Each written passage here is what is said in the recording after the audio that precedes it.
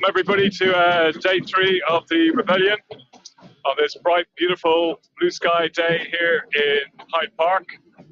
We are part of a little march that's working its way down towards the Science Museum. Today it's all about outreach and about actually talking to the members of the public and engaging with the public and talking about the ecological and climate emergency. So what's happening here is people are going to be talking to people going in at the Science Museum. We've got people going to be engaging with members of the public in various different tube stations around London, and I'm hoping everybody at home is going to engage with their friends and family. So I'm going to be one of your co-hosts today, and I'm here with...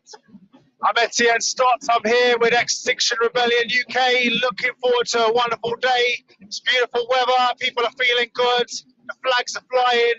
And we're here to get people, calling them to come and join us because we're in an emergency and we've got to get it on. Amazing, amazing. So we're going to have a little bit of a quick chat.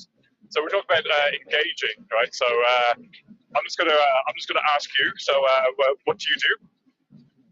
So today we're doing, we're going to basically be going out. We're going to be doing leafleting. We've got thousands of stickers to give to people.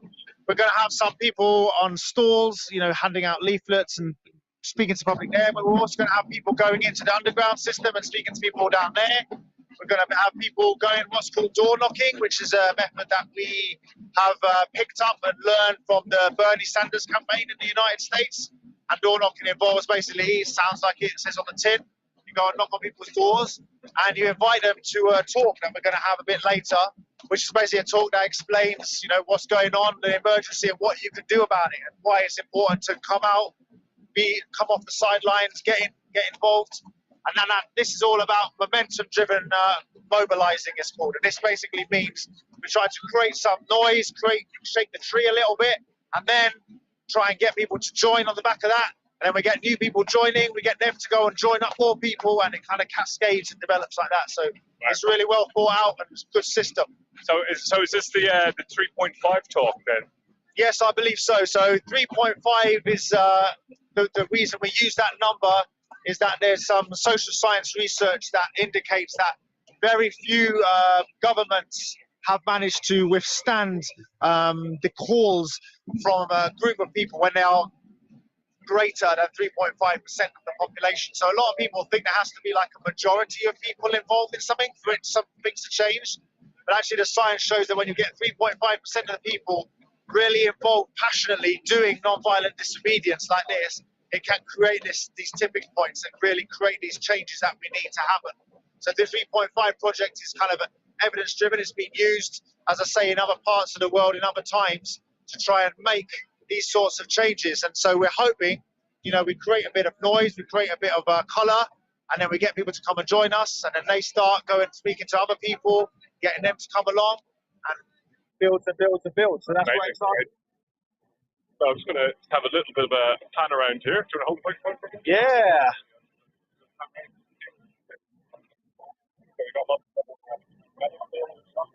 So this is the Planet Medics crew. This is an action that is really powerful and really gets people thinking.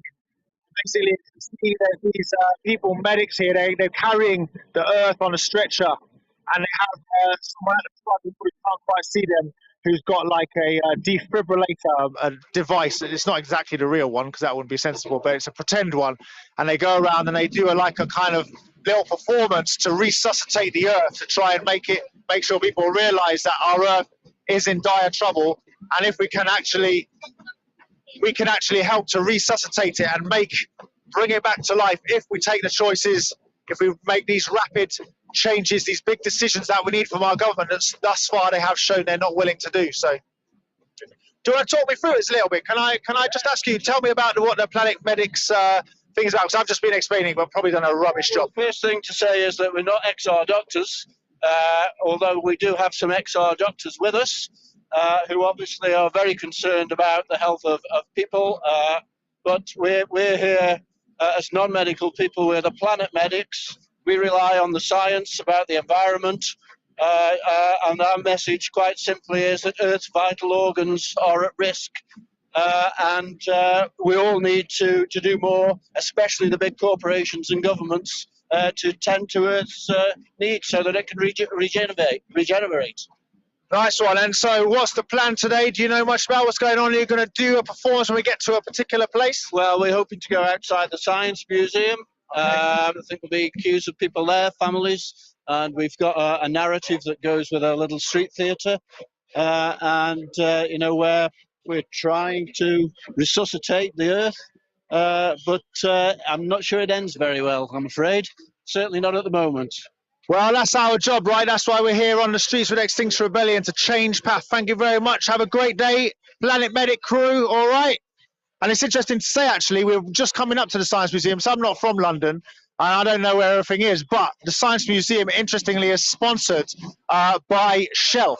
And Shell is a company that we know is one of the fossil fuel companies that we're asking to rein, our government to rein these companies in.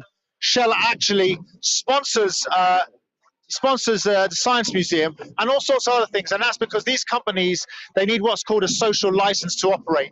They need the public to think that they're good and that they're okay for them. You can't just go around selling things that kill people, because people won't like your company and you won't be very successful. So Shell use what this is called, these methods called greenwashing, that are now becoming, I guess people start to know what this word means. And greenwashing is basically about making your image look better than it is. And one of the ways they do that is by sponsoring like high-profile sports events, high-profile cultural events, all sorts of different things and different places. You'll see their names. They're trying to basically associate themselves with things that make people feel good. And the perverse thing about this is the Science Museum is supposed to be educating the public about science. And the science is actually telling us our planet is in big trouble. We are in a rapidly closing window to change course, yet companies like Shell pay millions and millions and millions of pounds to confuse the science, to confuse people, to make people think that everything's going to be all right. So one of the things the last rebellion we did was an amazing series of actions at the Science Museum to try and put pressure on them to do the right thing, because it was absolutely crazy that a company like Shell can be so closely in bed with a kind of organization like the Science Museum, which is actually supposed to look out and educate people, and it's actually in bed with the bad guys. So they're actually, Shell are sponsoring Our Future Planet. And a couple of months ago, exo scientists went in and they de-locked themselves at the start of the first day. And they were there for 10 hours. It was a standoff between the museum, police, and the scientists. And they made a decision not to arrest any scientists because obviously it would look bad. The reason is because they know that they're wrong. So the whole exhibition is promoting CCS, carbon capture and storage, which is a technology that's unproven at scale to suck carbon out of the atmosphere. And it plays into the narrative of the hydrocarbon companies so they can keep on extracting fossil fuels. So instead of having to greatly reduce the amount of oil, gas, and coal production, they're saying, oh, we can keep on doing it, but we're just going to suck the carbon out of the atmosphere afterwards. So it's absolutely bonkers. So I'm just going to, there's a person here going to have a quick chat with here. Are you a nurse? Yes, I'm a nurse, yes. Okay, a little bit of a giveaway, you've got nurse written. Yeah. So were you here yesterday? Yeah, I've been here since Saturday, on the march on Saturday, then Oxford Street in Trafalgar Square, and yesterday blocking bridges. Yeah.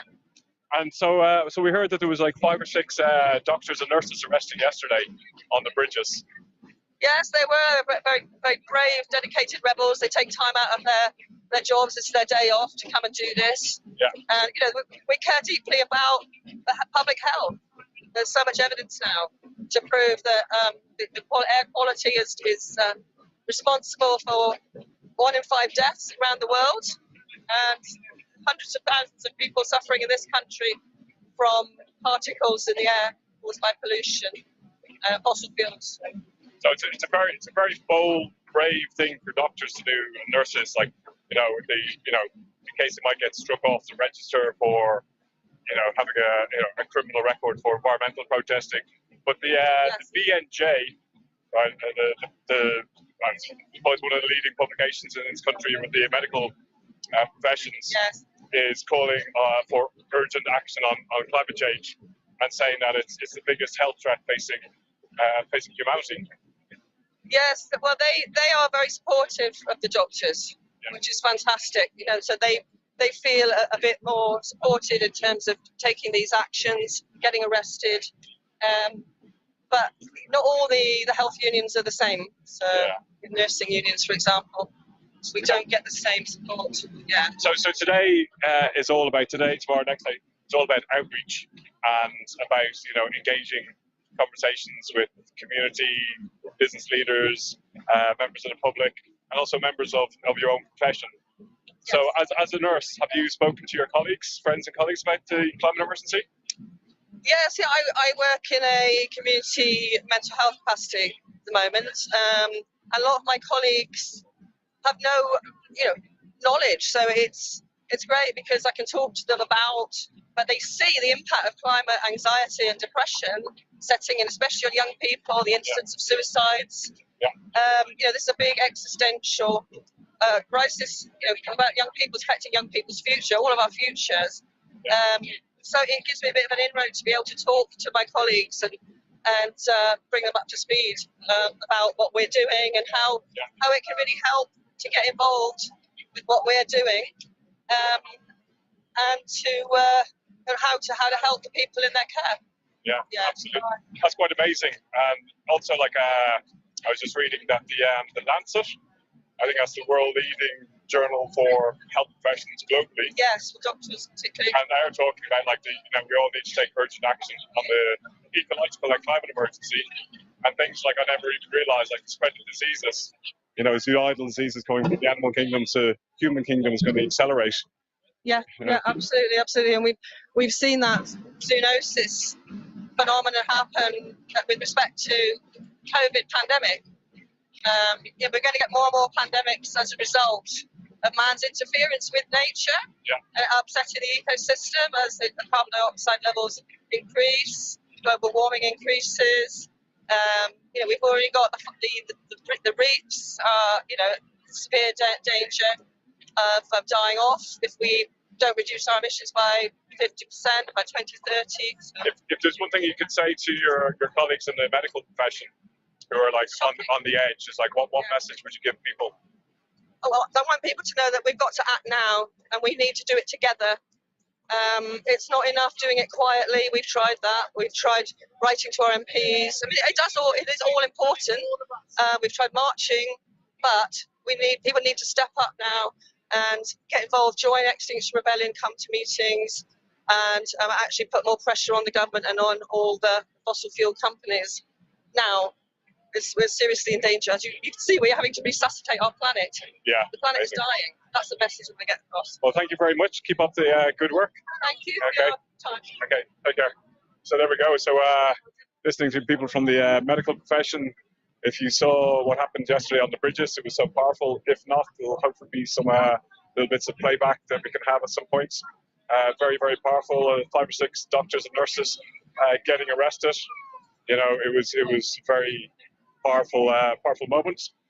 So we've also seen this week scientists getting arrested, and plus several other 100 arrests with different organisations all battling for the same thing, to stop hydrocarbons. So here we are. We've made it to the front of the Science Museum. You can see there's quite a huge queue of people coming in and out of the Science Museum. It's a holiday, so there's lots of kids. Perfect day for engagement. Yeah, it is. Lots of people already are smiling and waving. You can see people have got stickers.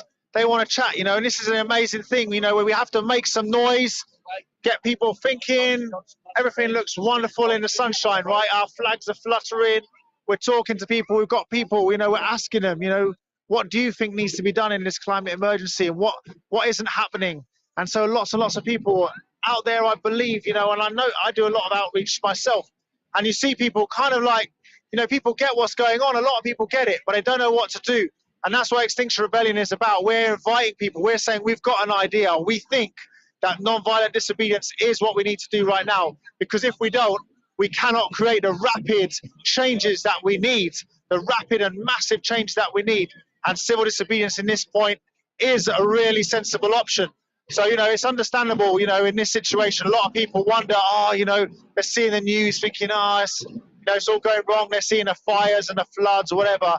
But what we're saying is we can do something about this. If you join us, we can get involved. We can make some changes. These methods have been proven over history to make a difference. So we're saying to people, Extinction Rebellion. We're not saying we've got all the answers. On you go, pal. Sorry. You can squeeze your way through. Oh, man. It's a right traffic jam. But people are happy and smiling. Hello. It's lovely. And because we've got a serious message, but I think people are starting to understand. And that's why we're asking people who do understand to join us. We cannot be bystanders at this time in history. And we've got our demands, you know, we've got a simple, we're not asking anything that's really that crazy here. The United Nations and the International Energy Agency have said to our government, said to governments all around the world, there can be no new investments in fossil fuels beyond 2021, which was last year. Yeah, so we've got 3 simple demands. We're asking for no fossil fuel investments, an end to fossil fuel subsidies, and to grant no new fossil fuel licenses. Now, this isn't rocket science, yeah? This is simple stuff. The government could do this right away if they wanted to, but they're choosing not to. They're choosing to cozy up with their friends in the fossil fuel industry, when we've got more than enough energy, we've got more than enough renewable energy that's available and out there, if we could just get moving with it, when instead we're going backwards. So here we go. We've got something interesting going on here. Just make a promise to do something in the future. That's light acting. So yeah, but don't listen to Extinction Rebellion. Just make a promise of a pledge to care in the future about the thing. That's all we ask as the corporates and the government. So now, if you wish to come and see our carbon capture technology in action, come follow us to our desk. Over here, yes, indeed, they told us carbon capture, it's all magic, it's all some kind of myth. No, here, it's simple. You put it in the bin, drop it over there, simple. I don't know what you're moaning about. We corporates, we know what we're talking about. You lot are the ones who don't know anything. Thank you. Seems like you got lots of money. Can I have some of your money? Oh, yeah. Oh, what? If you do us a positive spin, we're happy to give you money. There's a nice, healthy bribe for you there. Look at that. There you go. Oh, beautiful. Lots of money. Lots of money. Say hi to Rupert for me when you see him. Yeah. Okay, there we go. You've just said it yourself. So we got the money rats here. So, We're the corporates. You can't blame us. We're just poor, massive corporations. Sure, though, not the government, not us. Don't touch our money. Please don't touch our money. yeah. So we got the corporate rats. We've also, so the whole complexity of the climate emergency, it all stems from, capitalism, both on the finite planet, and the power of the hydrocarbon companies of greenwashing. So I was going to ask you, your industry. I know that you're a former athlete at a very high level. Yes. Have you talked to people in your industry about climate emergency?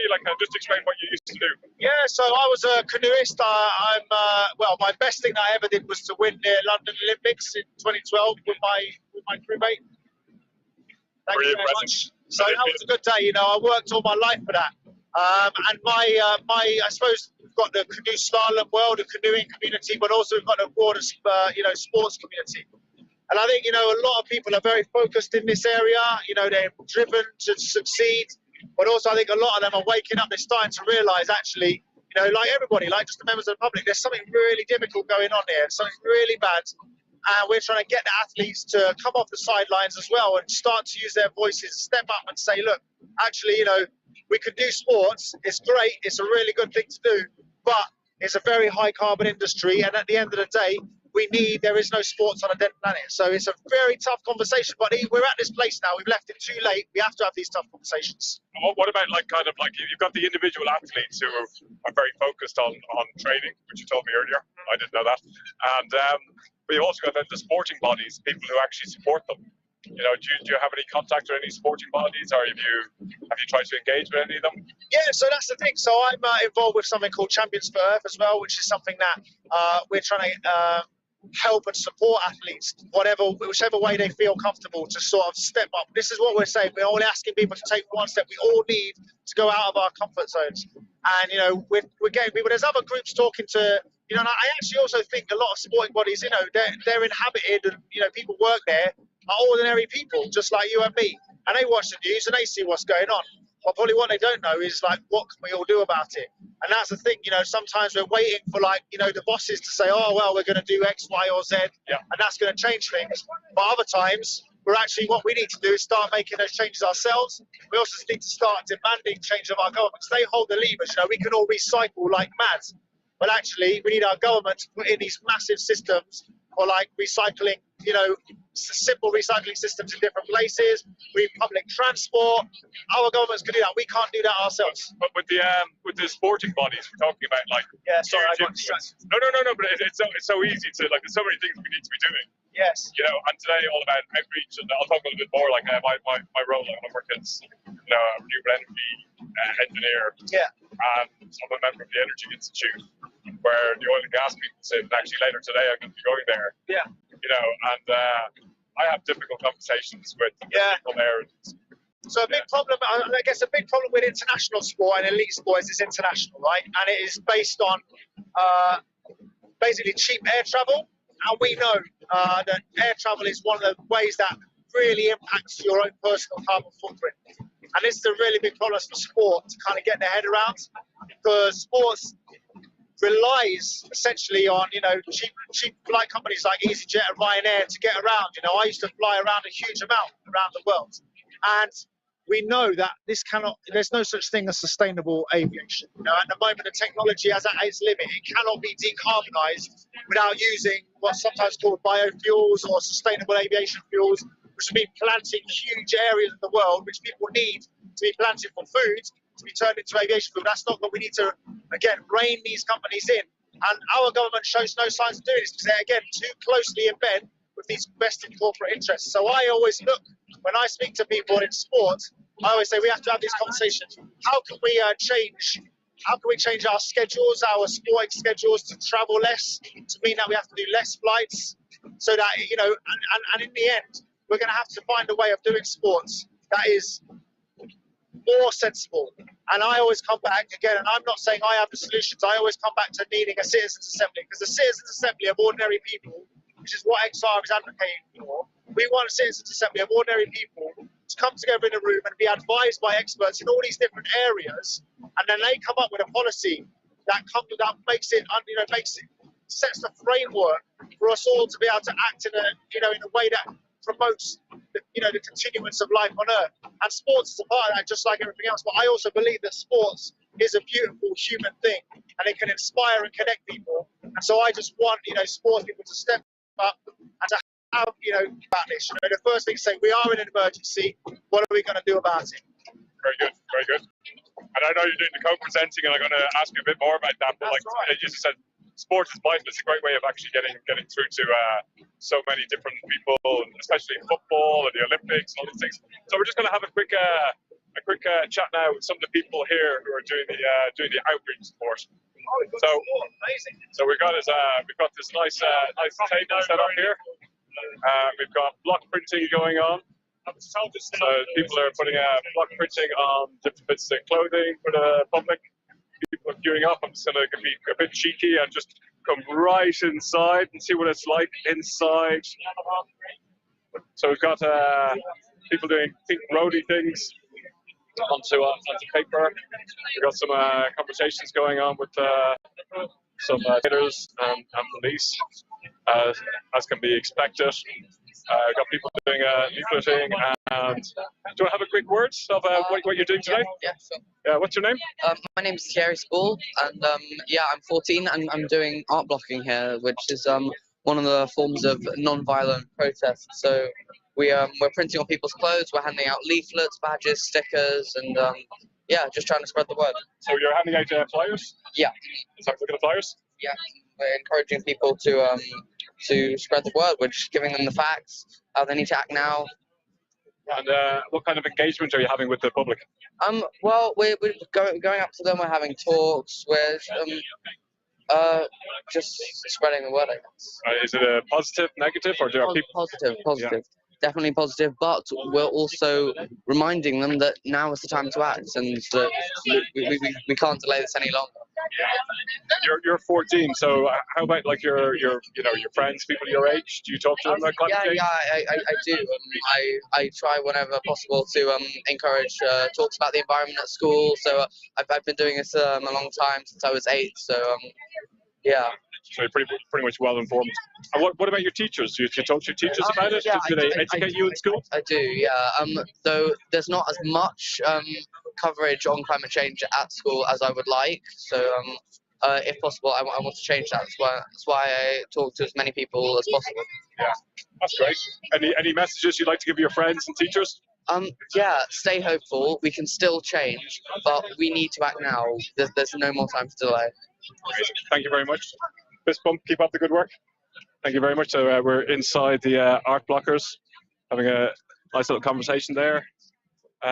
14 years old, and he's out engaging with the public. So this is open to everybody. Everybody can get involved. We need everybody. It's gonna. This looks like a young man here. Not as young as 14. So what's your name? What are you up to? So my name's Richard Baxter. I'm from Bristol, and I'm up for a few days for the rebellion. And I was here back in 2019, and it's got a good vibe here this year. And people are being lots more receptive. You know, we're giving out leaflets and stickers, and there's not a lot of opposition. So I think people are starting to come round to our way of thinking that the science. We need to think and believe the science and kick these politicians into touch and say, yeah, you've really got to kind of like step up for our planet. See you guys. What's your background or profession, if you don't mind me asking? So I'm a teacher, and so it's summer holidays, Easter holidays at the moment. Yeah. And with Greenpeace, I also go into schools and speak to groups of young children, and they're pretty much switched on. It's getting their parents to actually think about their futures and basically, again, step up, do what they can, but also lobby our government to make sure that they take on the responsibility. And just one last thing, right? Teachers, we lobbied the government like quite a while ago with a different project for renewables for schools, and it was all about trying to bring in education into like as a key part of the education. And it still doesn't seem to be on the curriculum. We'll learn about like Henry VIII. We'll learn about the Roman Empire. You know, kids will like learn about things they don't really need to know. Yeah. And yet, the biggest elephant, or you could say octopus in the room, is not being talked about, and is not getting its prominent place in education. It gets covered at primary school quite well, in as much as they're doing projects on rainforests or the oceans or the Arctic, and they will relate it to what's going on in the world with climate as well. But when it gets to the examined key stage 4 in the secondary schools, I would say that's when it tends to tail off. There's a lot more that could be done in that respect. Yeah. Amazing. One last question. In terms of like today's all about outreach. For your profession, the teaching profession, if you could give a message to the Minister for Education and the governing bodies and your fellow teachers, what message would you give them? What would my message be? Crikey. Our question. What's your ask? My ask is to make sure there's a conversation in the schools, and those children will go home and speak about it to their parents, and because we're in this together, and it's through a community effort with businesses, individuals, families, and government that we're going to beat this crisis. So keep talking, keep educating yourself and learning the facts, and do what you can. Amazing. Thank you very much. I'll let you go up with the stickering and leafleting. So we just a quick pop around. There's so many different people from all different backgrounds here. It's a lovely day for doing engagement. There's certain people I would like to talk to. He's not a very good conversationalist. He's backtracking on everything to do with the environment. He wants to have new fracking. They're talking about opening new oil and gas, taking away money from renewables. You're pretty much going in the wrong way, Boris. Is there anything you'd like to say? We need more and more growth. So that means putting lots of money into fossil fuels. He's whispering that we need more and more growth. And how to make people happy instead, so we get re-elected. Is that the best you can come out with, Boris? Yeah, we're going to make sure through the elections bill that we get perpetually re-elected. And do you know you're ruining this country and you're ruining it for our future generation? Future generation? I'll be on Mars. I've got my spaceship. Pound ahead. But Boris, you're going to have to step up a bit. I'm very disappointed in you. Unbelievable. Well, look at this. Look at these cronies he's hanging out with. Unbelievable. It's a rat pack. Don't blame us. We're not very responsible. We know that. They got just casually lying there. Bring back the 19th century, reopen mines. Onshore about onshore. Protect the views of blah, blah, blah. It's all about money. All about money. You're going to get out of the way. So yeah, as we said, this is happening in lots of different locations around London and also small communities around the country today, tomorrow, and the next day. So we're going to go over to Marley and see what's going on in a different part of London. So we're going to magically transport over there.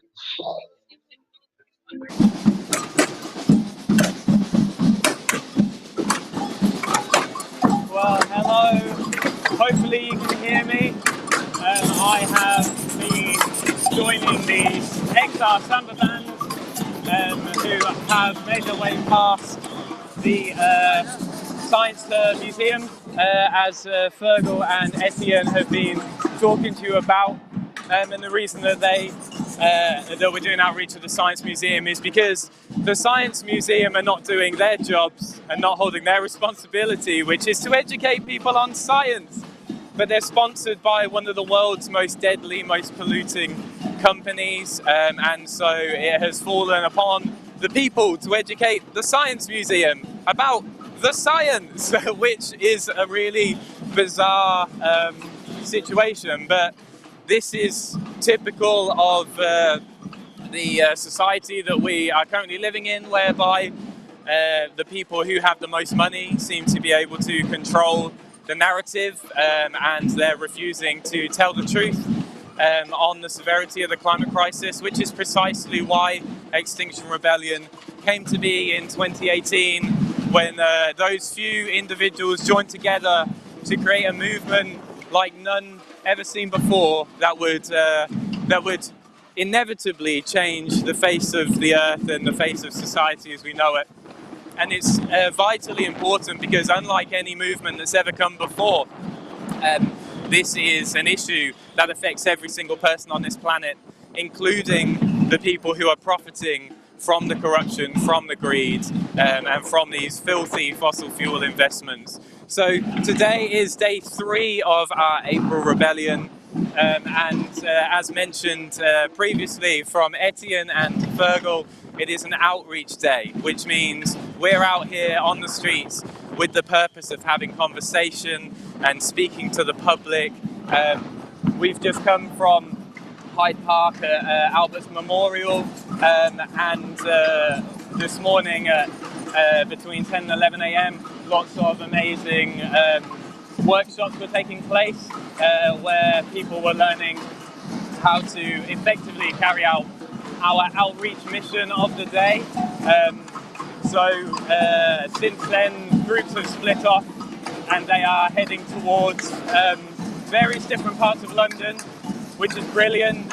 So I know that we've got rebels heading to Brent, we've got rebels in Islington and Camden, we've got rebels in Hackney, we've got rebels in Havering, we've got rebels in Tower Hamlets, we've got rebels in Waltham Forest, in Wandsworth, in Lambeth, among other places. And we're out here on the streets doing the same. We've got an amazing outreach team who are engaging with the public and explaining what this is all about. And the reason that this is happening is, as Etienne mentioned, there's a social science that says that we need to mobilise 3.5% of the population, and that's not a huge number of people, but what we need is that number of people to be active. They need to be actively involved in civil disobedience. They need to actively support change, and so that's why we're talking with all of the individuals. People know what Extinction Rebellion is now. People know who we are. We're in the news, we're in the press, we're on the TV, we're blocking the streets. But let's have a one-to-one conversation and let's explain what this is all about, why we've come to this position where the only way that we can see viable change is through disruption. And history tells us that disruptive actions can be effective, but they're significantly more likely to be effective if they're non-violent. And non-violence is embedded within our core. We're here not to be violent. We're not here as anarchists. We don't want to see chaos. We want the opposite of chaos. Chaos is what awaits us if we don't see change. So that's why we're here non-violently taking peaceful, direct action, civil disobedience, following the footsteps of those who came before us, those who created the society that we now live in, whereby we have significant amount more freedoms than we used to.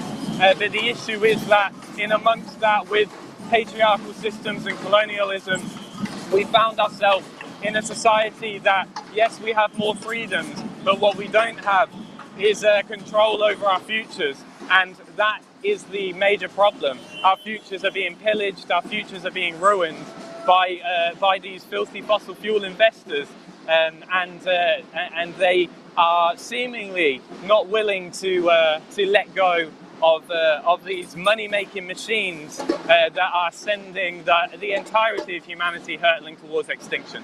So that's why we're here today. That's why we've been taking non-violent action and disruptive action in London over the weekend, and we intend to continue throughout the week. But on today of all days, it's about communication. So if you're in any of those areas that I mentioned before, there were talks taking place early this morning, but there will be further talks taking place. I know it's almost 1 o'clock now, and so if you're watching this and you're living in Brent, then go to Wembley Park Station at 2 p.m. We'll be there.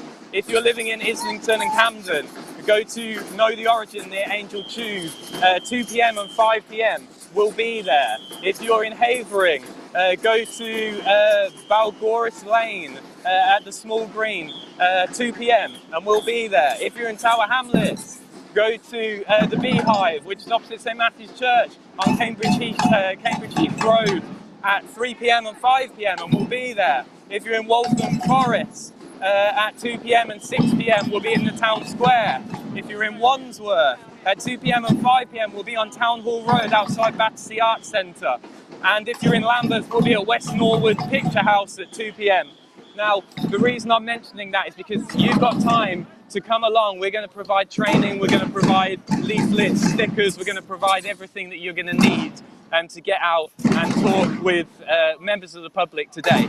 If you are someone who's never been involved with Extinction Rebellion before, this is a perfect opportunity to just meet people and see what we're all about. Come along to the talk, even if you don't have any intention of actually going out and doing the outreach. Come along and meet with us, come and chat with us, see what we're all about.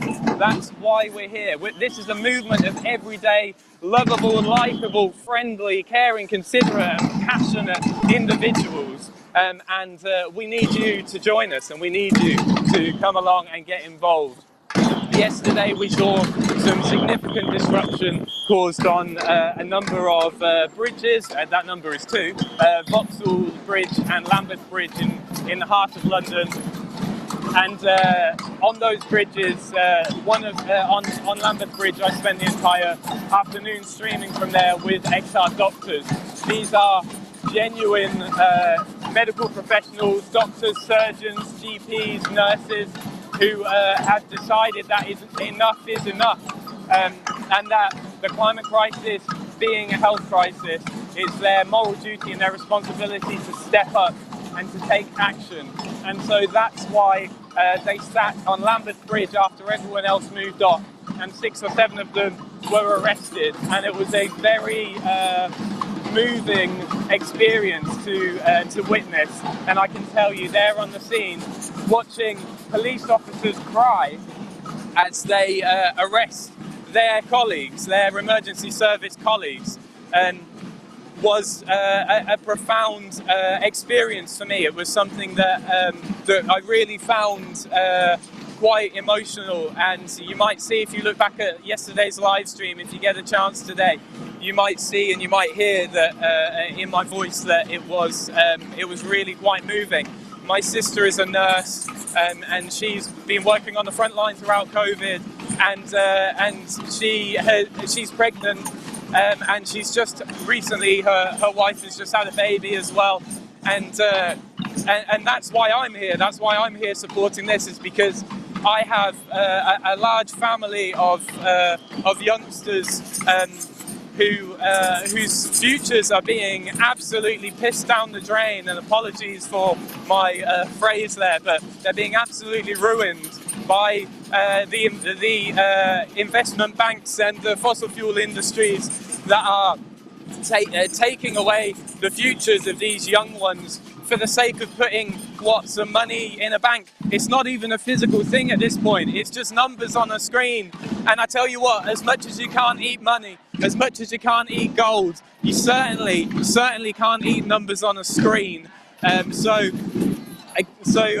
that's why these doctors joined Lambeth Bridge protest yesterday, and that's why they got arrested, because they're doing it for the youngsters, for the future generations, and for those who are already suffering.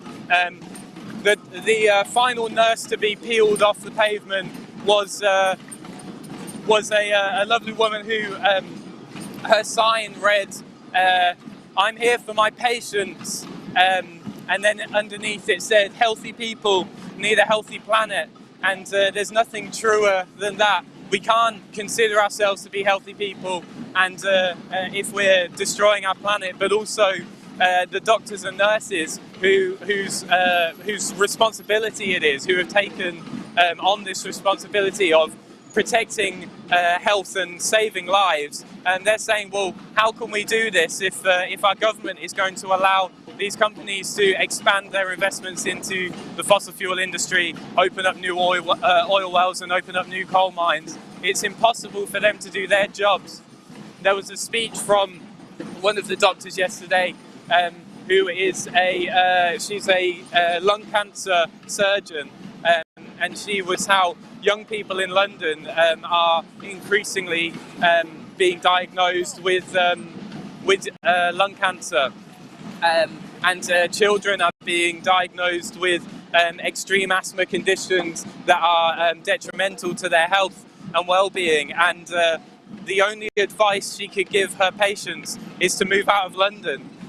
But not everyone can move out of London, you know, and this is an issue that affects everyone. We know that 1 in 2 people are expected to be diagnosed with cancer at some point in their life at this point, and we know that there's an inherent link between cancer diagnosis and air quality, and we know that air quality is largely caused by air quality reduction, is largely caused by traffic, such as the traffic that's surrounding me. So you can see here we've also got an ambulance about to come through, and as usual, XR are moving out of the way. And this is another example of what we saw yesterday, where we saw at least 3 ambulances and a fire engine crossing Lambeth Bridge, and hundreds of people moved out of the way because we have a blue light policy, despite what some of the mainstream media like to say. Our policy is that if there's a genuine emergency from an emergency vehicle approaching with blue lights flashing, then we move out of the way for them. That's always been the case. That's nothing new. It's just now we're in a position where we're more easily able to document it. So that just goes to show the compassion and the love of these individuals. We're not here to block ambulances. We're not here to stop fire engines and the fire crews from saving lives. We're here to do the very same, to inform, to educate, to raise awareness, but inevitably, because we want to see lives saved, and the only way to do that at this point is through taking direct action, civil disobedience, and through causing disruption. And we don't want to be here. We would love, on this beautiful Easter break, you saw Fergal speaking to a teacher a moment ago. During this beautiful Easter break, we would love nothing more than to be enjoying the weather and to be spending time with our families and meeting together within our communities, and cracking open a beer and enjoying a cold one But unfortunately, we're in this position. We've got an existential threat looming over us, and there's no hope for the future if we don't solve this threat. So that's why we're here. That's why we're having to take these types of actions. Continuing to move forward. I think we're on Cromwell Avenue at the moment, and so as I mentioned, we've headed down here from Hyde Park, where there were trainings taking place for the outreach sessions that I mentioned before, and we came across the Science Museum, past the Natural History Museum, and we're now on Cromwell Avenue, slowly making our way along. So I'm going to pass you back to Fergal, who I believe is still up near the Science Museum, but do make sure that you like and share this post and help others to see it, because the biggest thing you can do if you're sat at home right now, the most important thing you can do is be engaging with people in conversation. So if you like and share this, it might spark up a conversation whereby someone might find that they want to get involved and they want to take this type of action, and we will absolutely welcome them with open arms. So over to you, Fergal. Thanks for that. Talking about doctors, I'm gonna have to go back to Vlad on this one, but we've actually got a video of Fiona Dudley, who is the ex-chief advisor, editor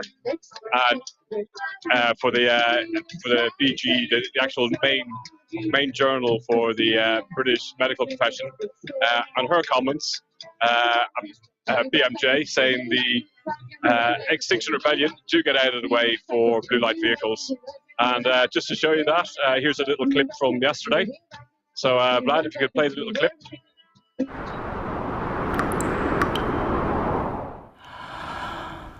And I'm warning you.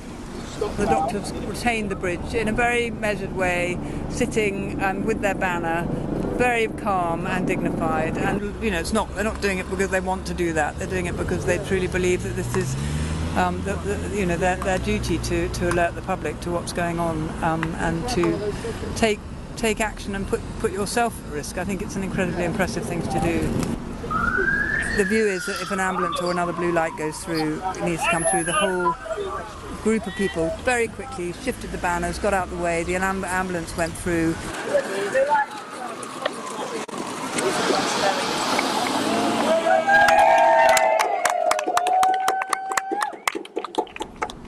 Very quickly the protesters back in place. I thought that was fantastic. It was so professional, respectful, efficient, wasn't it? Yeah. And I thought that was just brilliant. So, you know, we're on the same. We're all trying to do the same thing: keep people safe, have a happier, healthier world.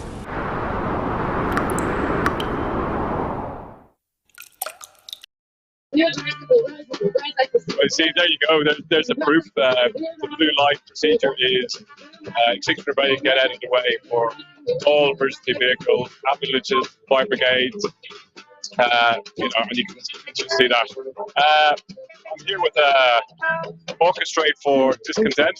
They're entertaining the crowds of people in London from the Science Museum. They're going up and down and playing very nice chill music. I'll give you a little plan around so you can see what I can see. Let's hear them for a little bit.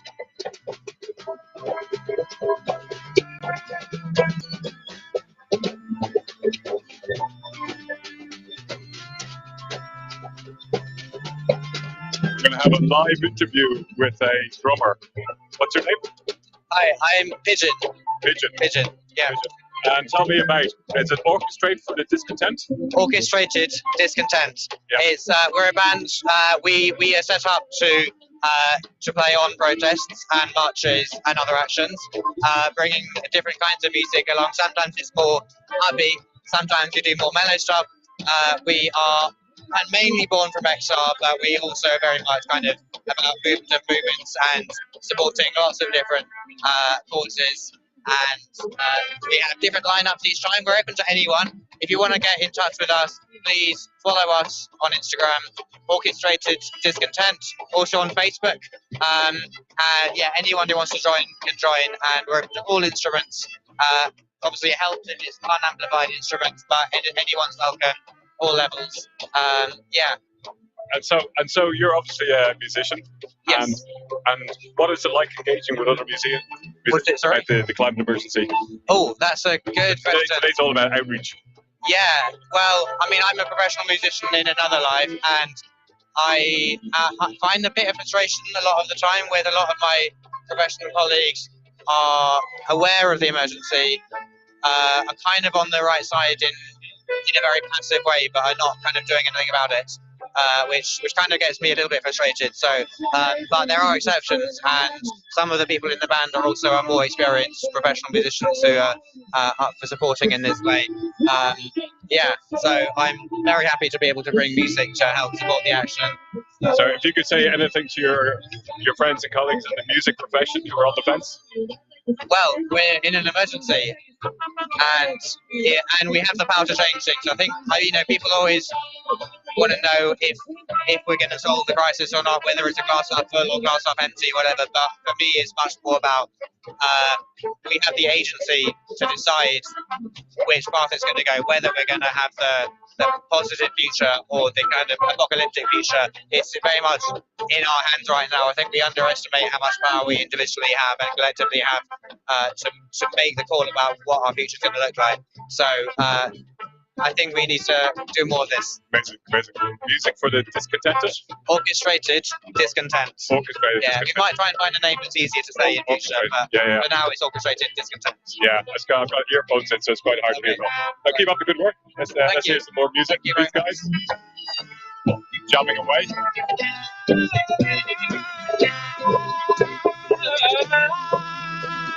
The sea is rising, but so are we. The sea is rising, but so are we. The sea is rising, but so are we. The sea is rising, but so are we. The sea is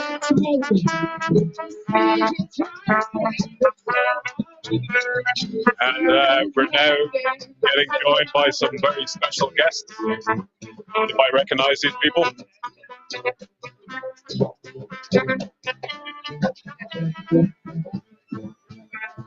The Red Brigade. Always very powerful when they appear.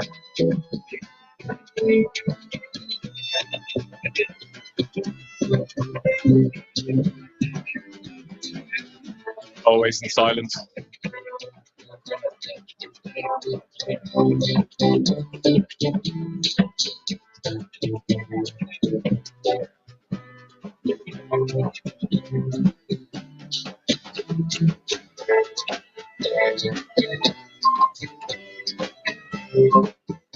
Always bring a level of calmness to any situation.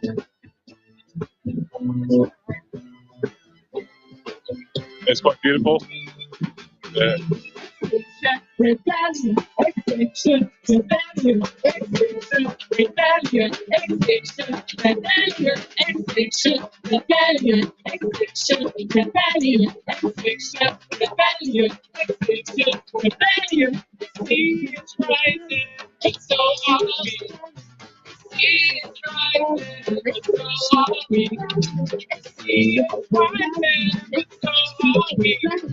The sea is rising, and so are we. The sea is rising, but so are we. One thing is for certain, every single person going to the Science Museum, National History Museum, walking up and down here, are getting to see what's going on. There's lots of engagement with the public. This is what it's all about, outreach, talking to ordinary people, explaining why we take actions and why everybody needs to act. So it's quite a nice, really nice vibe here. Outreach is vitally important. Yes, causing disruption and blocking roads is part and parcel of it. Non-violent direct action.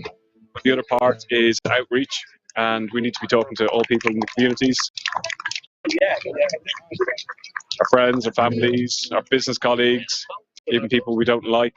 So we need to try and get everybody on board and get them to understand the urgency. One of the things from speaking to people today is they're all saying the same message, that we need to act now. The science is like crystal clear, and we've heard from scientists, heard from doctors, we're hearing from like different professions that we actually need to act. We need to act now. So people have been quizzing about the, you know, this 3 to 4 years that's kind of like floating around. The thing is, we need to actually start like right now, and we need to put in long-term plans in place to rapidly decarbonise, and that's stopping all forms of new fossil fuels and rapidly decarbonising to a low energy or low carbon future, which is lots of renewables, maybe a bit of nuclear if we won't go into that debate, but we need to do it rapidly, we need to do it fast. We've got technical solutions. My own field is I'm a renewable engineer, and at the moment we're designing solar power plants. Interesting, I actually am also a member of the Energy Institute, based in Cavendish Square, where most of the people there are in the oil and gas industry. So they're highly aware of the situation that we're in as well. And there's lots of things that are actually stopping the transition, and that's the legislation, it's the laws, it's the funding. So we need to get carbon taxes in place, we need to get everybody talking about this, we need to actually change the way the government is structured, and as people were saying earlier, we need to bring in deliberative democracy, which is citizens' assemblies, so we can figure out how we have a just transition for everybody. So I'm just going to go and see if I can find my co-host.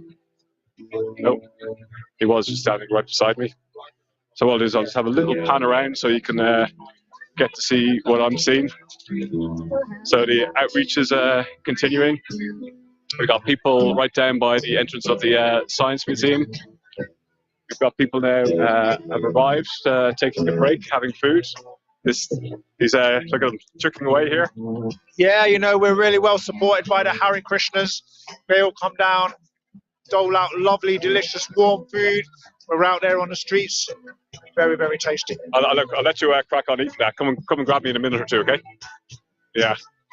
You can't get very good co-hosts these days. So let's talk to another outreach person. Yeah. Do you want to have a quick interview? You sure? Yeah. Okay. Okay. Yeah, I'd say we're going to do the magical of technology, and we're going to zoom back to North London and see what's happening over there. Thank you, Fergal and Etienne. I hope you're enjoying your food. I might try and grab some of that as soon as I can. Oh, we've got an ambulance going past. So we're right here outside Harrods. We're opposite Harrods, which is where the Samba Band have decided to take a short break. There are outreach people here talking about the 3.5 talks and things that are going on. They're called Look Up, Step Up, and this talk is all about people taking the step from being a member of the public, which we still are, but being an active rebel and declaring rebellion against this corrupt system. So do make sure you join one of those Look Up, Step Up talks today, which are happening throughout the day in various different locations, and keep an eye on our social media for information on that.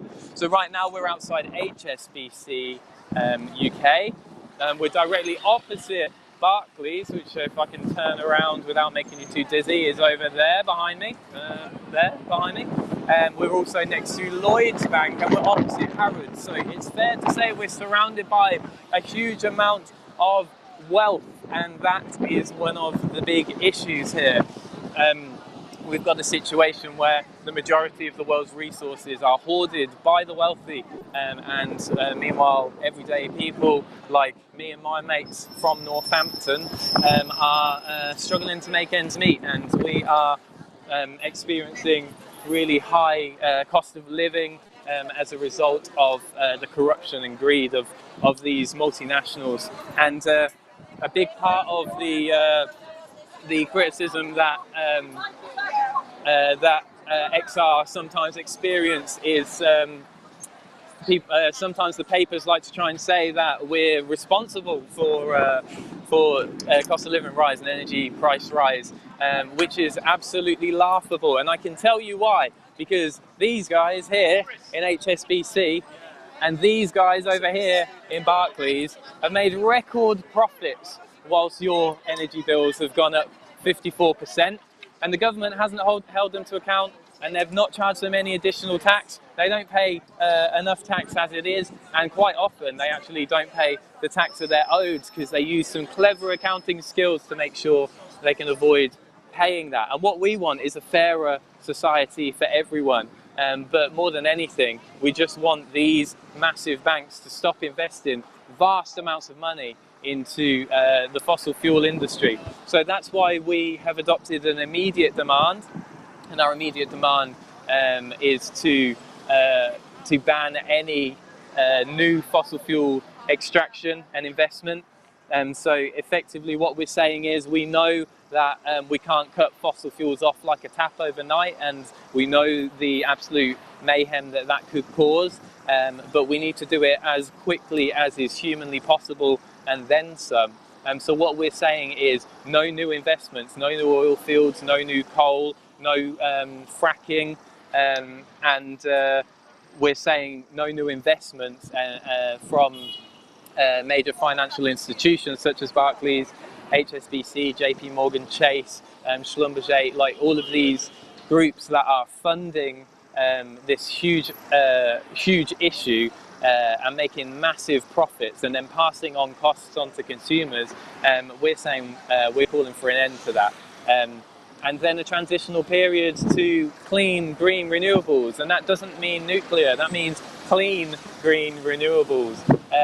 And the reason that we need to do that is because if we continue with fossil fuels, all we're doing is passing the buck onto the consumer and inevitably onto the future generations, and those who are already alive today who are going to experience climate collapse and inevitable climate collapse if that happens. We're on a trajectory at this point to see a global temperature rise of 4 degrees, which is uninhabitable according to all the science. In fact, if we see a rise of 1.5 degrees, which is what the Paris Climate Accord is calling for, then we will see sea level rise of up to half a metre, which will mean that lots of low-lying cities and smaller nations will be flooded to a huge extent, which will cause millions upon millions of people to have to migrate.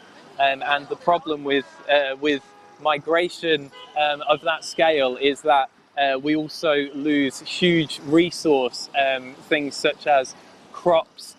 We will need to feed people, we'll need to home people, and we'll need to make sure people are taken care of. And the issue with having migration by the millions is that it becomes really difficult for a society to sustain those levels. We don't have an issue whatsoever with migrants, that's not the problem whatsoever. The issue is that if people are forced to leave their homes on massive scales, the likes of which we've seen recently in Ukraine and we see in other parts of the world, Syria and Yemen, if we see this type of migration happening to what would be 17% of the population at 1.5 degrees and as much as 34% of the global population at 2 degrees, and bearing in mind we're on a trajectory for 4 degrees, we're really going to see some major issues. So the Samba band here are about to set off again. They've got back into the road, which is good to see. We love to see it. They've been marching along in the bus lane, so traffic has sort of been able to flow past, but it's more about raising awareness today. On this day, which is specifically an outreach day, we've never done a rebellion like this before, where we've dedicated specific days to outreach. Ordinarily, we've had tables and outreach centres, and we've asked people to come and chat with us. We had the pink tables last year, you might remember, but this year we're dedicating an entire day, 3 entire days actually, across the duration of our rebellion to this type of outreach, whereby we are we're knocking on doors and we're speaking with residents in local communities, but we're also speaking with people on the tube, we're speaking with people on the streets, and we're getting the word out there that yes, we are in the shit, yes, things are really bad, yes, they're probably going to get worse, but you know what, there's a solution, and that solution is non-violent civil disobedience, and that solution is people power. And that solution is us joining together, demand from those who have created this situation and from those who do have the power to generate the change. All we need is the political will, we have the resource, and we have we know that the vast majority of the population are supportive of this type of change to defend our futures and to defend lives. So all we need now is for you, watching this right now, to come to London on one of our, either come for our outreach days and join in with the outreach, or come on one of our disruptive days and join in with the disruption. And we'll give you all the training and all the resources and all the love and care and foods that you might need. And speaking of food, hopefully Etienne is enjoying his Hare Krishna, and I'm going to pass back over to Etienne and Fergal, who I believe are still over near the Science Museum, and they're going to fill you in on what's going on over there. Oh, thanks for that. So yeah, I realise that you're in Knightsbridge. Okay, it's quite hard to figure out where everybody is. There's people like all over London. Yeah, it's still a beautiful day here in front of the Science Museum, National History Museum, the Geological and Survey Museum, which I didn't even know existed. Outreach is continuing. There's people giving lots of leaflets, lots of conversations going on. And I'm actually just having a chat here with this young man here, who was I thought he was.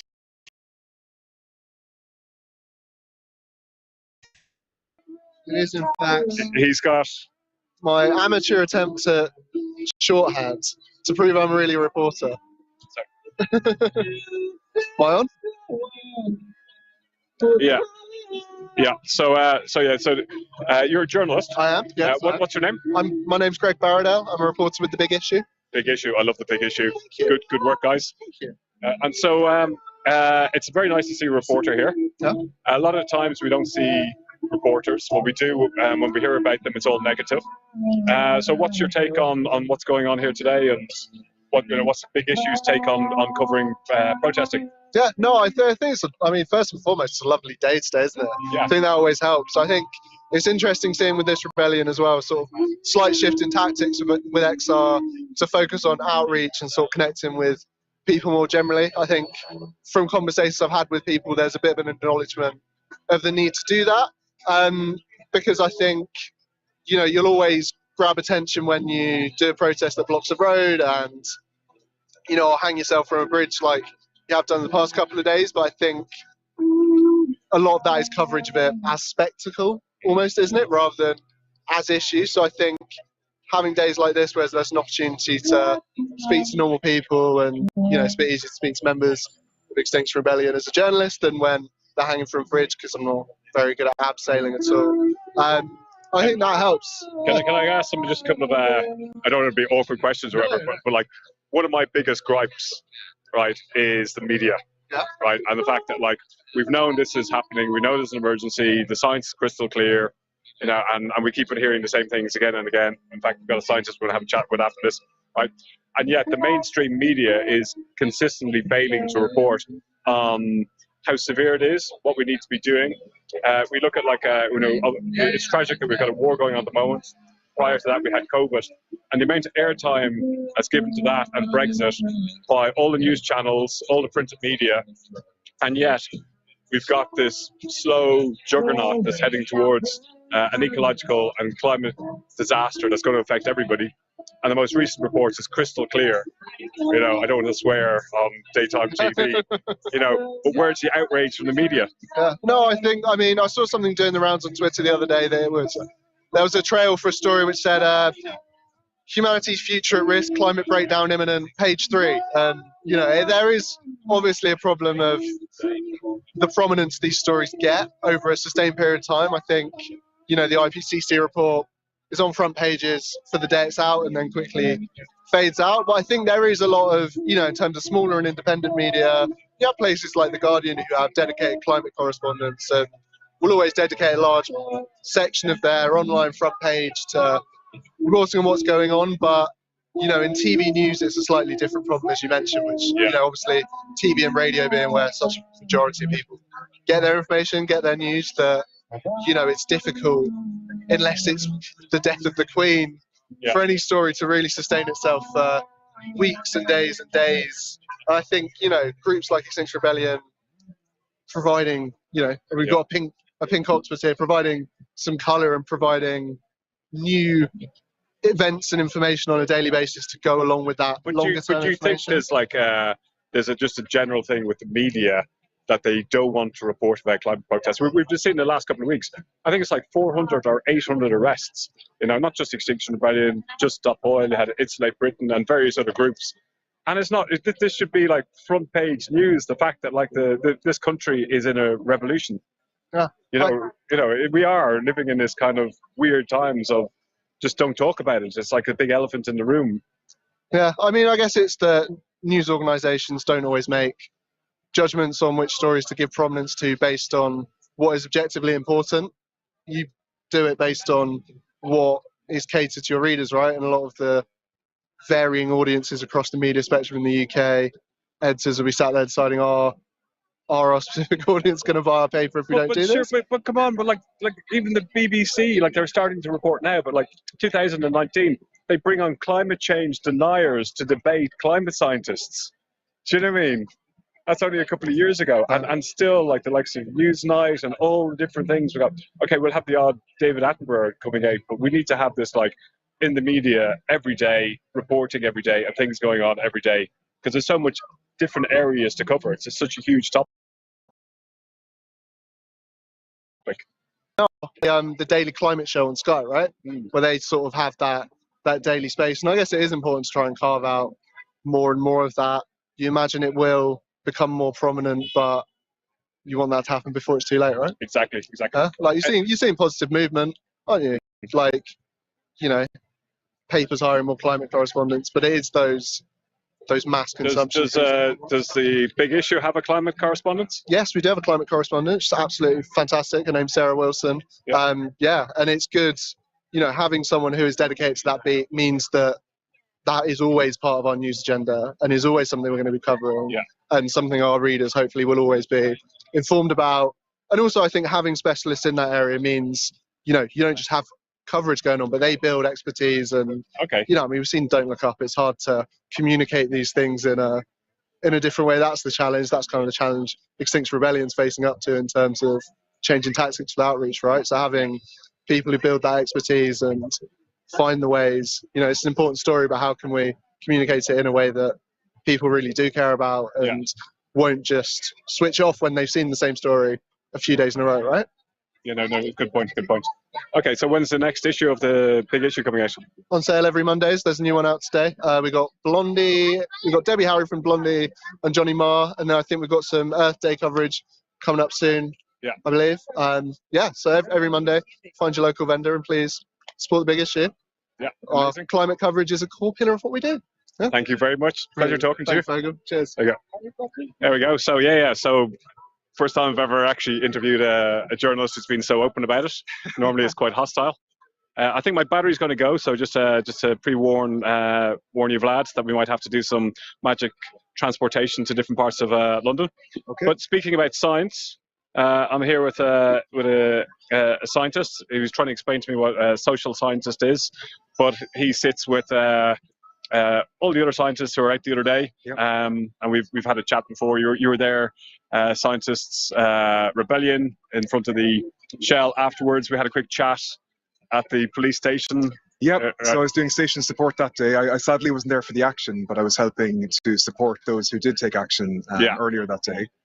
Amazing. So I was going to say, we're in front of the Science Museum. You're a scientist. What does science mean to you, and what do people need to know about? So to be clear, I'm a social scientist, and the thing that motivates me most is pro-social behaviour, and especially on climate action, to getting more and more people involved. I mean, for me, the reason why I got into research is because I'm trying to understand the world, I suppose, with an end to making it better. And all the scientists attributed to this exhibition, to this museum, have been trying to do the same thing.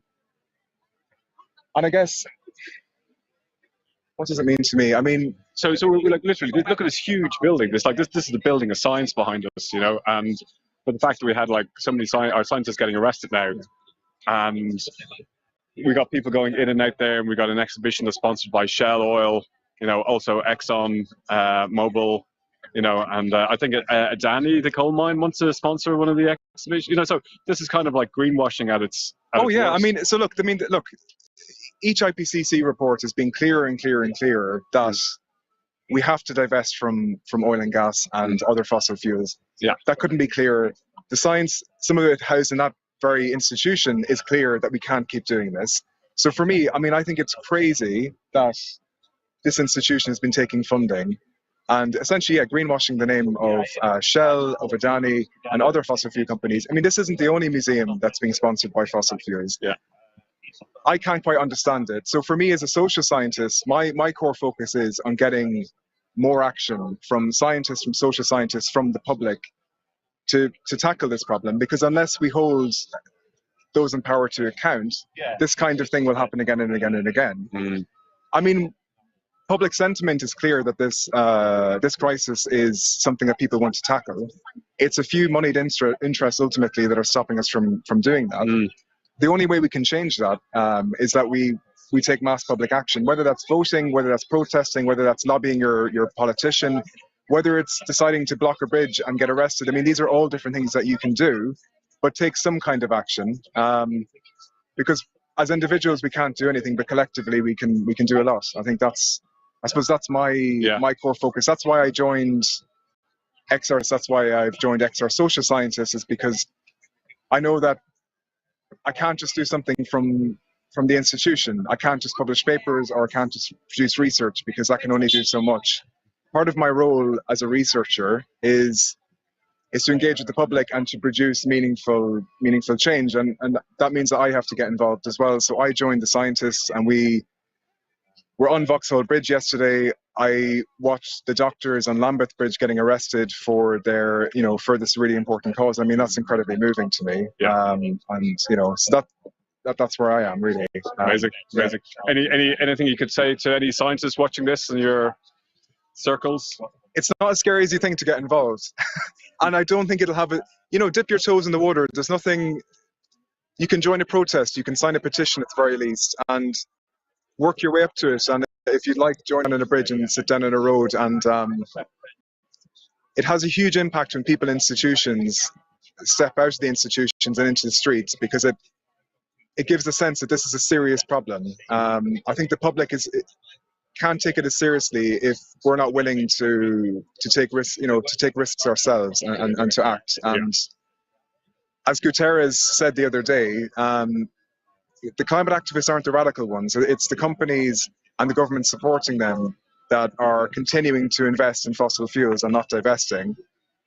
So, step out with us, and it's better than you think, and you'll feel good after, I think, to be honest. Yeah. Okay, no, thanks for that. Yeah, cool. Yeah, so I'm learning again, even outside the Science Museum, I'm learning about science and social science and everything. So keep up the good work. Yeah, thanks very much, and good luck. There we go. Thank you. Cheers. So there's a bit of a break going on here. Food has arrived. The big white elephant has arrived.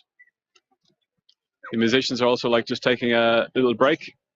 Outreach is continuing. Leafleting, stickering, talking to members of the public.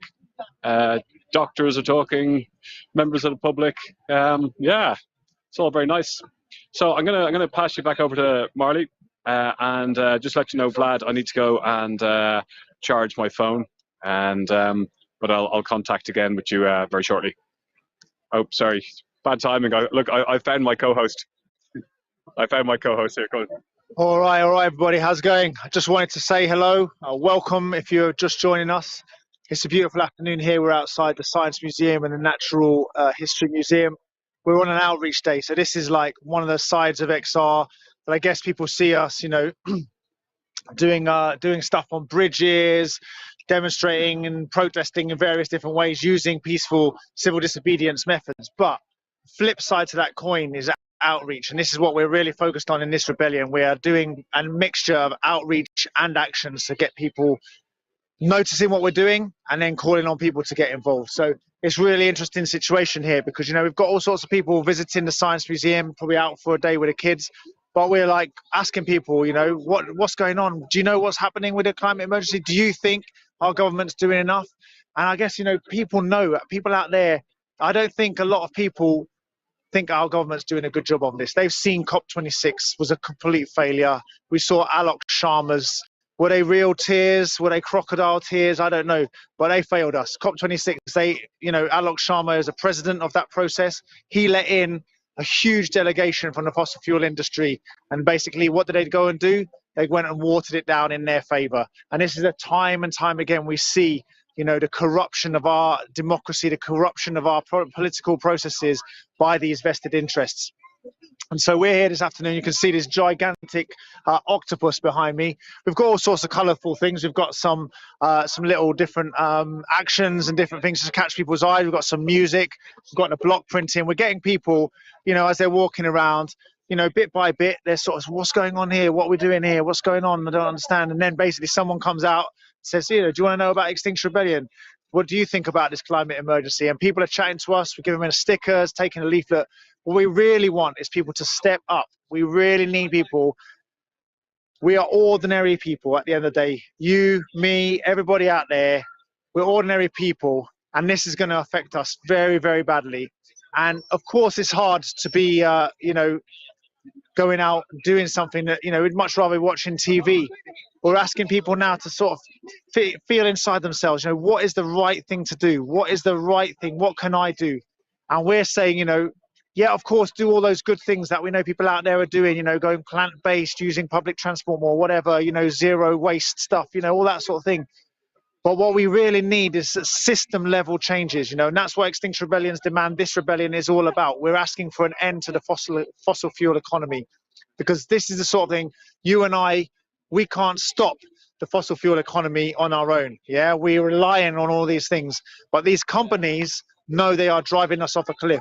And it's our government that's got a responsibility to rein them in. They've got the ability to rein them in. They just say, stand back, oh no, we can't do it, but they can. So we're asking for an end to new fossil fuel investments. We're asking for an end to fossil fuel subsidies, and we're asking for an end to new fossil fuel licenses, because we cannot afford them.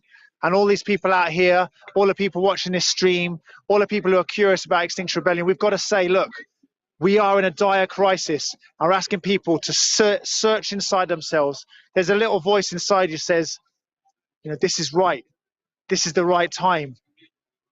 Who else but me? I've got a sign in my backpack that says, if not now, when? And if not you, who? Yeah, we are being called on by history. We're at these times right now. We're at times where we can get involved. We can make a difference. Because if we don't, we're headed to disaster. I've just spotted a friend of mine over the side here, a guy called George. George, you up for a bit of a chat? Oh, he's just gone. Let's just see.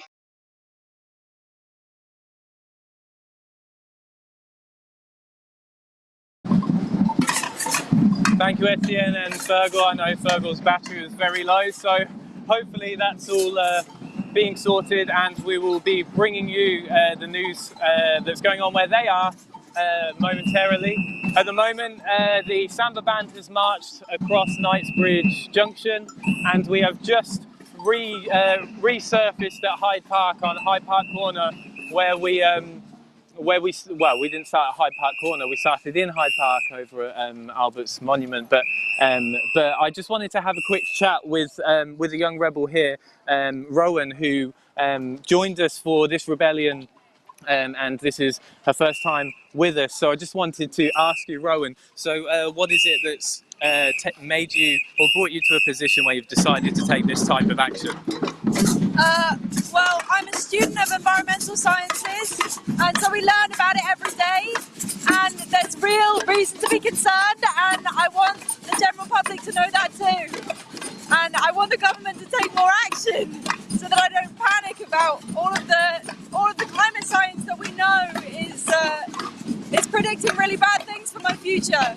And it must be particularly hard being a student and having to study this, but then also witnessing things sort of in real life and being aware of what's actually going on around you, as well as then having to go and study it.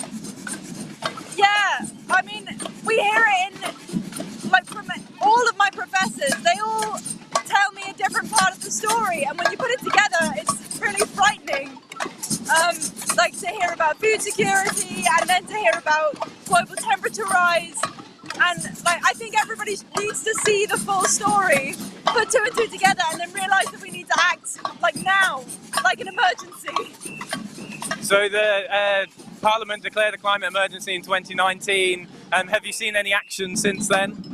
I mean, like, they have a plan. They've put together ideas for how they can combat it, but they're not going fast enough. They're not being ambitious enough. They're giving us the hint of a green future and then not making a plan that will put it in place in time. Thanks so much for talking with us, and thanks for joining us. We really appreciate having you here. It's lovely to see new rebels, it's lovely to see young rebels especially. And if you're watching this and you're thinking, like Rowan, I need to do something, I need to take some serious action, then you're welcome to come and join us in Hyde Park right now, or join any of those Step Up, Step Up talks that are taking place all across London this afternoon. It's time to get involved. It's time to get involved in the outreach, get involved in the direct action. It's time to demand change from our governments. Thank you so much, Rowan. Cheers. As we've just headed over to Hyde Park, it looks like we're heading into the centre of the park right now. I know that there's another live stream team boots on the ground over somewhere else, so I'm going to hand you over to Janet and the team so they can fill you in on what's going on elsewhere in London. Same old, same old. Oh, okay. Hi, we are in Islington in Upper Street, very close to the Angel Tube, and I have an amazing rebel with me called Amy. Hi, Amy. Hello. Would you like to tell me a little bit about what you've been doing at Rebellion so far? Well, this Friday morning, I abseiled off Tower Bridge with a giant banner that said "End fossil fuels now." It's not like the everyday occurrence, is it? How did you come to be doing this? What brought you to this? Well, I used to be a watchmaker, and then I was listening to science podcasts and started learning about the climate crisis. And then when I realized how bad things actually were, I decided to go to university for the first time. So I'm now studying environmental science. And everything that I learn just kind of shows how bad things really are and how things need to change now, really. And with the latest IPCC report being released on Monday and the absolute silence when that happened, I just feel like what the government's doing now is like a type of madness. So you may as well do something mad like abseiling off Tower Bridge and blocking it for 4 hours because they're not listening to anything else, really. How does it make you feel when you hear people who are managing to deny the science around the crisis? It is frustrating, but I feel like there will always be people with a variety of views.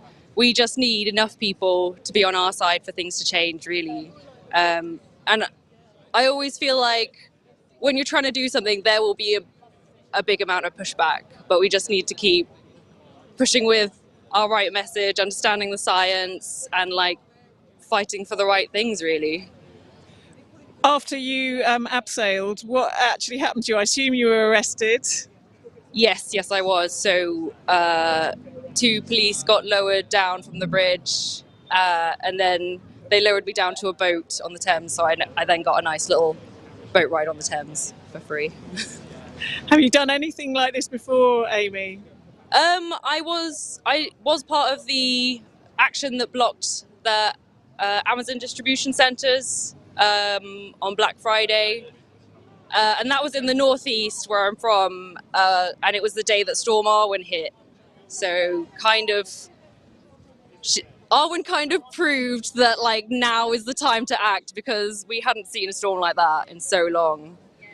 But everyone seems to think I'm a climber. I'm not actually a climber. I just, I don't know, I'm just compelled to do certain things, and I actually enjoy heights. So that's sort of why I've ended up doing those type of things, because I was in a beacon for that one. So, yeah.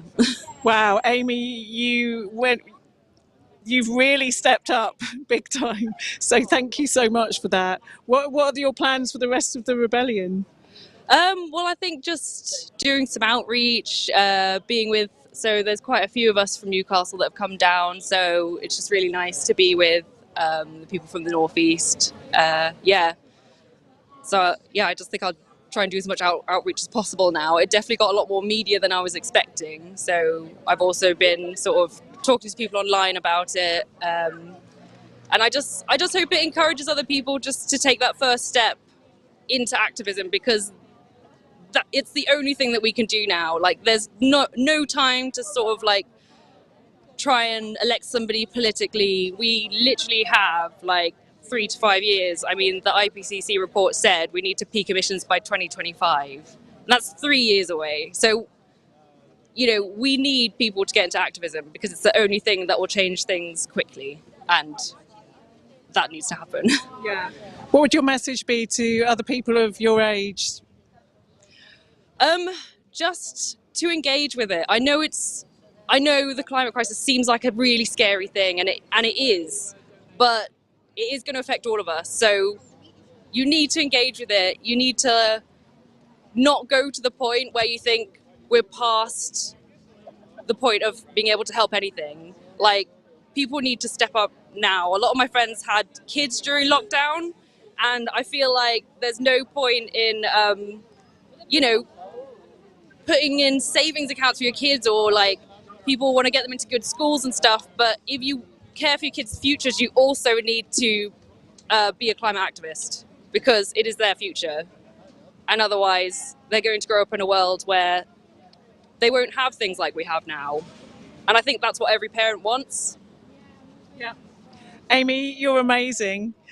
So she's hung off Tower Bridge. She's been arrested. She's taking time out from college to do this, and now she's going to go, and you're going to go knock on some doors, are you? Yes, I'm going to go and say hello to the people of Islington, and hopefully just talk to them about the climate crisis and try and get more people involved. Amazing. I'm sure they're going to be amazed by your story. I hope you're going to tell them what you've been up to. I will do. I know it is very polarising, so I don't know what all the reactions are going to be, but I think everybody just has to be brave, so I'm going to be brave and tell people that I was the one who blocked Tower Bridge for 4 hours. Go for it. You're amazing. Thank you so much. And I think we're going to move on. Thank you, Amy. Have a good day. We're going to move on to look at some outreach stalls here in Islington. We're on Upper Street. It's really sunny. There's loads of people about, lots of families because it's half term, and we have an amazing XR art blockers stall. So we're going to go and talk to some of the people on the stall. I think we've got Hannah. I think we've got Hannah. Hi, Hannah. Can we ask you what you're up to? Yeah, so we're just doing a bit of outreach with the art blocking group today. So some of us are up from Wales, and there's London groups joining us as well, which is really, really nice being in a community spot. And it's just really good response this morning. Yeah, lots of people wanting to have things blocked and get some of the messaging out as well for the rebellion. Maybe we could talk to one of your customers. Hello, sir. Hi, sir. Do you mind if we talk to you? We're on Facebook at the moment for XR. Oh, hi. How we doing? Yeah. What do you think about this stall? I see you've got a really nice patch. I do. I think I'm an artist myself. But what the Extinction Rebellion does is, I think it's something that really needs to be done, because it seems that at least the current government is not listening to anything. I mean, high cut prices of oil and electricity, gas. Actually, Spain apparently done something really good. And they did. I only got the text yesterday about switching everything off, like all the power off, at 10 p.m. And apparently it was done in Spain, and it was something that the government kind of, because then when they switched it back on in 10 minutes after, there was a power surge, and then he kind of like made a big statement about what people felt about what was happening with it. So apart from learning to conserve our energy better, what do you think the future is? You've got this amazing patch. What do you think we could be doing instead of obviously fracking and things like that? Well, obviously renewables is the way forward. Natural resources, we've got plenty. I think again, the current government is not really. They just kind of pretending. Well, that's how I see it anyway. They're pretending to do things, but yet still, a massive what's it called? Thing was granted, I think, a few months ago, last year, for the oil, license to drill, to drill oil, and I think even something to mine, coal. I mean, I don't know. I think all that could be. They should be, the levy on big companies, oil companies in particular, and that should be invested in wind farms, in lots of natural resources. I think that what Extinction Rebellion does is kind of show that there is. Well, I mean, the things are there. It's just like obviously it's not profiting for the current government. It seems that anything has to do with profits, and it's sad, and people should rebel against it. So are you inspired to maybe get active in any way? I've always have been, really, and so has Bumble, my doggy. Last time we went to when the Extinction Rebellion got the roundabout in Oxford Circus, we were there, and last time he's a rebel for life. So I think I might just put that one on him. What do you reckon, Bumble? I definitely think that every fashionable dog should be rebelling. I think so. And, I mean, every dog who cares. He totally agrees. He's just looking and say, "I agree." And I think people should as well. And I know people, most people have a life to live and jobs and stuff. But there's so many things that can be done. To there's a lot of movements. There's sign petitions. Make it cry somehow. If you can't go to rallying and well, that's another thing. We got a new was it the policing bill, so you cannot go and demonstrate. You can only protest against the government in the way that the government wants us to. Obviously, I think a lot of people. Well, unfortunately, a lot of people voted for for them last thing, and it got landslide, and unfortunately, a slide is how I would put it. I think, go on, people, go and do your bit. Thank you so much. Thanks for stopping talking. Have a great day, and see you on the streets. We'll definitely see you on the streets. I tell you what, I actually done a few art pieces, to do with the environment and stuff. And if anyone wants to have a look at my work, there's a movement called Terror Movement, and it's all to do with art and campaigns. How would you spell that? Terra, as in TERRA, movement. I think it's .co.uk. Let me double check because it's something. Terror Movement. So Terror Movement. TERRA movement, and this is an art movement that's engaging with about the environment, basically, about many things that the environment has got. And that's what they're trying to do with artists. I mean, I'm part of it because part of my art has been about that. I mean, I could talk for hours. Usually very shy, but not today. Well, you're doing very well today. Well, maybe we can find that, and I don't know, Jeremy, if we can put it. If you stick around, and then maybe give that information out to people. It sounds great. I think it's something, again, join forces. I think. Movement But and movements. Thank you so much. All right, thank you. See you later. Okay, I'll look it up. Okay, we're going to talk to another couple of rebels over here. Who have we got here? Hi. Jamie from Shrewsbury. I'm Mike from Oswestry on the Shropshire-Welsh border, yeah. And do you want to tell us what you're here doing today, how it's going? I'm doing art blocking, outreaching, working with, there's 4 of the London groups here doing the 3.5%. They've got some talks coming up. So we're just linking in with people doing stuff and getting some art blocking printed on their clothes or some patches. So yeah, it's just a nice way of interacting with people. You get some longer chats with people and can really just get to feel where they're at with things, because a lot of people really know that there's a problem now, and it's more like what do we do?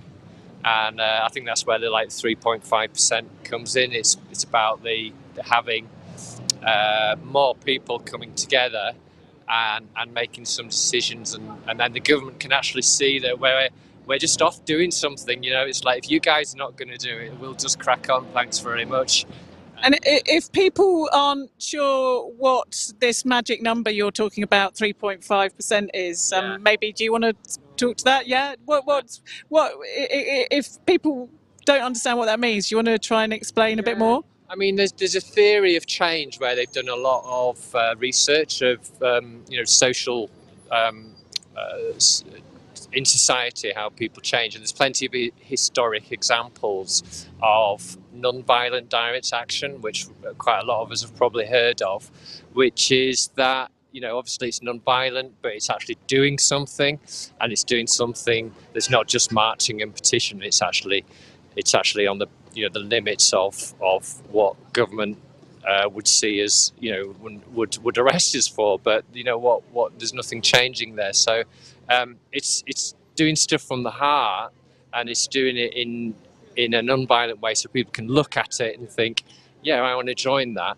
And a lot of the research said if it's non-violent, it's always a lot more successful.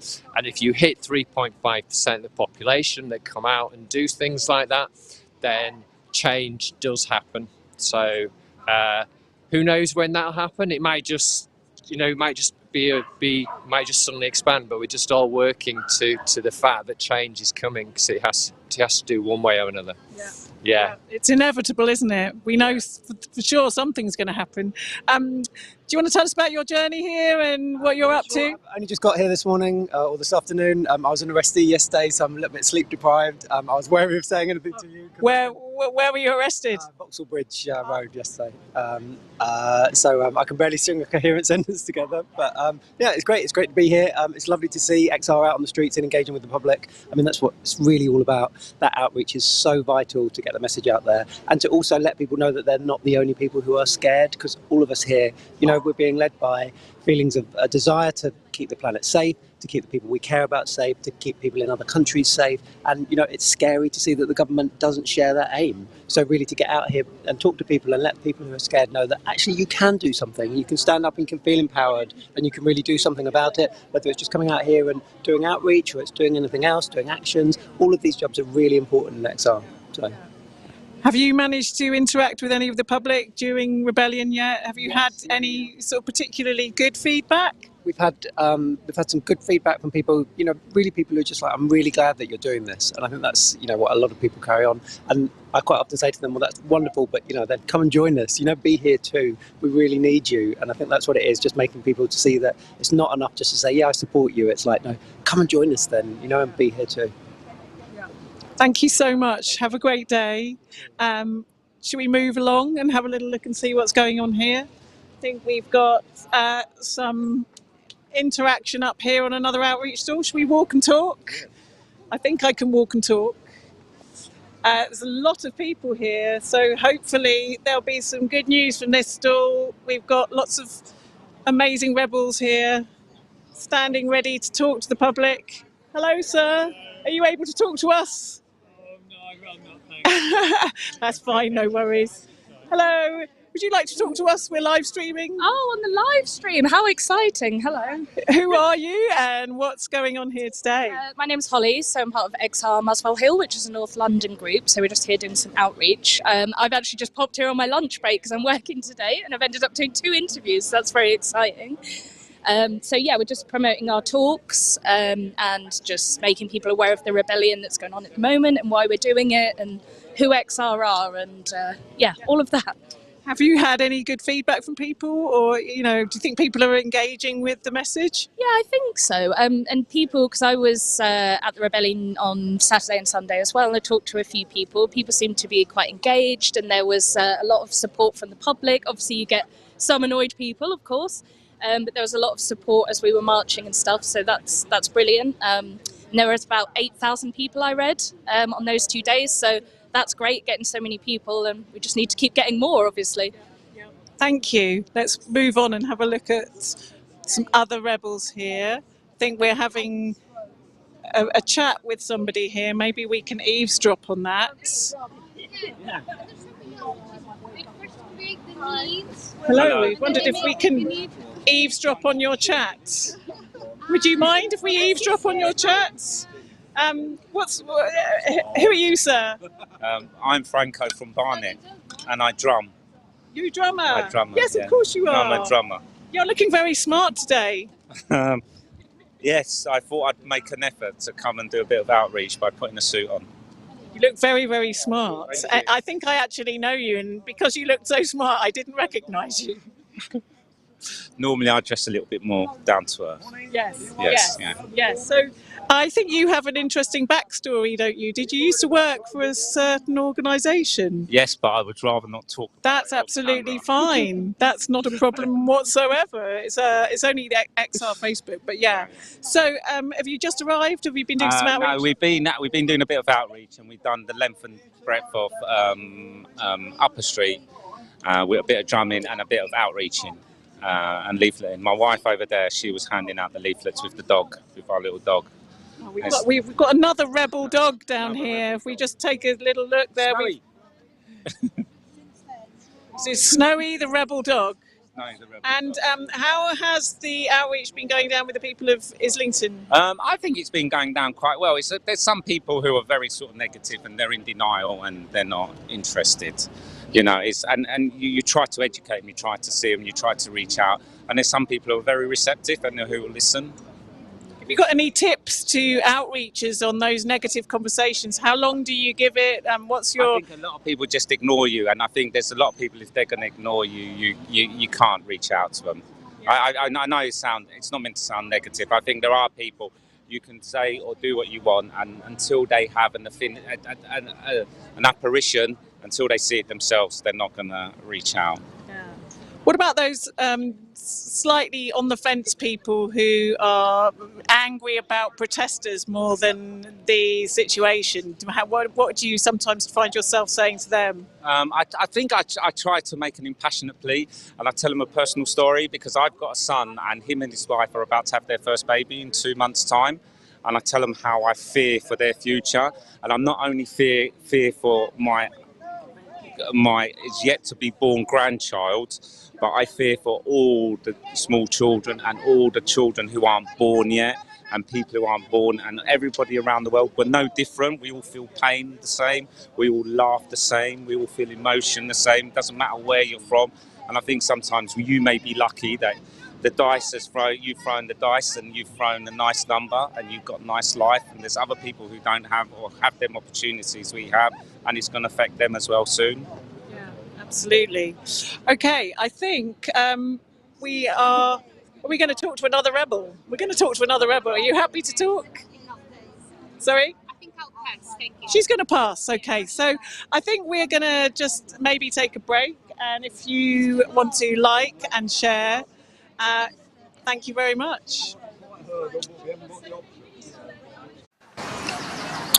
Thank you so much, and to the rebels there, you're doing brilliant work and you're having amazing conversations, and that's what we're all about on this today, our first outreach day of the April Rebellion. It's great to see these conversations taking place all over London, and we've been doing the same as we've been marching from Hyde Park to Hyde Park, which is where we are now. We went all throughout Kensington, and now we are taking a break. So this is the Samba band, who are just having a bit of a rest, and then we'll probably set off again from here.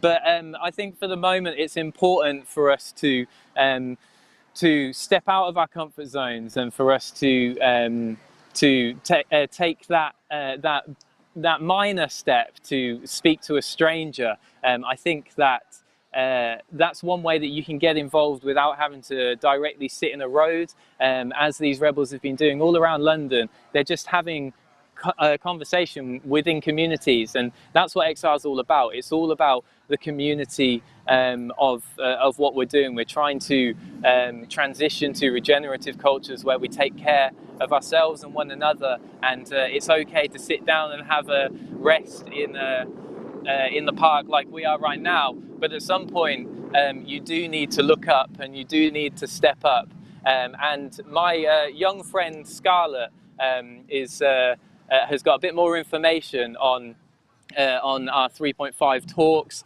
and a bit of a word of encouragement. So I'm going to hand over to Scarlett to tell you what it's all about.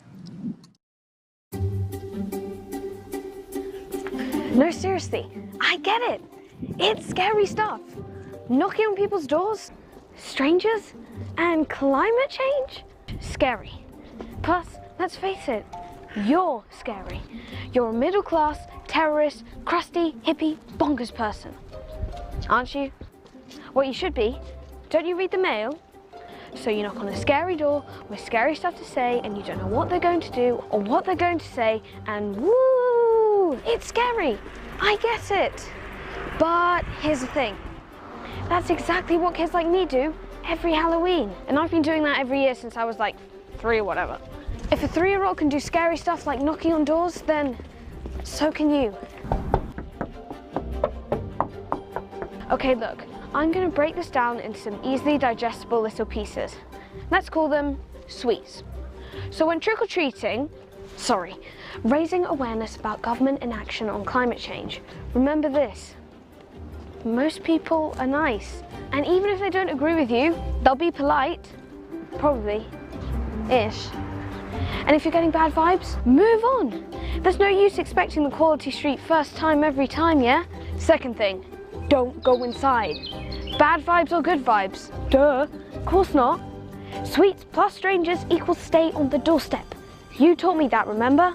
Third thing, keep an eye on the team. Oh no, where's little Jimmy? Oh look, there he is. He fell in a plant pot. Look at his little legs waggling. You watch your gang. Fourth thing, have some fun. I dare you. This is your chance to have brilliant conversations, meet new people. And remember, you're not just there to talk, you're there to listen, to engage, to basically have a proper chat. The point I'm making is, every door is different. Every door is an adventure. Every street is a quality street. Which flavour are you going to get next? The friendly one, the impatient one, or... Hello. The know-it-all. Hello, I'm Scarlett from Extinction Rebellion. Have you got a minute? Hey, hello everybody. Welcome to Extinction Rebellion. We're live all around the world, all around the internet. We're trying to make some noise to get our planet saved from these crazy politicians that are leading us off a cliff. And we're here outside the Science Museum. It's a nice day.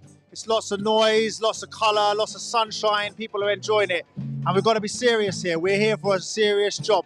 Our government right now is not doing its job. We've got 3 demands of our government. We need them to end the fossil fuel economy. And so we have 3 really simple things that they could do. They could do this on Monday, first thing. Well, they could have done it first thing this morning. The first one is to end fossil fuel investments. The second one to end fossil fuel subsidies.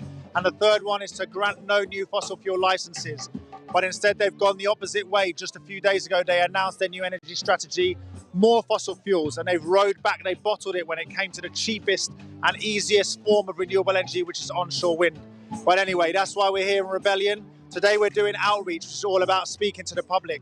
So we've got some music, We've got a giant pink octopus. I don't know if you can see that over there. We've got some block printing over here, which is where people come to get like their patches printed, like the one I got here and here. Lots of people like to have them. And so we're here basically just trying to get people to speak to people. You know, we've got stickers, we've got leaflets. What we're really asking people is to step up and join us. We need people to feel that slightly uncomfortable feeling that something isn't right. They're watching the news, you're watching the news thinking, you know, this isn't right, this isn't going the way we need it to. You know, there's fires, there's floods, and actually something needs to happen. Right now we're alive at a point in human history where we actually are alive, where we could go one way or the other. We can carry on the way we are, which is towards destruction. The science is totally clear, or we can change path towards a different way of doing things, a better future. And that's why we're asking for citizens' assemblies. I might talk about that a bit later on. What I've just spotted over here is a friend of mine. He's feeding his face right now. And but I think he'll just give us he'll have a little break just to give us a quick chat. Look, he's just licking his fingers and getting ready to have a quick chat with us. So, George, we were in the middle, but I don't know how much of that went out. So if you would just start us again, tell us why you're here and what's going on. Hold on, I'll hold your plate for you so you can use both your hands to wave them around, because I like it when you do that. All right. Basically because what we and other similar groups around the world are trying to do is the most important thing ever in human history, and that's not to big ourselves up or think that we're like super different from anyone else, but we are quite simply, as all the world's scientists, not just climate scientists but many other kinds of scientists are telling us, we are at a point in human history where, in the absence of an absolute transformation of the way we do business across the world, we are utterly screwed. We are destroying the oceans, the forests, the soil, the water, the climate. We've got plastic pollution, chemical pollution. Basically, we've had an economy for 200 years has taken no account of the planet on which it depends for stuff to make stuff and to chuck stuff away in. And we make virtually everything on the planet in an incredibly toxic way. And that seemed to be fine when there weren't that many of us in the world, seemed infinitely big. We are not there anymore. And when you have the United Nations Secretary General saying that we have a brief and rapidly closing window on a livable future, that is nothing more than reflecting what the best science on the planet tells us about where we are. That was crazy, wasn't it? The IPCC, the Secretary General, he was so direct, wasn't he? He's the world's most diplomatic diplomat, and he was going there, wasn't he? Yeah. I mean, the most senior diplomat on the planet. The job of diplomats is to put things as kind of diplomatically as possible, right? And when he says that the big polluters in the world are guilty of arson on our only home, when he says that people like us, climate activists, are depicted as dangerous radicals, but the truly dangerous radicals are the governments and corporations saying one thing and doing another. It is because that's what the science says. We've basically had 20 years of last chances to save ourselves from disaster, because we haven't taken them so far. We see disaster all over the planet. And perhaps the most terrifying graph that I've seen in the last few years is one that shows you where the current understanding of science thinks we are with at what point in warming we get to tipping points.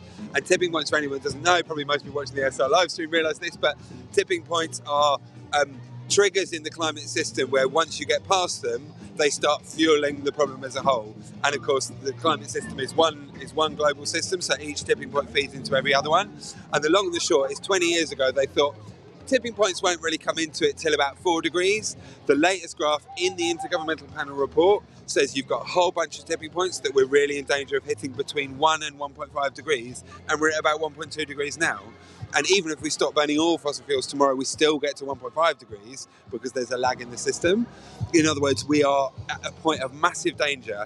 And for what it's worth, James Hansen, perhaps the most famous climate scientist of the last 40 years, that delivered this very famous speech in 1988 to the US Congress saying, we have a problem.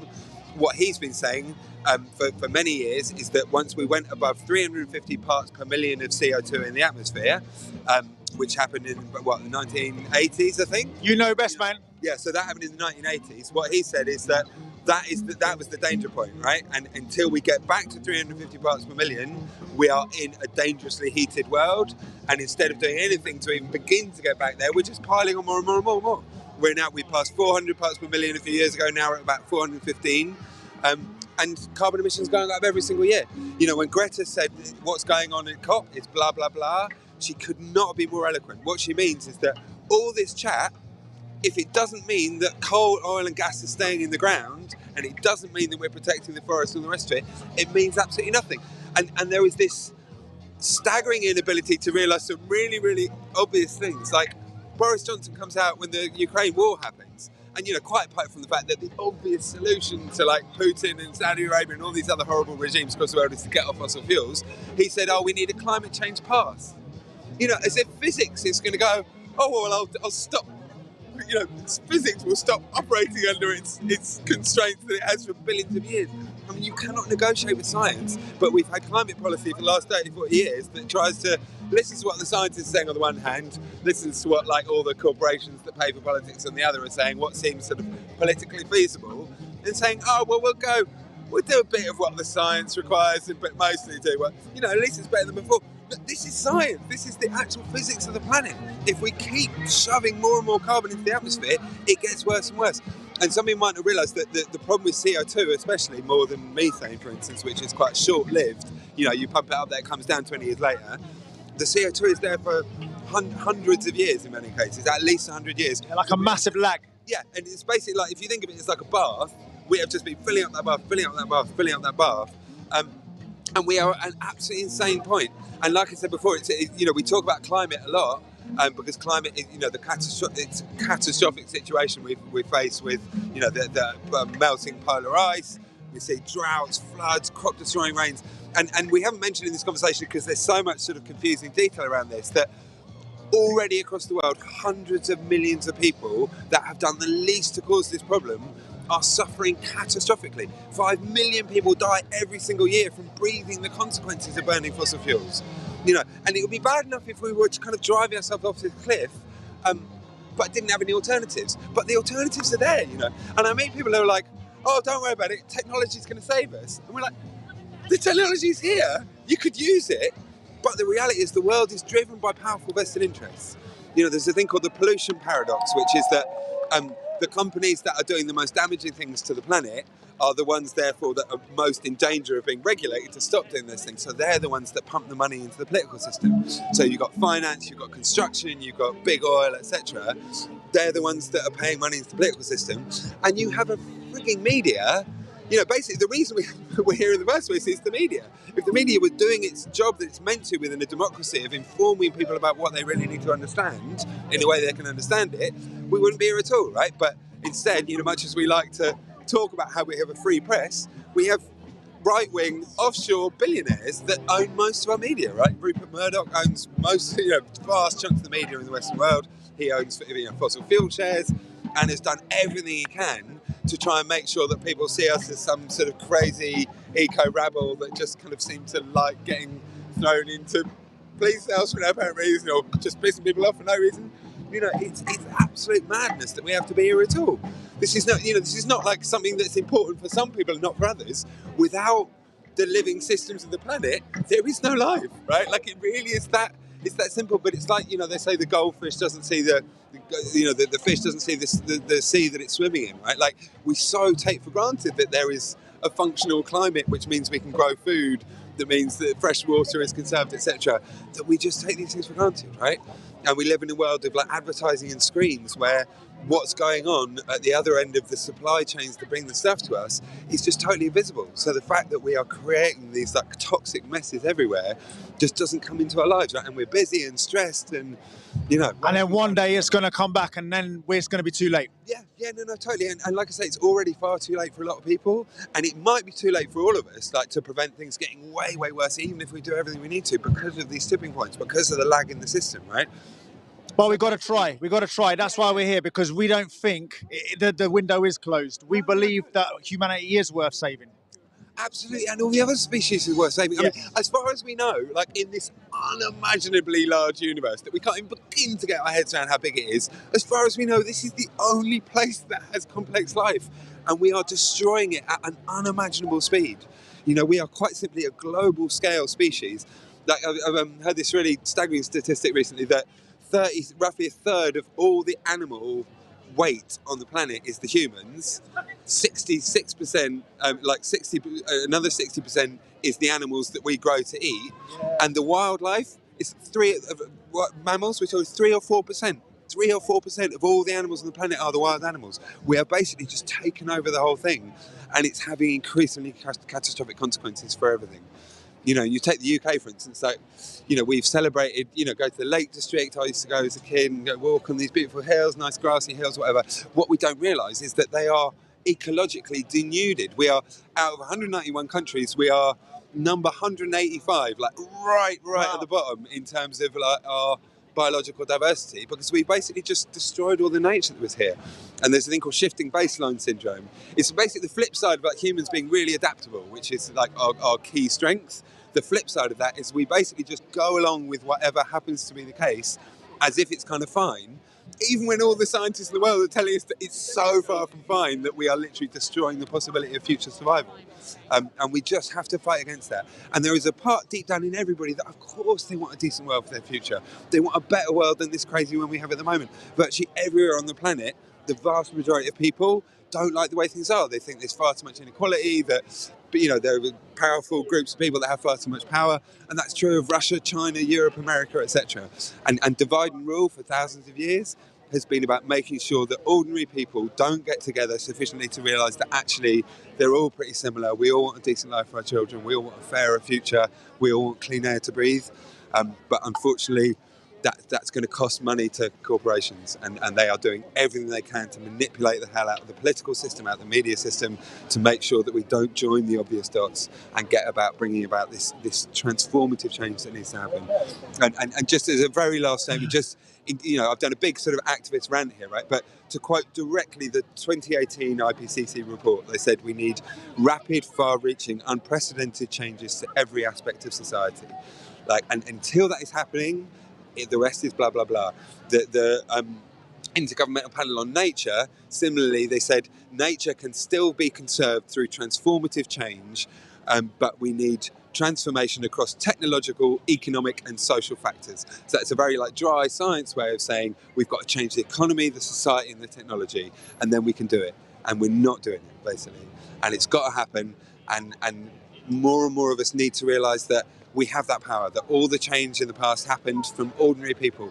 You know, we read about the suffragettes or Martin Luther King, we think these are sort of heroes on some different level of humanity. These were just normal people, most of them at the time, seeing an injustice and realising that getting together with the other people that care, they really can do something about it. And that is as true today as it ever was. George, here's a gem, innit? What an absolute gem. His lunch has gone cold, though. And you've got a hot cross bun in their bottom there as well. George, thank you so much. And look, I think one of the things that, George, the last thing that he said is really one of the last things he said. This is about everything is going to change. The stuff we've set in progress now is going to change everything that we know.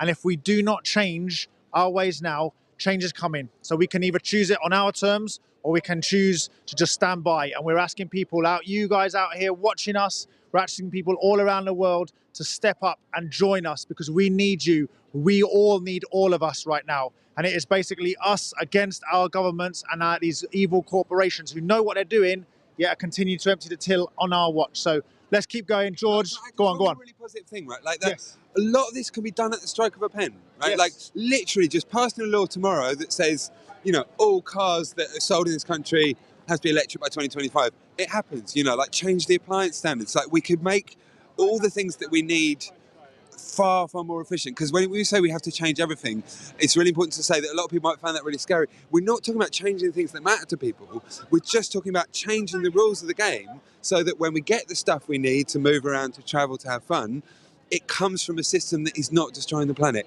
And all of that is entirely possible. Nice one. All right, let's cruise on. George, yeah, absolute legend. I'll just big up Harry Krishna, by the way, because they have been feeding us and millions of others across the world for many, many years. Yeah, so let's just get a quick shot of Harry Krishna in there. You see Harry Krishna turns up, thank you, George, at all our protests and feed us wholesome, plant-based food. And they're accepting donations. If you go online, give a bit of money to the Harry Krishnas because they are basically feeding the rebellion when we're out here on the streets. Look at this tasty food. Can I have a quick look at your plate here? Oh, man, and these cookies have already sampled all of this by now. I've got to say, big recommendation. All right, let's cruise on.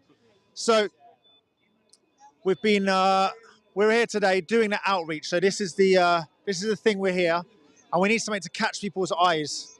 And we've got the Planet Medics here, so let's just watch what's going on for a bit. Emergency. Checking heart rhythm. Emergency. Emergency. Stand by, preparing to shock. Emergency. Emergency. Everyone here. Delivering shock. Emergency. Vital signs low. Extreme weather is already here and will only increase in severity. 1 million more species are at risk of extinction. Governments need to act on the emergency now. Emergency. Checking heart rhythm. So this action is called the Planet Medics, and it's basically representing that our planet is dying and it needs life support, and we're trying to resuscitate the world. Delivering shock. Emergency. Vital signs low. And you can just see the crowd of people coming to watch. People have got their stickers on. They've already run the gauntlet, got the stickers from everybody. People are watching, and then we have these conversations on the back of this. And this is like XR's strategy. We've got to make something interesting. We've got to get people to wake up and see what's going on, and then we ask them to come and join us. This is a gentle action, but people are taking notice. Delivering shock. Emergency. Vital signs low. Newspaper billionaires have been hiding the truth about the climate and ecological emergency to protect their investments.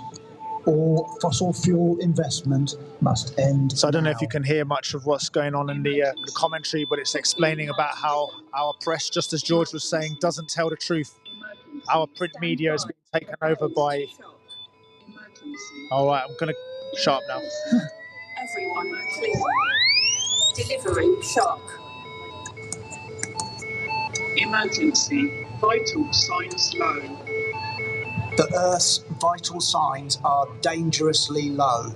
Government, finance, and the media need to tell the truth about the climate and ecological emergency and act now before we are out of time. Emergency. Emergency. Emergency. Emergency. Emergency. Vital signs low. So that's the end of the action, and now people are videoing and watching. They're wondering what's going on. They're asking their kids.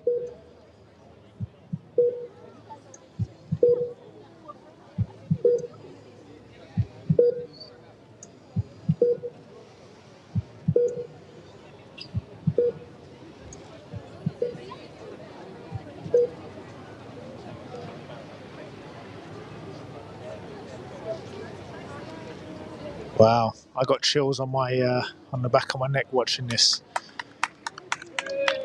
Thank you. Well done, XR Doctors. Can we get a round of applause for XR Doctors? All right, let's cruise up here. Let's go and have a chat. Give them a round of applause regardless, because they did amazingly.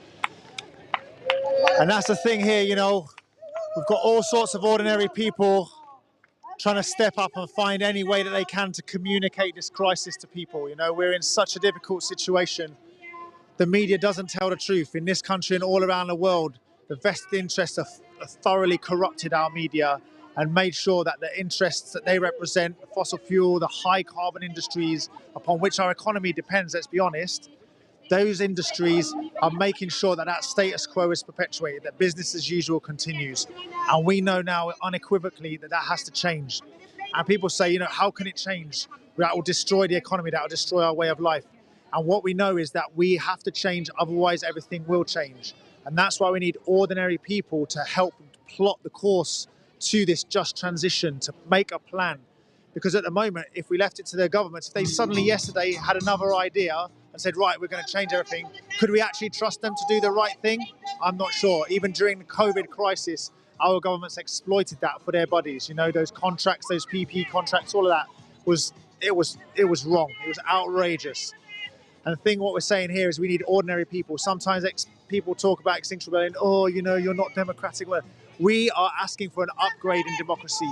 Citizens' assemblies, where a random selection of people from all around the country are chosen, just like in a jury service, are chosen. We have a huge number of people across the country drawn into one room, and they get information from scientists, engineers, all people who actually are experts in this field. Not experts at making slogans, not experts at selling stuff and giving us some lies to make us believe them, experts in what's actually going on. And they would basically say to the people, this is the story, and now you all, these 100 people or whatever in a room, would get together and come up with a plan. And that's how we believe. And we know, because all around the world these things have happened already, and citizens' assemblies have been proven to come up with good solutions. But citizens' assemblies, I think, and I know XR, this is our third demand, is asking for a citizens' assembly to plot this fair transition away from this catastrophic, and let's be honest, it's an experiment as well. You know, our economy doesn't have to be like this. Our economy does not have to destroy our planet. Our economy doesn't have to consume our futures in the process of giving us a bit of money to get by. Our economy can be redesigned. I recommend there's a really good book called Donut Economics by Kate Rayworth. That is such an important thing to say. She's got loads of ideas in there, but one of the most important ideas is that we only have one idea right now of our economy and the way it can work, but there's actually lots of different ways of doing it. And we have to change it. Otherwise, we're going to burn our planet up, and we are burning our planet up. So anyway, I'm going to keep going along. We'll try and find someone else to chat to. Oh yeah, I'm going to turn around first of all, go this way. And we've got some, we've actually, one of the things I forgot at the very start, we had some clips that have been recorded earlier on today, and we might be able to watch them now. There's been some action on the underground system today, and we're going to have a look at that now.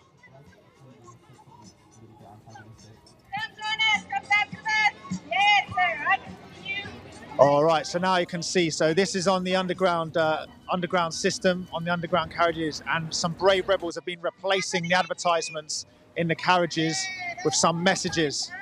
Look at that one, that's half of Africa on the move by 2050, the IPCC report says, if we do not change course. Some really cool adverts, some really cool messaging being put out there on the underground, kind of in a sort of subvertising, badvertising style of making people just changing things around. People are going to get to see this as they go, as they hanging around, let's say, on their way on the trains. They're going to get to think and read these messages, and these messages are absolutely crucial for what we're doing right now.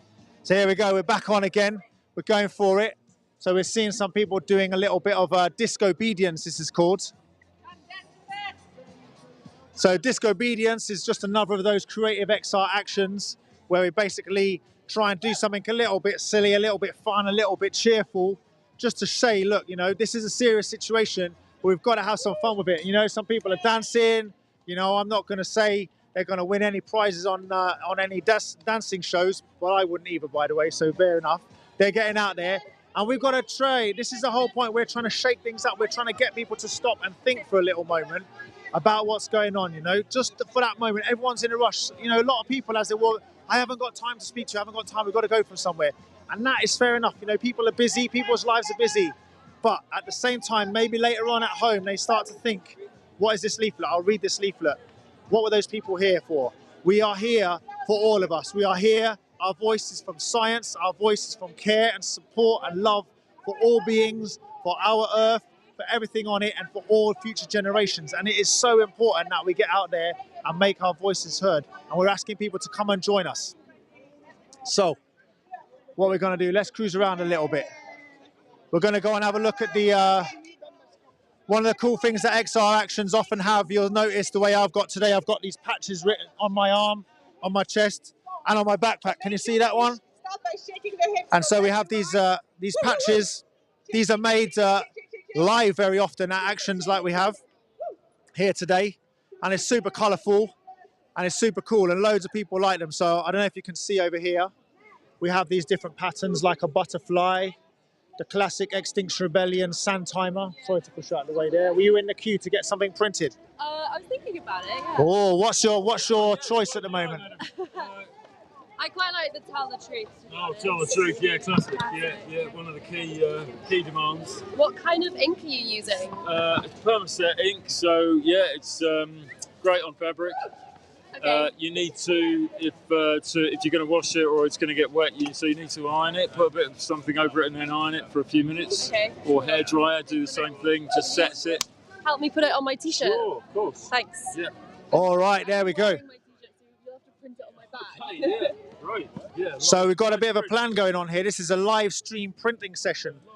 Well, we're going to show you, look, we've got some badges down here. They're pretty cool.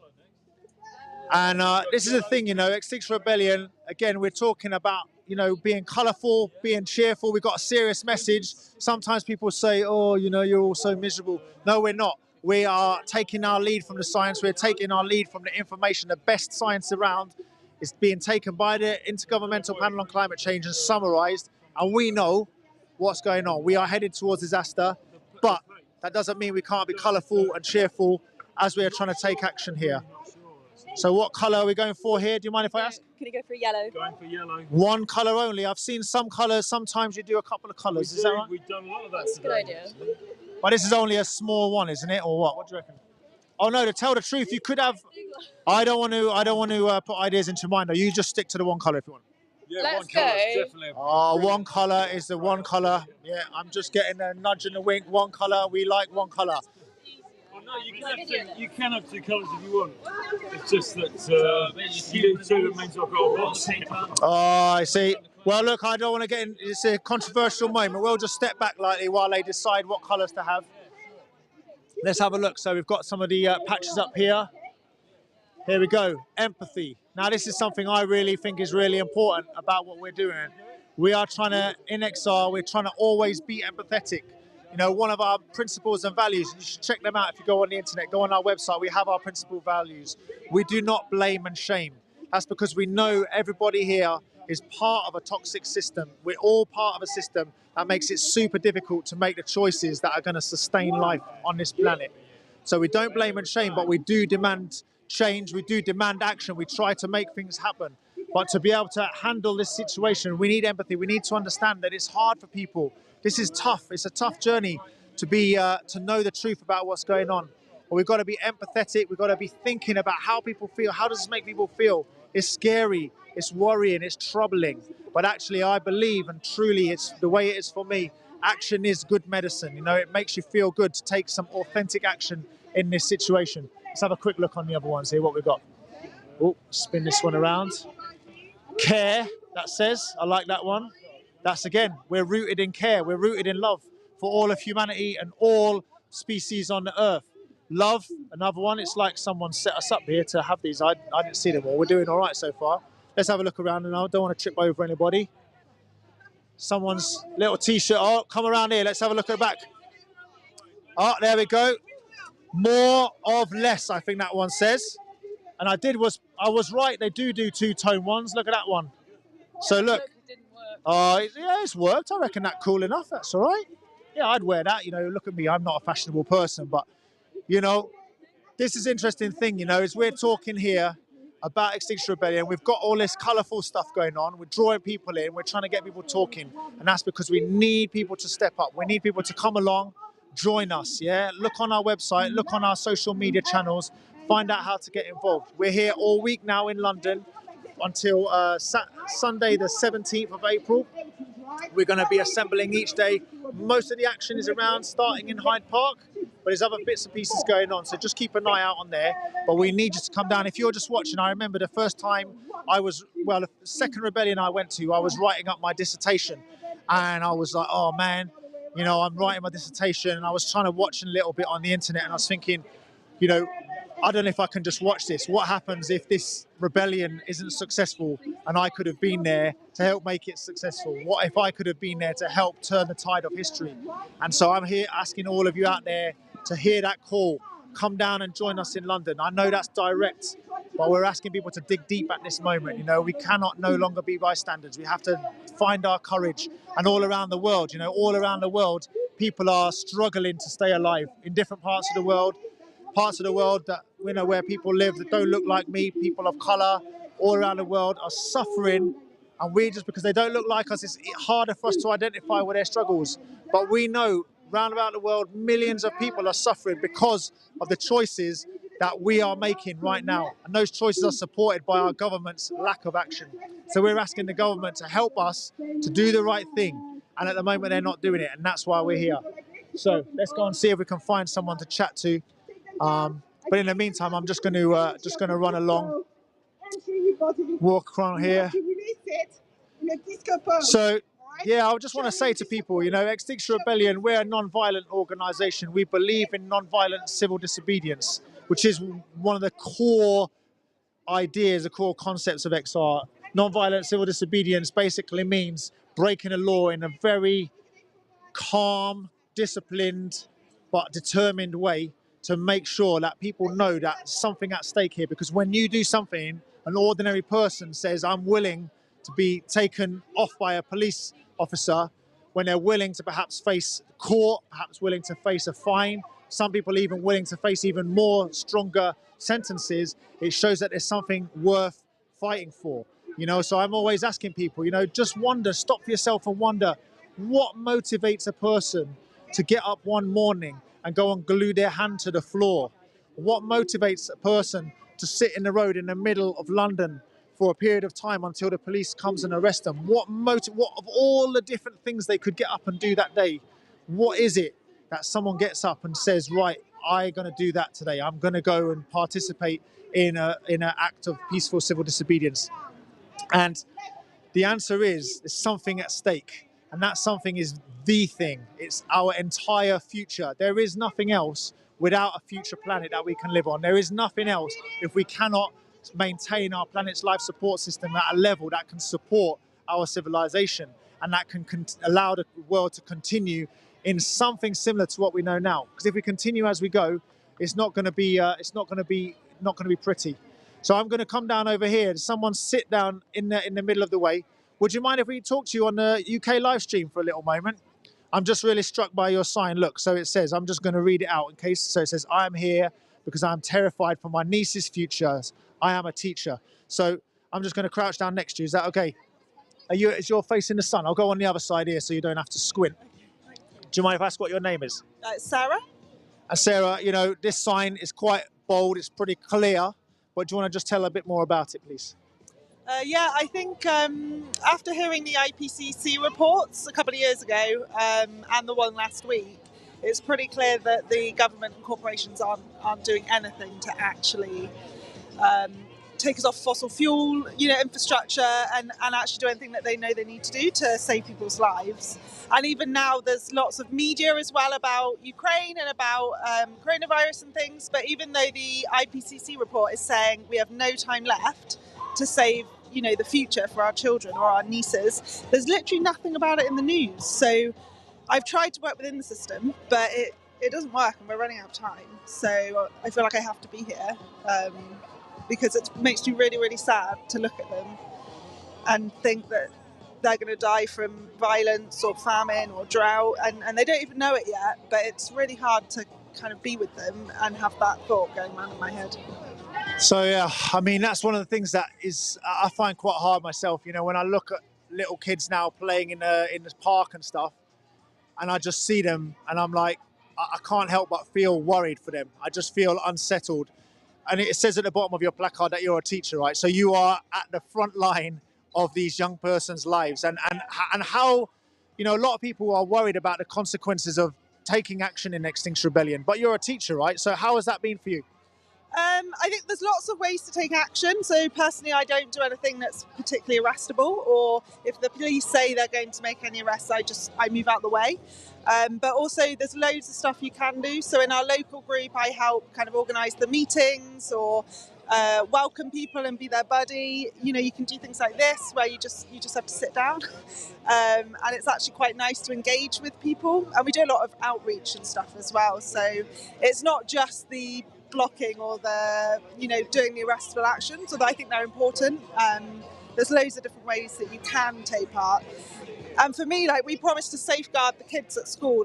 We need to safeguard them, and we do it for the current stuff if there's problems on at home or things like that, but I think we should be safeguarding their future, and we know that their future just doesn't look good. So yeah, it's very focused on individual change still rather than systemic change, unfortunately. And, you know, this is an interesting thing. You're talking about safeguarding the future, you know, and there's all around the world, you know, your nieces, and, you know, they look lovely. One of them's really little and one of them's a bit older. Yeah, she's 1 month old, this one. So, and it's their children, you know, and maybe they'll get the chance to have children. And maybe, you know, at the direction that we're headed, you know, we know it's not going to be pretty out there. You know, my fear is when I think about my best friend's kids all the time, that's my kind of energy source for this, because I don't want them to be in a situation where when we have, you know, the multi-breadbasket failure, which is what apparently could happen when you know, the temperature rises too much and harvests fail all around the world in the same season, we run out of food. I don't want them to be in a situation where they're going to have to behave in ways, or they're going to witness behaviors that are going to be so traumatic and so violent and horrible that's going to affect their lives. And to me, that is wrong. I have to do something. I have to step up. Yeah, I agree. It's a very similar kind of thought process, and I find it very scary that we're going to start to see more kind of violence, or it's definitely going to be a more violent future when we don't have resources. I mean, we saw what it was like for the pandemic just over toilet roll. You know, when we don't have enough food or water or medicine, it's going to be a horrible place to be, I think. But I also think we can still do a lot to mitigate that, or to even change that if we really start doing something now. So that gives me hope as well, that people are out and people are listening. So yeah, you're working with the little kids, and I guess what age are the kids that you work with? At the moment I'm in year 3, so I think they're about 8 years old. Yeah. Okay, so these are they're little young people, right? But, you know, we have to think about their future. But I'm wondering, you know, my life has showed me and proved to me the beauty of kids, you know, young people. They've got the power, they've got the energy, and we have got the ability right now to do something for them. And very soon they're going to be stepping up. Yeah, I agree. And I actually work in a school where the head is very concerned about the climate crisis. So there are things now in place a bit which are good for the kids. Like there's an eco committee, and they kind of take the lead on changes they want to make in school and write it up for the newsletter and things like that. So there's definitely more going on than when I was at school. Although I think, again, it's very individual stuff, it's small scale. But I hope it will enable them as they grow up to have the confidence to speak up louder or make change, you know, in their workplace or something like that as well. Well, look, I just want to say thank you for being here. Sorry to have interrupted your lunch as well. We're going to carry on. I'm just going to get myself up. But hey, look, it's been so lovely to chat to you. And yeah, your nieces, we've all got to look after them. So thank you. Thanks. Thank you. Bye. All right. See you. Thank you very much. Have a good afternoon. And it's nice to chat to you. All right. We're going to cruise along up here and see if there's any more XR rebels out doing a little bit of outreach. I might spot this lady over here. She's just giving me a little wave. Would you mind speaking on the live stream just a little bit? I just want to ask a very quick question. Like, what have you been up to today, and like, how has it been? Actually, we've had some really good responses. People were very interested and take the leaflets and want to get involved and are concerned about the climate, definitely. And so it's been a positive response generally here. And would you say, you know, so some people think, you know, I think actually doing outreach like this is sometimes makes you feel quite good. There are people who just walk on by, but actually we know that people all the time are interested in XR, are joining XR, but we need more people. Yeah, I'm not. I myself am not a natural outreach. This is not what I naturally do. I do like talking to people, but that's not. But actually, the training's been good, and I've just quite enjoyed just engaging with people on a more sort of personal basis, and they're very open to wanting to know more. And that's one of the cool things, right, about Extinction Rebellion. You know, this is something that most people have no experience in. I'm not an activist. You're not an activist. You get training, you get support. But the really key thing is we're asking you, me, us, all of us to step up. And you have stepped up. You said it's not your comfort zone, but you're doing well. Well, it's not my comfort zone. And I just feel that if we could just step up, if there was that sort of 3.5% of the population, I know more, isn't it? 65% that they did a survey of people that really are concerned and would do, but they just don't know what to do. And you feel better that you're doing something if you're stepping up. And actually, if that amount of people we could get a change, couldn't we, from government would listen to us. And that's it. You know, we are asking for the government to listen. We're demanding our government listens. I'm just going to let you carry on because I know you're doing amazing work. So we're going to pass to Marley over now. Marley, what are you saying, mate? Cheers, Etienne. It's good to see other Midlanders presenting the live stream so eloquently and beautifully, and the amazing work that's going on all around London today to help raise awareness and help build this movement. And on this is our third day of action during this April Rebellion. And we are treating it as an outreach day, which is why we're out on the streets, which is why Etienne is chatting with brilliant outreach rebels who are looking up and stepping up and really getting involved in whatever way they can. And it's like the rebel who was talking about her nieces just now. Said it's not about everyone coming here and getting arrested, it's about everyone being willing to demand change. And yes, there is an element within Exile's strategy that involves creating a moral dilemma for the government whereby they're arresting peaceful activists, but that's not the be all and end all. There's a lot of people in this movement who are here to help support and here to help take care of one another and here to help mobilize and whatever else. So the Samba band has marched. You can see back at the Albert Monument, which is kind of a symbol of extreme wealth, which is quite apt for this movement when we're talking about the disparity between the extremely wealthy and those of us who are just about scraping to get by. And that's why we're here, and that's why we're demanding change, and that's why we're demanding an end to the fossil fuel industry, which is killing us. So yeah, we've come back to the Albert Memorial for Albert Monument, sorry, for lunch. There was a cry of cheers when the Hare Krishna truck showed up, which every other live streamer has been able to appreciate and has mentioned. And now it's my turn. I'm going to go over and grab some food, and in the meantime we're going to bring you some pictures from two different parts of our outreach that are going on. So I think we're heading over to Tower Hamlets, where there's been an outreach session to give you an update on that, and there's also been a lot of stuff going on the tube, so we're going to pass you over to one or the other of those, whichever is lined up first. Okay, so we're in Tower Hamlets. I'm here with Keir, who's come to do a bit of outreach activity. So Keir, why are you here today? What are you up to? Hi, yeah, as you said, my name's Keir. I've come down from XR Northampton, so come quite a bit of way to come to Rebellion this week.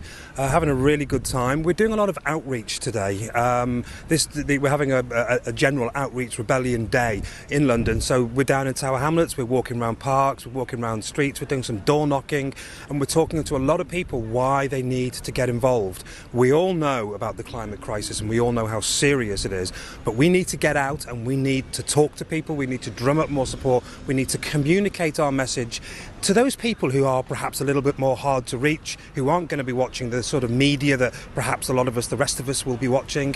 So I think it's really important. We're having a really successful day. You know, I've knocked a couple of doors and spoken to some people in parks and I've had some really positive replies. Yeah, absolutely. I mean, you know, when you go around knocking on people's doors, it's worrying you. You're in a strange area, strange city, strange area. You don't know what you're going to come across. You get all sorts of people on the other side of the door. Some of them don't want to help.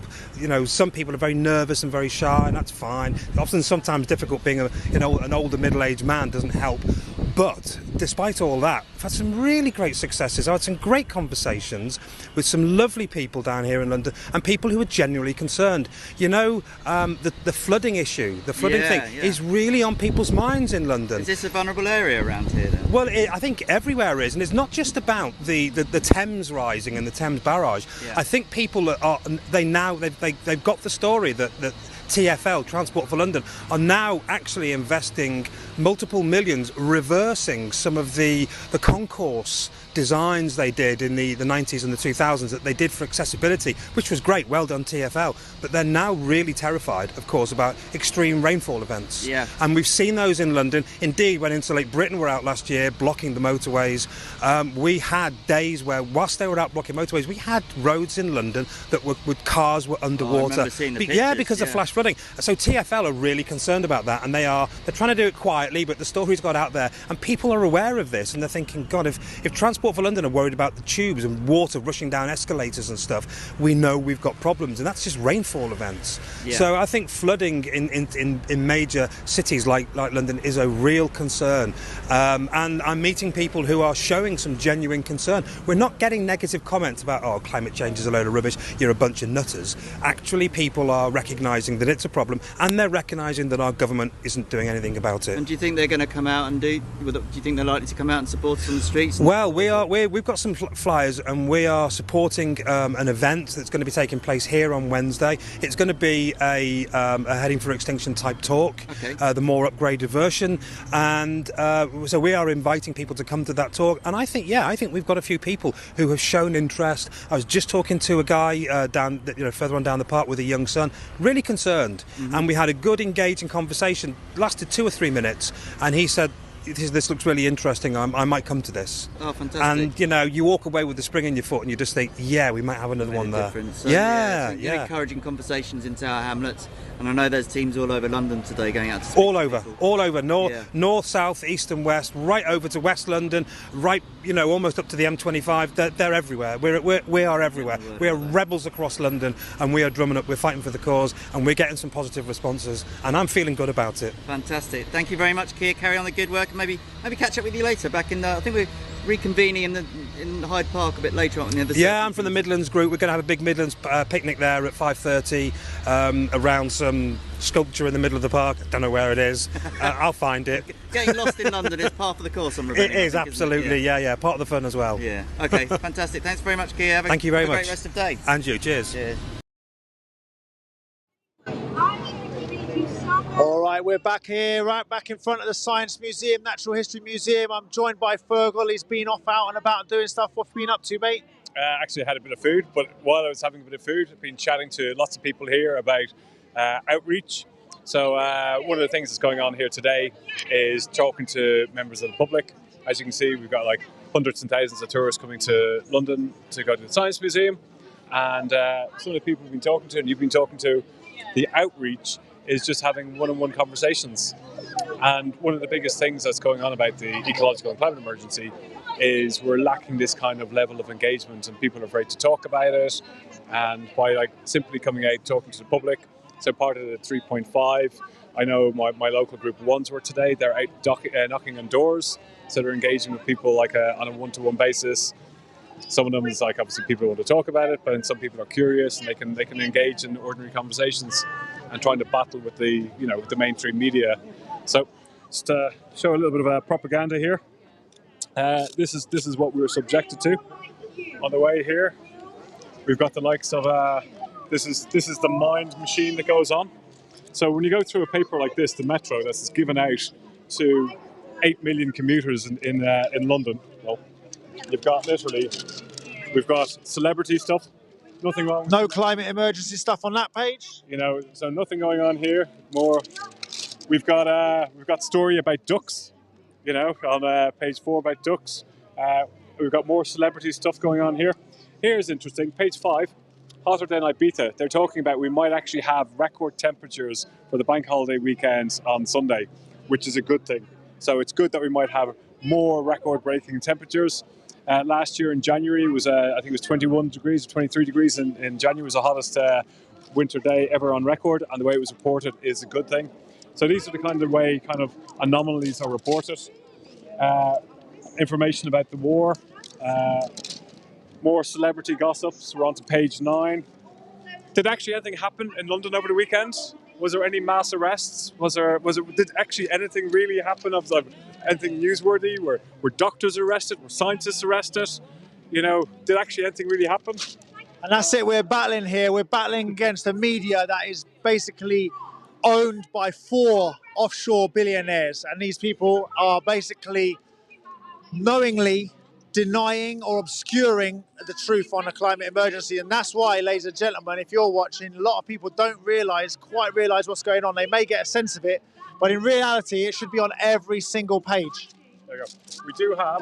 We do have one section about nuclear, and it's people's comments. So people are now talking about the new energy policies coming in and talking about building the 9 nuclear power plants, which can take 11 to 17 years to build, cost a vast amount of money. So at least there's a conversation on low carbon technologies, but again, there's not enough informed decision about about renewable energy, about interconnectors, about actually energy reduction, about we've got a war going on, about oil and gas. The best thing we can do is actually decarbonize our homes as quick as possible. I don't see that mentioned in any of these. We've got information about the French elections, got ads, we got, I don't know, just stuff about going on holidays, more stuff on holidays, let's go away, blah, blah, blah, blah, blah. We have something on this page. So we get to page 22, and they're talking a little bit about renewables, okay? And then they're like just little tiny things, and they're talking about power spikes, about planning to build the first world hydrogen station, okay? Hydrogen is going to be kind of the next level of technology we should be developing, right? But right now we should be focusing on what we know that works, and that's energy reduction, that's onshore wind, offshore wind, solar thermal, solar PV, all these quick wins, heat pumps. So we should be really focusing, educating people about that, telling people what the technologies are about, how you can install it, and also getting legislation changed in place to actually make it quicker, easier, and faster to do. So pretty much that's it in terms of anybody who gets their information from the Metro every day. Probably the best thing you can read is your star signs. Fergal, man, that was depressing, but that's the interesting thing here. Extinction Rebellion, I don't know if people remember, maybe about a year and a half ago, we did a big campaign about, it was called Free the Press, and it was about basically trying to shake our media to life, to try and call them out and expose them. This is a classic tactic where non-violent civil disobedience was used to create enough disruption to make sure it hit the headlines. And Fergal, do you remember about that? Can you talk about that? Go on, tell us a story. So, actually, I think tomorrow I'm going to be hooking up with a guy called John Fuller, who media tell the truth. So about 3.5 years ago, the very first protest I went on was actually in front of the BBC. So it was just after the 5 bridges. And my biggest gripe has been with the media. And the fact is, we know about this, we know what we need to be doing, and the fact that the vast general public are still debating about, is it happening, is it not happening? So the Overton window has now shifted. It's undeniable that it is actually happening. But now we're debating about what we need to do about it. And we're having these things like the Net Zero Policy Foundation, whatever they call themselves. They keep on reinventing themselves every week or two, and sell false propaganda. And the likes of the money, you follow the money. There's a place called the Heartland Institute in the States, and it's sponsored by the Barclay Brothers and the Koch family and a couple of other families. We don't exactly know who they are, all intertwined with the oil and gas, tobacco, arms industries. And what they do is called it's the merchants of doubt. So they spread this misinformation, and they might tell 90-95% of something might be accurate, and then they twist it at the end. We got the exact same here. We've got 55 Tufton Street. Again, these think tanks that influence governments, influence policy. We don't know where the funding comes from. Their political agenda is to keep on promoting oil and gas, try and promote hydraulic fracturing. We're seeing that with the new oil fields that are coming out. The whole thing is they're saying we need to have this. But when you actually look at it, from an energy point of view, we don't actually need to have this. All physically has to stay in the ground. Their problem is everything that stays in the ground is lost dollar, right? It's going to be a stranded asset. We've got to keep about 4/5 of all known hydrocarbons that are on the books of all the big energy companies and on the books of our pension companies, right? We have to physically leave it in the ground if we want to have a chance of staying below a reasonable amount to live. I'm not going to say 1.5, I'm not going to say 2 degrees. It's we physically have to leave it in the ground. That means it becomes a stranded asset. and the amount of invested money that's already on the books, these companies don't want it. They don't want to go like. So what they're trying to do is they're trying to promote carbon capture and storage. Here in the Science Museum, all about our future planet is all about carbon capture and storage, and it's very technical. How it works is 3 or 4 different types, but it doesn't really work on scale. And the only commercial value for actually having stored carbon dioxide is actually for the oil and gas industry.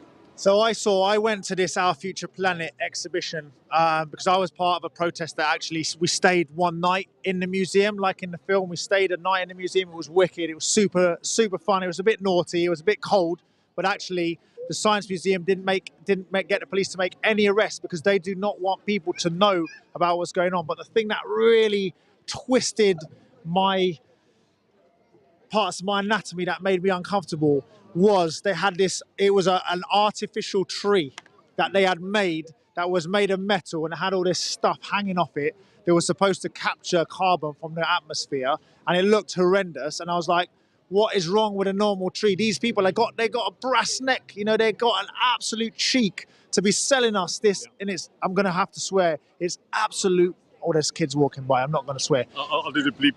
Yeah, a bleep.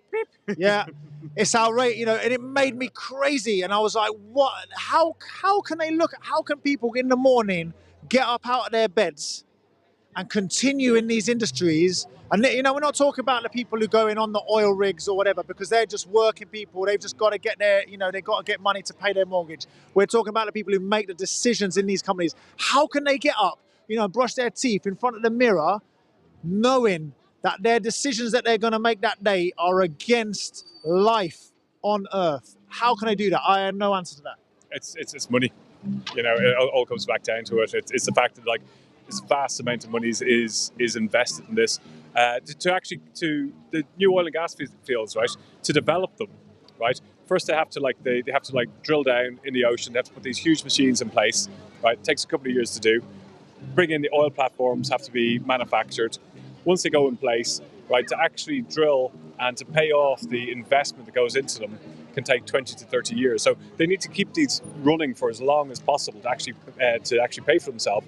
So when we're told by the International Energy Agency, by the head of the International Energy Agency last year, that we can actually have no new oil, gas and coal developments, its meaning is because once you invest in that now, today, they have to keep it going. You're locked in for 40, 50 years.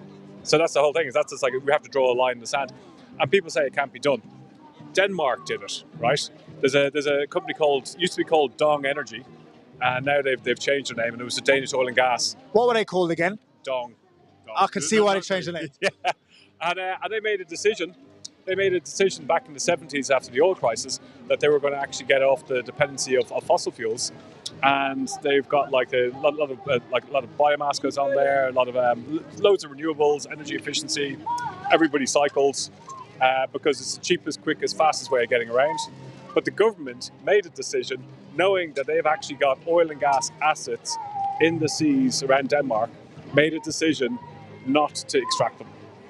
And they did it. So we can do the same. We can take the lead on this. And that's what we're here for. This is what we need. We need leadership at all levels. We need individual leadership. And I'm not talking about leadership that tells people what to do. I'm talking about a leadership that steps up and shows what can be done and is clear and bold about it. Our government is supposedly one of the leading nations in the world. Great Britain, sometimes it goes, oh, we're only a small island. Sometimes it's kind of like big old chest beating. But the fact is, we are one of the G7 countries. We've got huge historical responsibility. And our emissions, some people say, oh, we only got 1% of emissions. The truth is, most of our emissions, the stuff that we have here, is made abroad and elsewhere, and they have our share of emissions. But my point here is, this is where I'm going now. We need leadership from our government. We need leadership, and they are not doing it. But I do not trust our government, even if they were in leadership, to do it, because they have proven over and over again, parties, PPE contracts, they are a bad bunch of eggs. And I'm not sure if any of these political parties are any better than each other. That's why we want citizens' assemblies. And citizens' assemblies are a normal people getting together to make a more democratic way of doing things that's actually in the interests of ordinary people like you and me. Yeah, deliberative democracy. Yeah. bring in people, get citizens' assemblies, make them to make the choices that what we need for a just transition. So I know what you're saying about only 1% of the world's carbon emissions. If you actually want to take in historical, it's more than that. But if you want to look at the funding, so the amount of funding that comes through the City of London, that 1 square mile, is about 15 to 17% of all the world's investments in hydrocarbons, and also the insurance industries, all based in London. So this country packs a pretty big punch, and everybody goes, "Oh, what about China? What about China? What about And it's this kind of what about attitude. The thing is, we're all in this together, and we are living, believe it or not, still in democracy in this country. We'll see how long that lasts, right? But we have a voice. We've got a very strong voice, and the UK has a very strong voice in the world. And when they brought in the Climate Change Act in 2008, it was amazing. They set a precedent for the rest of the countries in the world to follow.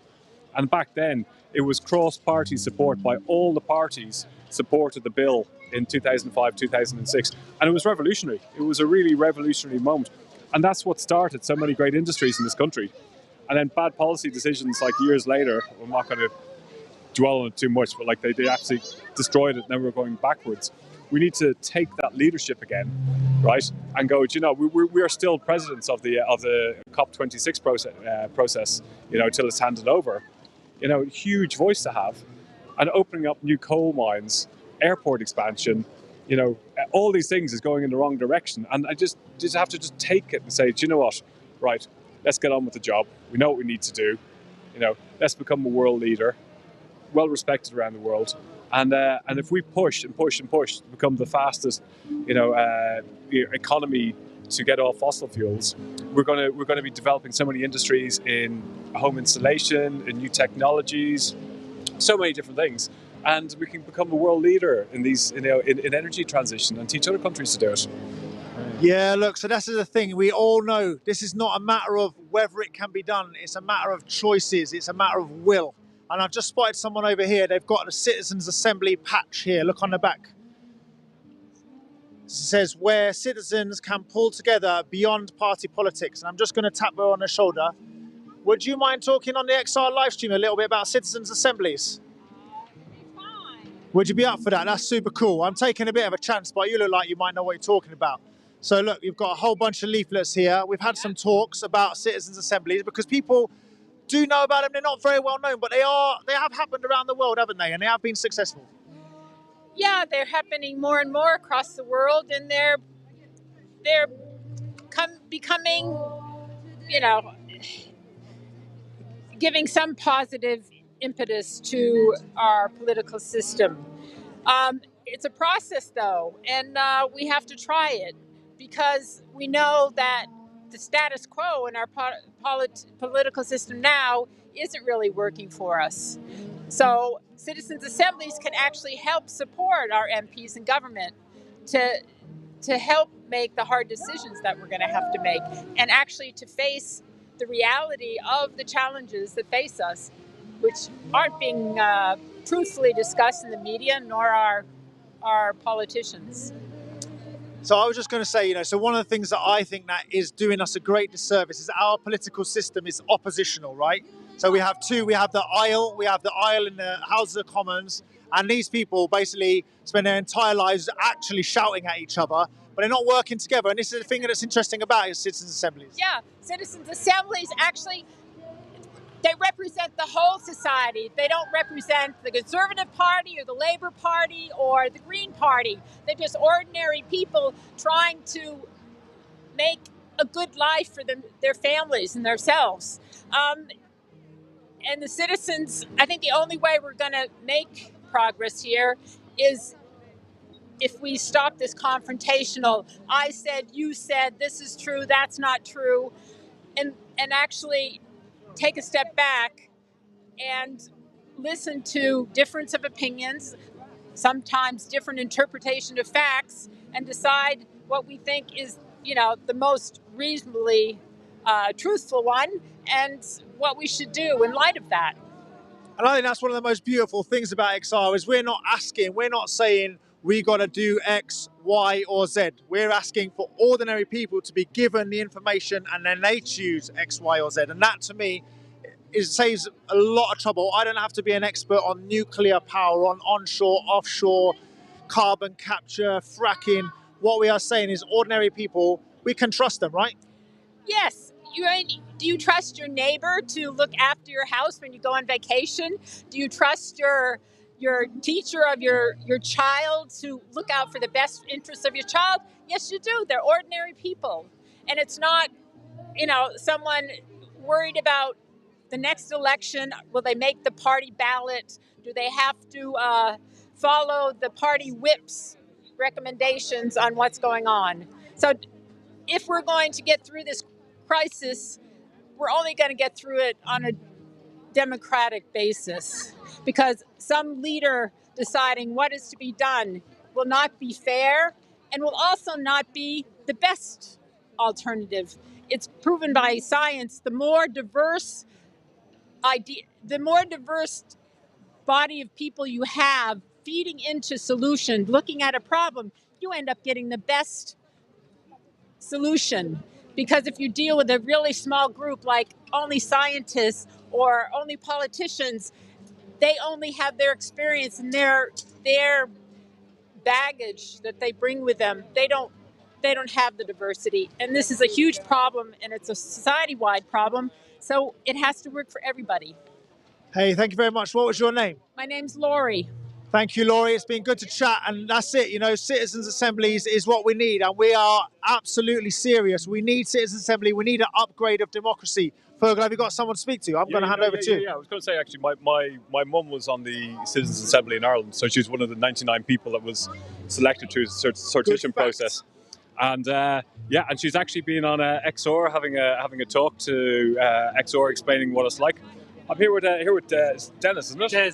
Oh, sorry, Des. So Des, so you're part of Citizens' Assembly's working group. I am indeed. I've been with them now for almost 2 years. So what is a working group and what do you do? Well, the Citizens' Assembly working group is set up essentially. Our key aim is to educate people and advocate for a Citizens' Assembly. So some people describe us as the Citizen Assembly nerds. But we know everything about anything you need to know about citizens' assemblies. We have that information because they're not a new thing, Fergal. They're actually, you mentioned the one in Ireland. Yeah. They're becoming increasingly popular as a democratic mechanism throughout the world, right? There's local assemblies in Poland. We have a House of Citizens in Luxembourg, Belgium. So they're a device that can really help find ways through difficult, challenging, complex problems. And so one of the debates we've had is with Parliament and with the government is the initial 3 demands is bringing in deliberative democracy with the citizens' assemblies. Yeah. And then they turned around and go, well, we've actually had one. So Parliament had, I think, 6 citizens' assemblies. They did. I mean, the one that most relevant to us, of course, was the Climate Assembly UK, which happened in 2020. Yeah. Now that the issue, there was a number of issues with it. I mean, firstly, it was great that it happened, but it was commissioned by 6 parliamentary select committees. So it doesn't have the backing of the government. So government have no sort of commitment to it. There's no loyalty to it. It also had an issue in terms of the time frame. It was the question that was set was achieving net zero by 2050. The science that we're seeing now coming out of the IPCC report most recently is that time frame is too late. The science is overwhelmingly saying we have a window of 3 to 4 years in which we must act. And so that's why in this rebellion we're emphasizing the immediate demand, which is a stop to all new fossil fuel investment and development. And then we need the Citizens' Assembly to guide us away. How do we transition in a fair way away from the dirty fuel economy into a more renewable fuel economy? So you said Citizens' Assembly, right? So there's always a bit of confusion. People have on the bridges yesterday there was a People's Assembly. People's Assembly, so what's the difference between a People's Assembly and a Citizens' Assembly? People's Assembly is a much more impromptu thing, and it's a gathering. You just bring people together and you have a sort of a facilitated conversation. So we could have that now. We could do a People's Assembly right here and make a decision. Are we going to stay here? Will we move on somewhere else? Yeah. It's a fast process. It's for simple questions. Yeah. A citizens' assembly is a more robust process in that it involves a period of time where if you or I or whatever person was selected, there is a period of time where we're educated about the issues. Because a lot of people might come to a citizens' assembly on the climate and not know a lot. And so they need to be educated. People need to be taught about critical bias and biased thinking, and they need to understand, how do I determine what somebody is saying, whether that's, does that feel believable to me, or are they presenting facts, or are they presenting opinion? And so the Citizens' Assembly is designed to deal with issues that are facing us as a nation and as a world, really.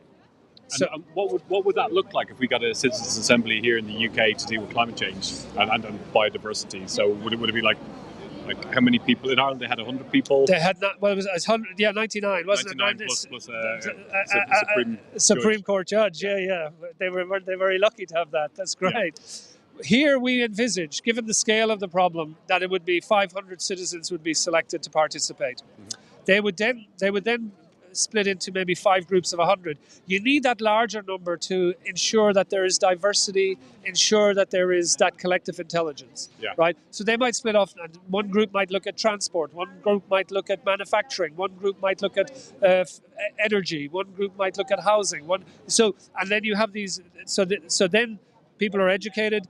Usually a good citizens' assembly that's well curated, that's overseen, that's transparent, would take 6 to 8 weekends. And people would hear a lot of information in that time. They would then get to deliberate and collaborate together. So they're making informed decisions. Yeah. It's not knee-jerk reactions to a headline on the news. It's actually in-depth training and knowledge. So there was a quote, you might be familiar with this, a guy, John Long, who is a participant in the Irish Citizens' Assembly. He thought, we're probably the best informed amateurs on this issue in the country at the moment. Yeah. Probably better informed than the politicians. So I think that's Citizens' Assembly. And that was the feedback I had from my mum. Really? And her friends that she made. And the beautiful thing about the Citizens' Assembly was because of the sortition process, it's there to represent everybody from all walks of life, all the different ages, all the backgrounds. So you're not having a group of elite people making decisions. In Ireland, I think it was out of 99, they had 22% were over 65. They had 2 unmarried mothers. They had housewives. They had students. They had people from different ethnic backgrounds, and collectively it was a representation of the country. And the knowledge that they were given, it was just it was mind blowing. Yeah. My mum would be on the phone and goes, "Did you know about this? Did you know about that?" Yeah. For sure. And I think it's amazing when you see. I mean, we talk about the French Citizens Convention as well. I mean, the level of empowerment that occurs for people that take part in that journey is very, it's very substantial. It's significant. It changes people's lives. It is, yeah. It changes because people become informed, and it's really important. One of the key things that came out of the UK Climate Assembly was the top recommendation was education was the thing that was most missing. It was what was most required was education, so that people are aware of the issue. Yeah. And that's crucial. That's why we in the Citizens' Assembly Working Group were about advocating and educating around what citizens' assemblies are. Because I think if the public are aware of what they are, they'll see the value of them. Yeah, it makes sense. And for people to get involved, what they need to do? Well, you can come along to check out the Extinction Rebellion website, and you'll see the third demand is Be the Change. Yeah. We have a lot of information there on citizens' assemblies, how they work, why they're effective. Yeah. I would head to the website and do that. Then come along to our talk. You'll see our talks. We do a talk every fortnight. Mm-hmm. That'll be listed on the website under the events page. Yeah. You also have our website there, or our email address there.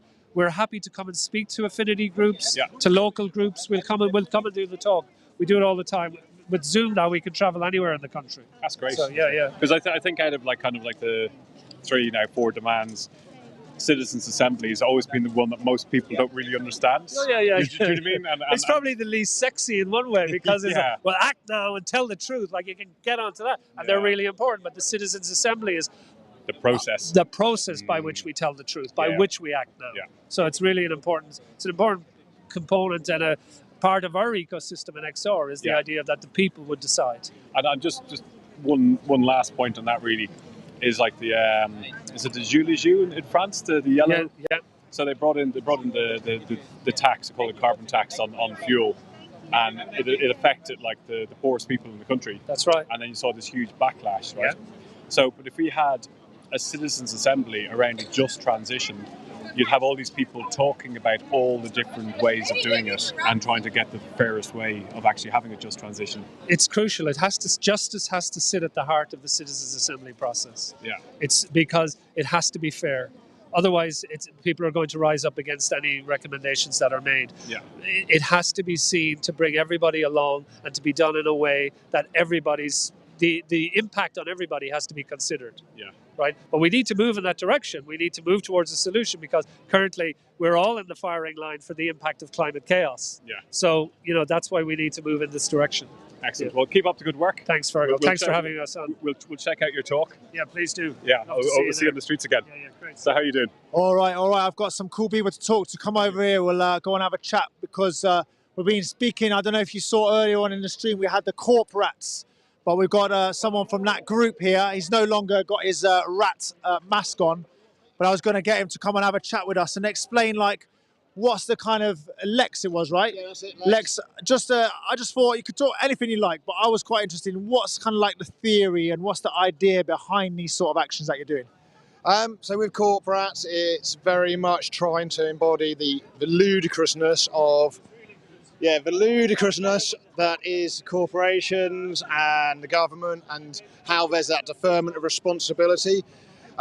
In this specific sketches we're doing this week, it's tapping into the concerted effort to make it about system change, about personal change rather than system change from these corporations. So we just want to highlight that with very exaggerated pamphlets, very exaggerated roles, speech bubbles, and say, look, they are putting the pressure on us to make these changes, and it all comes off our bottom line, but to them, it's just a way to make more money. We all know in XR it's about system change, and it's a way to engage with the public. So very specifically, what we've got this week is... Sorry. It's all right, you take it easy, no worries, it's all right. You've had a busy day being a rat all day, you know what I mean? What we've got is we're inviting people to come over, filling in a pledge. It's that whole idea we see corporations saying, right, yeah, we're doing stuff, we've made a promise, we've made a pledge, we're going to care, we're going to do something in the future. And it's like, great, that's your step you've taken. So we're inviting people to make a promise to care in the future. And then we're just collecting all those and say, great, you've done your thing. Why don't we show you our carbon capture technology? So we've got lumps of coal on the table. We literally say, here's a bag, grab some carbon and throw it in the bin. That's where we're at with carbon capture technology. Aren't we great? We're fixing the planet. And then we say, here's the carbon capture technology. Here's the carbon capture technology. You see that? That's it. So we're getting kids, they're grabbing it, throwing it in the bin, and we're like, okay, well done. And like all other corporations, we're also going that extra mile further with our offsetting. Here's your tree. And we give them a seed. And like, here you go, now you're responsible for that. If it doesn't grow, climate crisis is your fault. And it's just highlighting it time and time again, saying, well done, you've done everything now. We're now going to kick it down the line. And so we've got here is a load of cans to literally kick it down the line and see if they can get it down to 2050.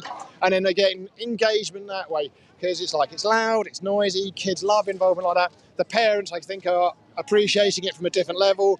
And it's like, great, well done, you've just kicked it down the line to where your future is. Well done, don't worry about it. So it's pretty brutal, but it's with a bit of humour. Well, look, I want to say thank you very much to the corporate team. Look, they're just cleaning themselves up. I thought, did I send some action further down the road just then? Did I miss that? We missed that, I think. We were in the middle of a very good chat about citizens' assemblies, so I do apologise. So we had our roll banner up, but next to the Science Museum banners, obviously they've got the ongoing sponsorship with Shell, with Drax in there. Drax highlighting their carbon capture technology. So we stood next to the banner saying, yeah, 2050 is our deadline. These are our speech bubbles saying, yeah, we've got offsetting, we've got this, we're letting off smoke, we're drawing attention to the fact that it's corporate sponsorship at the Science Museum promoting technologies that don't exist. Greenwashing, simply said. All right, look, thank you very much, corporates. Salute to you all, well done. Keep up the good work, see you again. Right, let's cruise on. What are we going to do? Okay, hold on. Yeah, we might do that. We'll take that off you, but we've got a bit of a clip to show right now. We'll hand over there. Whenever you're ready. Okay. I'm here today because I am quite frankly terrified. Having learnt about the science on the climate emergency a few years ago, I'm realising that we are in a dire situation where all of life on Earth is threatening extinction within my lifetime. I can't just sit back and do nothing whilst governments continue to create profits off of exploiting people all over this earth and exploiting this planet and literally killing people in the global south. So I'm here because, frankly, I see myself as a person with a responsibility both to this earth and to the people and other non-human animals that I share this earth with to do something about it. And mainly I'm here because I believe that humans have the potential to be so much more than what we've been told we can be. I think that we don't have to be a destroyed species. We can actually live in harmony with one another. We can actually look after each other. We can actually just be loving, compassionate beings. And being a part of Extinction Rebellion has shown me so many people that actually can live in a better way and give me hope for the future. So basically I'm here because I'm hopeful that we can be better, and I can't do nothing. I don't want to stay in despair and just sit and cry at home. So yeah, that's what I'm here. All right, we're back again. It's a busy day here. It's a busy day. We're on the outreach. We've been doing all sorts of things. We've been having performances. We've got little bits of music. We've got the outreach bands. We've got the placards being printed. We've got all sorts going on. But I thought it'd be really nice to speak to someone today who's been producing some really nice music with their band, and just to kind of find out a little bit about what you've been up to and like why music is such a good thing to do when we're doing a rebellion. All right, yeah. Well, so I'm Ben, and I've been bringing along this band, Orchestrated Discontent, which you can find us on Instagram. We are a band that are largely XR, although we also support a lot of other actions as well. We're doing lots to kill the bill as well. And we bring a variety of different kinds of music to protest, to actions, and we're going to be around a lot this week. We're open to anyone. If you want to join us, get in touch, probably by Instagram or Facebook. That's Orchestrated Discontent. And we love to bring music, and I think music has a lot of different functions actually in protests. Obviously it's fun, it's engaging, it brings people into the movement, it livens people up, it's kind of restorative, regenerative, whether you are kind of dedicated hardcore activist who needs some regen, or if you're completely new and you just want to see what it's about, it draws you in. A lot of the stuff we do uses well-known protest chants and slogans. Today our music was a bit more soothing and mellow. We were doing a lot of kind of... Yeah, it was nice. It was easy. It was chill, just to suit the atmosphere. We were just about being friendly, cheerful, easygoing, approachable. Yes, absolutely. And also on other occasions we've been a lot more kind of loud and energetic, and sometimes we're quite dancey when the vibe is right for that. Other times maybe that's not the right thing. We always like to kind of respond to the moment and see what is most useful in the moment. And so, I think I'm not a very musical person, but one of the sort of ideas of behind some of the protests, some of the actions that we do, is we're trying to break normal everyday life in, make an opening. And then you're trying to tune kind of a moment so that people know there's something going on, but there's also that it's not too intense, otherwise people switch off. And I think music's a part of that. And I guess you're kind of practice to that. Absolutely, yeah. I love that thing about breaking open the regularity of everyday life with music. And often music making is something that is often in society left to a kind of professionals, and everyone else is just passively listening to music. Whereas we like to be much more inclusive, and let everyone get involved, and where you can all be part of the movement. And if you don't have much musical experience, you can just get involved with us and break down this kind of these barriers about professional musicians and listeners, and yeah, just bring a bit of life into everything. I think also it can be we all want a better future, and I think that music can give us a sort of almost like a foretaste of that future. You can imagine we're already in that better future, and it kind of inspires us to get there. And so I know, you play the accordion today, but I think I've seen you doing other things. Is that right? Yeah. Well, in my non-activist life, I'm a professional pianist. Oh wow. Pianos, obviously, you can never really take pianos on actions. So I take. Can you get one of those keyboards that you hold on like a guitar style, like in the 80s? Thinking about trying to get one of those. I want to play one of them. Yeah? I'll pay money to see Okay, it. all right. I might try and get a guitar. Yeah, that'd be amazing. But in the meantime, I sometimes play accordion. Don't listen to me, by the way. I don't know. Okay, no, I literally was thinking about getting a guitar or something like that, something I can strap around me. But yeah, we also play drums. I sometimes play drums with this, and we've got singers, saxophones, brass, anyone. We've got violins today, which is great. And I think, the accordion, that's why I heard you playing it earlier. I think it's one of these, I don't know, again, no, just tell me if I'm wrong. But I think the accordion can sometimes be really cheerful and kind of upbeat and exciting. And other times it can be really sad and calming, and it does all sorts of moods, but some instruments have different ways. Yeah, well, I mean, I think all instruments can do all kinds of moods.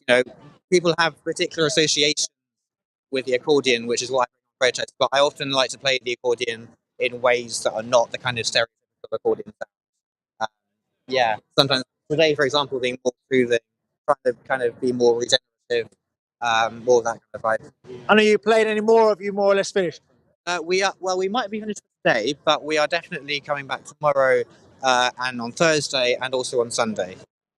Cool, man. Thank you very much, Ben. It's been lovely to chat to you. Thanks for your performance. I'm sure it's hard always being out there, but appreciate your work. Yeah, and if you want to get involved with us and you play any instruments, again, you can find us on Instagram or Facebook, Orchestrated Discontent. Send us a message. We'd love to have you.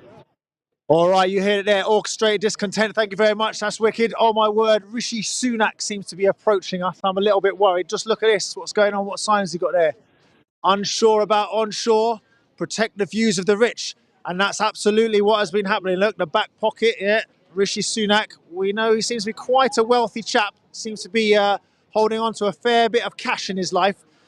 And that's the thing, is our politicians, our political class, if you will, seems to not have very much interest in our interest. They seem to have their interest in their interest. And this is what needs to change. Right now, our democracy is not working for us all. And I think deep down, a lot of people out there know this isn't working. There's huge inequality. Walking around on the streets of anywhere, you can see it's visible. We're in I think, is it the 5th or the 7th biggest economy in the world? Yet there's so much poverty, there's so much inequality, and we've got a fuel crisis right now, yeah? We've got a fuel price crisis. People are talking about, is this the right time for Extinction Rebellion to be on the streets? We're in the middle of this situation. We've got the war in Ukraine. But both of these situations point to something that is really clear, and I believe for most people it's really clear. These are to do with fossil fuel, the fossil fuel economy. And we need to break our addiction to fossil fuels. We need to start weaning ourselves off fossil fuels like yesterday, or it could start tomorrow. And our government shows no signs of doing it. That's why Extinction Rebellion is on the streets here between the 9th and the 17th of April. We've got our demands. We will have a demand: no new fossil fuel infrastructure, no new fossil fuel investments, and no fossil fuel subsidies. We need to end those things. And these are political choices. This cost of living crisis is a scandal, because our government, over the last decades, our governments have successively reduced funding for the things that could have made this crisis better. They have neglected, even in the most recent days, to include strategies in their new energy strategy to reduce our dependence on fossil fuels and alleviate the stresses on ordinary people. We could have had insulation, we could have had retrofitting in that policy. Straight away, these things could start creating jobs. We had someone yesterday on a march, a gas engineer, and she used to be a machinist, a person who I guess uses what's called a sewing machine, that's what. And so she was talking about how she used to be a machinist, and her industry basically closed down. And at the end of that industry, they were all given money from the government to retrain into new trades. And she actually retrained as a gas engineer. And then now she's a gas engineer, and we know that gas is one of the fossil fuels. Don't be taken in by the fact that people say it's a clean energy. It is a fossil fuel. It emits carbon dioxide, and we cannot have any more carbon dioxide being emitted into the atmosphere. It needs to come down rapidly. Those emissions need to come down rapidly. But anyway, I'm talking too fast. I'm going to slow down. Well, what she was saying was that there needs to be money to retrain those gas engineers, retrain these people in the fossil fuel industries, retrain the people in these high carbon intensive industries towards a just transition. Yet our government says nothing about this in their new strategies. They've not got their eye on the ball. And that's why we need citizens' assemblies. That's why we need to make our voices heard. Because at the moment, our government is not acting in our interest. They are behaving in a way that only serves something of their mates. And perhaps it is also the companies that perhaps they even have interest in themselves. The truth is here, we are in a crisis of democracy. And at this point in time, I believe it's entirely appropriate, it's entirely responsible to stand up in rebellion to our government. So we're asking people to come off the sidelines. Don't be a bystander. Come out and join us. We're here until next Sunday. We need you on the streets. We need rebels to come join us. Look online, look at Extinction Rebellion's website on all the social media. It tells you what to do. Come down, you'll get training, there's support. And one of the cool things about Extinction Rebellion is we have lots and lots of lovely, kind people. And if you're new to XR, they'll take you under their wing, support you. You don't have to get arrested. This is another myth that is possibly put around about XR. You don't have to be willing to be arrested to be in Extinction Rebellion. You just have to be willing to believe that we are in a crisis and actually that civil disobedience is required and a responsible thing to do to try and change course. So that's the thing, is we are saying to people, you don't have to be willing to be arrested, but you're willing to support people. Every single person who gets arrested, we need teams of people to support them. We need legal support. We need media and messaging. We need people designing the actions and supporting the actions. So we need lots and lots of people to help them. So we are really here to say, come and join us. Don't stand on the sideline. History is calling you. And now it's time to act. We cannot stay on the sidelines anymore. I'm just noticing that people are arriving. We've got the Planet Medics coming back. I don't know if anyone was on the stream earlier, but it looks like the Planet Medics are returning. Are you guys going to do another performance? Okay. There looks to be space. So the Planet Medics is a good action. We're going to bring that to you in a little while if we're still here. But we definitely, one of the things that we're trying to do here with Extinction Rebellion, we have to disrupt day-to-day life somehow, So we're here all along the front of the Science Museum and Natural History Museum. We've made the walkways a bit smaller, so people are having to squeeze past a little bit. But we are hoping and we believe that actually what happens is when people have to squeeze past us, when people have to hear some noise and some disturbance in the air, when people know that there's something going on, suddenly they think, what is this? What is going on? Why are these people here? And I don't believe what they say in the press and the media, that all people, the public, dislike us and they don't like what we're doing. I actually believe, I credit ordinary people with the sense to realise that something is going on and to sit down, perhaps later on, and just think, what's going on and why are they here? What's going on and why are they here? And the answer is, we're in an emergency and we have to take action. We have to take emergency action. And so non-violent civil disobedience, I believe, is entirely justified right now. I think it's important for me to act in consistency with my understandings and my belief of the situation.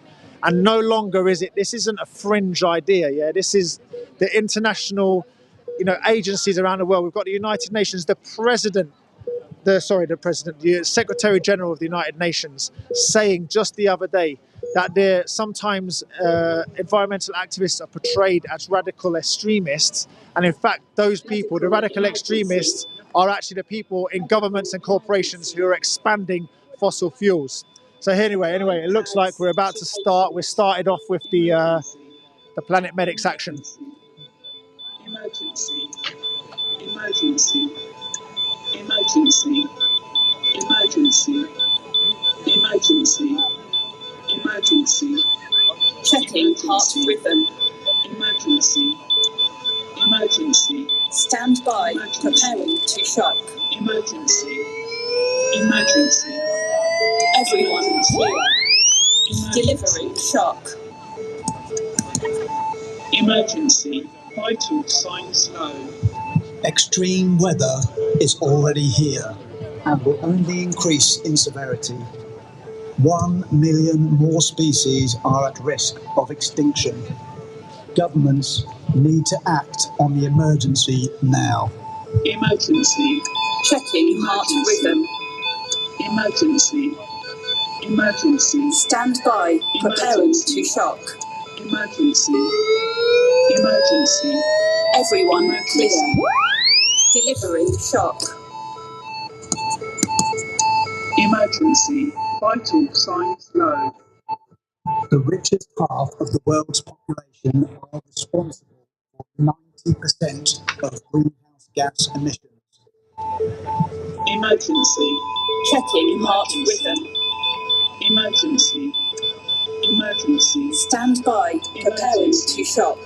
Emergency. Emergency. Everyone clear. Delivering shock. Emergency. Vital signs low. Newspaper billionaires have been hiding the truth about the climate and ecological emergency to protect their investments. All fossil fuel investment must end now. Emergency. Checking heart rhythm. Emergency. Emergency. Stand by. Preparing to shock.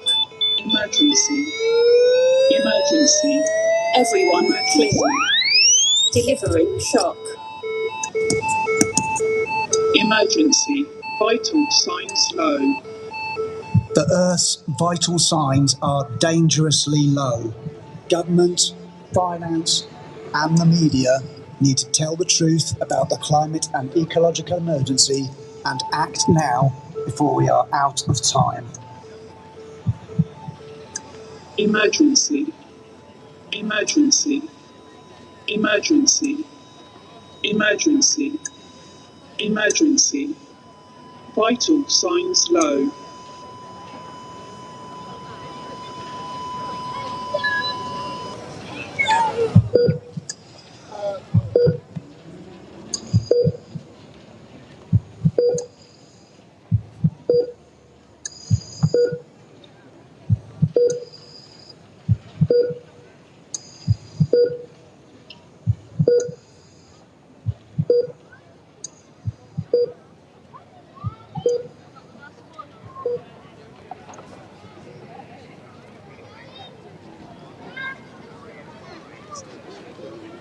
Wow, yeah, that gives me chills. The Planet Medics action there, just kind of graphically illustrating what's going on with our Earth. We are here to look after our Earth, to try and keep it alive.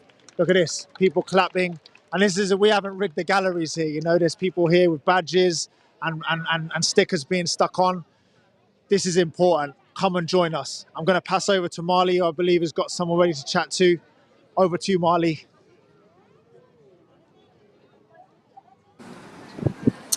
Hi everyone, so again over here at the Albert Memorial, and I'm sat here with Chris, who is an activist in various different forms and has been taking lots of serious direct action as part of demanding an end to fossil fuels and oil extraction. So Chris, I was hoping you could tell us a little bit about what you've been up to, but also if you could speak to the importance of taking this sort of action. Sure. You're talking to that a little bit.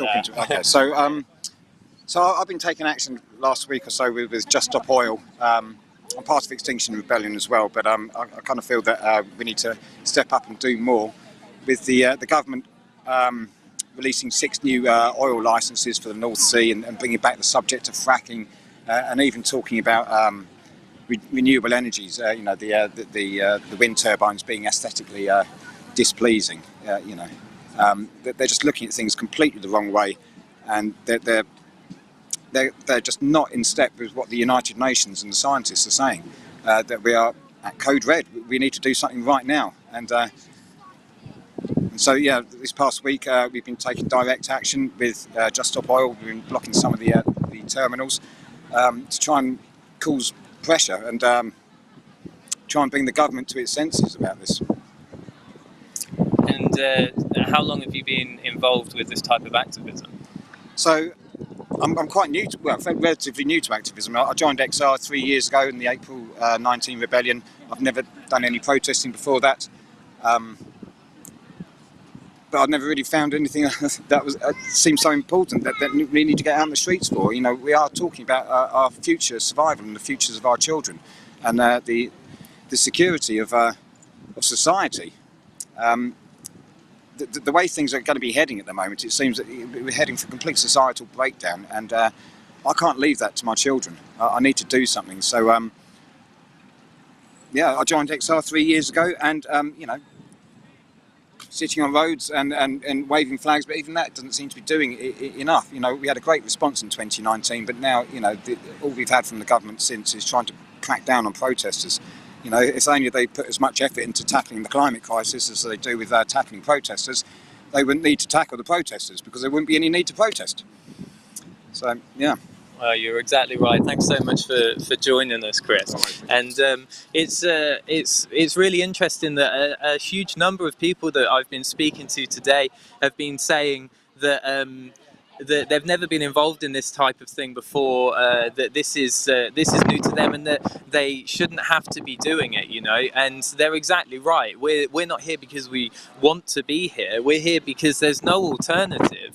And then we see the likes of you know, well-known public commentators and political commentators on various different radio shows and television shows, trying to debunk the proven science that that is the very reason for us to be here, and yet it's impossible to disprove the science, because the consensus is absolutely irrefuted. I mean, a couple of years ago in 2019, when XR really sort of, you know, made its mark on the world, we were talking about a consensus of 97% of the world's scientists in agreement that the climate crisis was driven by human interaction, and that it proved that it's fossil fuel use that is creating this type of extreme weather.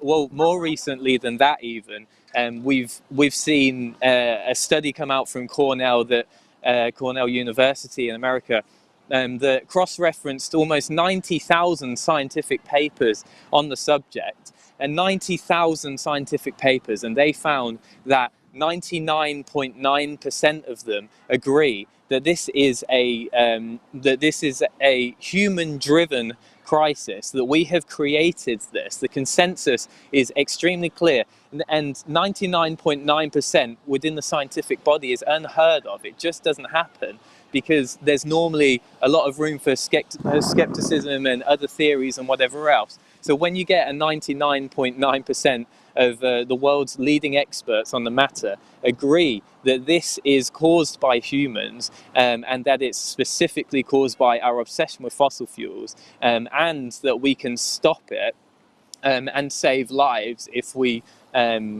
just stop oil, if we stop investment into fossil fuels, and if we transition to a clean, green, renewable economy, then we know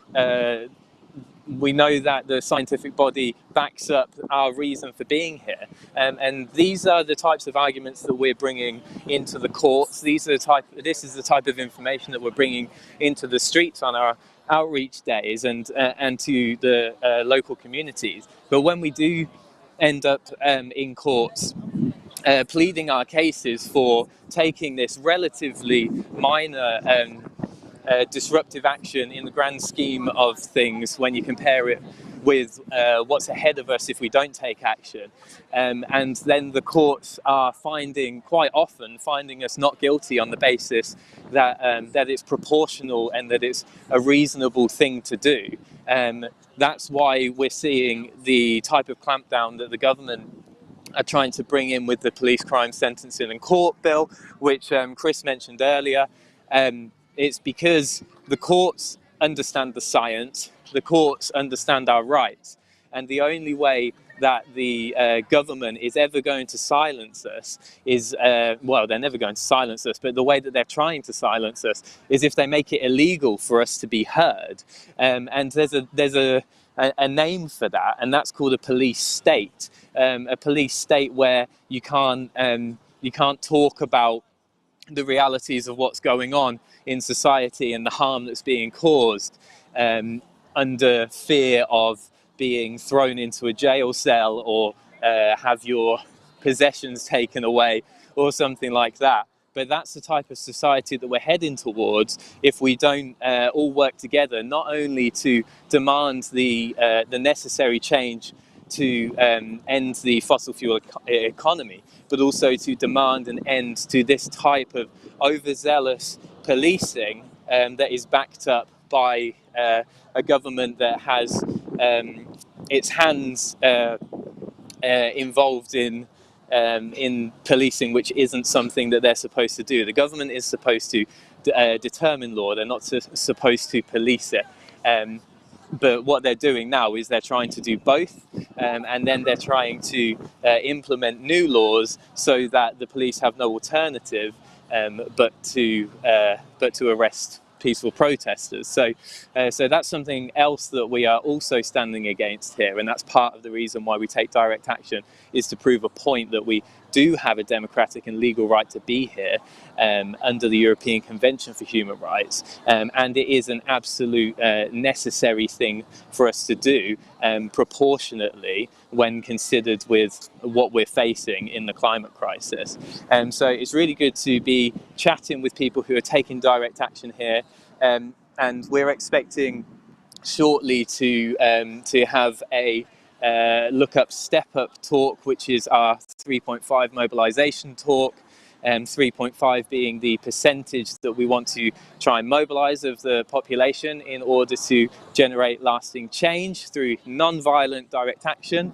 And hopefully we'll be able to bring you some content from these talks on the live stream, so that even if you're unable to actually physically get here, it would be great if you could, but if you're unable to, then you should hopefully be able to see some of that. So I'm going to pass you now back over to, I think, Etienne, but if you do like what you're seeing on these live streams, be sure to share that with your friends and family, drop a link on your timelines on various different social medias, and help us get the word out about what's going on here on this outreach day, day 3 of April Rebellion with Extinction Rebellion in London. Hey, all right, we're still going strong here at the Science Museum outside the arts area. So we've been having lots of people have been coming along, getting things printed up. I think it looks like they're kind of wrapping things up at the moment. But there's someone I thought it'd be nice to speak to in here, someone who I think is really interesting to talk to, because one of the interesting things about Extinction Rebellion is our kind of art side of things, the look of what we're doing.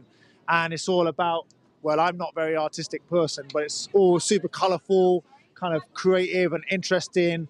And one of the things we do lots of these printings. And look down here, a guy called Andrew is hard at work, printing up, what does it say? Tell the truth. Yeah, I was spelling it the wrong way. Let the rot. It's been a long day.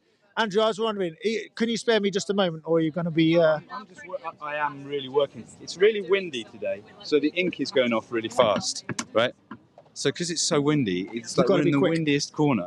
So yeah, we have to get it up and get them down, because we're printing quite a lot of pennies for tomorrow. Okay. So keep doing this. Yeah, you can talk to me while I'm doing. And so I was curious, what is the sort of, I suppose is there sort of a deeper thinking behind what goes on with XR Arts and all of the sort of production stuff that we're doing? I can tell you're really busy. Let me give him... Yeah, what we're doing here today is printing up a whole load of outfits for tea ladies. And so, like, we'll be out in the street, but the tea ladies are like in the middle of it. Do you know what I mean? So it's like, what are they doing here? And it just asks questions. It's like halfway between outreach and action. We'd like to arrive exactly when the action goes off, so it's like, but you're not the action. And I think this gives us I don't know, second angle. Do you know what I mean? A different way in. And so the tea ladies, I guess we'll hopefully catch them on the live stream tomorrow. But the tea ladies, it's the sort of thing that just kind of like, people are like, what are tea ladies doing all of a sudden here? Right, yeah, totally. And it's, Oh, it's just playing about, isn't it? Especially, it's nice in a sort of, it's not what people are expecting, is it? Right, so it just gives us a way of disrupting things. So it's like visual disruption in a really nice, funny way. It's very riffy, people improvise. Everybody wants to do it. It's a great gig, right? And because you're doing it with this purpose, right? Yeah, so it's I think the art's been really important. And as you can see, everything, it's all this handmade stuff. Yeah? So it's like this is how it's part of, art shows you, because art is like the way of doing art and the art that is made, right? So all this stuff is handmade, the factory, everybody making stuff all around the country, printing all these flags and banners. It's like, because the making is part of what we're trying to prove, yeah? And so another thing I always thought about, one of the kind of famous actions of XR is called the Dirty Scrubbers. And I sort of kind of imagine that's got some of your hallmarks around it. And the Dirty Scrubbers, is that anything to do with you? Yeah, the Scrubbers, it all slightly comes out of the Reds originally. But you mean the Red Rebels? The Red Rebels, yeah. And then we started playing around with different characters, and Scrubbers came from that. But it's great because then you can go around the place shouting that you're going to offer greenwash services to people. We went to an energy agency conference the other day, like in Park Lane, and like just giving everybody our business cards, greenwash services. I said there was too many. Oh, too many. We're obviously in the middle of quite a complicated operation here. But this is XR, everyone's always hustling, we're always working hard, this is it. Every single person in XR is doing everything they can. And whether or not you can do a few minutes a week or a few hours a week, or you can do your whole week, people are always busting a gut because it's an emergency. It's a massive crisis that we're in, and it calls us to do more and more and more. Andrew, I'm going to let you carry on. Thanks, buddy. I'll see you tomorrow. You will. We're going to be around. This is Andrew, the arts crew. Look at it. Some really cool stuff. And look, we are seriously, but we can also look nice, make nice things. And we're basically always trying to kind of disrupt things. You heard Andrew there talking about kind of visual disruption. And so we know Extinction Rebellion is kind of famous or infamous maybe for some people about causing disruption. And disruption is important. It's a part of our theory, is to shake the tree, shake ordinary reality, kind of make an opening in what's going on normal-wise, because we cannot continue business as usual. Speaking of breaking into normality, just seems like we've just come across Boris, Rishi and Jacob Rees-Mogg hanging around on a park bench. I mean, you don't come across that every day. They look pretty cheerful. What's going on here? It says, Rishi saying unsure about onshore, protect the views of the rich. That seems to be what's happened. We know onshore energy is the cheapest form of renewable energy. Far, far cheaper than the ridiculously expensive. Look, poor old Rishi's ears are bursting at the sound of this. But onshore energy is the cheapest form of renewable energy, and it could be started as quickest as well. It's the quickest one to put in. That's one of the reasons why it's cheap. But our government, again, neglected to put it in their recent energy strategy. Why? Because they've got other things on their mind. They've got their fossil fuel interests. Here, hold on, they're all clamoring around me. What's Boris up to now? Power crisis. We have the power. You have the crisis. It says it there. Boris, well, I don't know what to say. And what's old Jacob? Jacob's just relaxing like normal. Bring back the 19th century, reopen the mines. And this is another thing. So I'm glad you brought this up, Jacob, because one of the things that a lot of people say, oh, Extinction Rebellion, you want us to go back to dark ages and live in caves.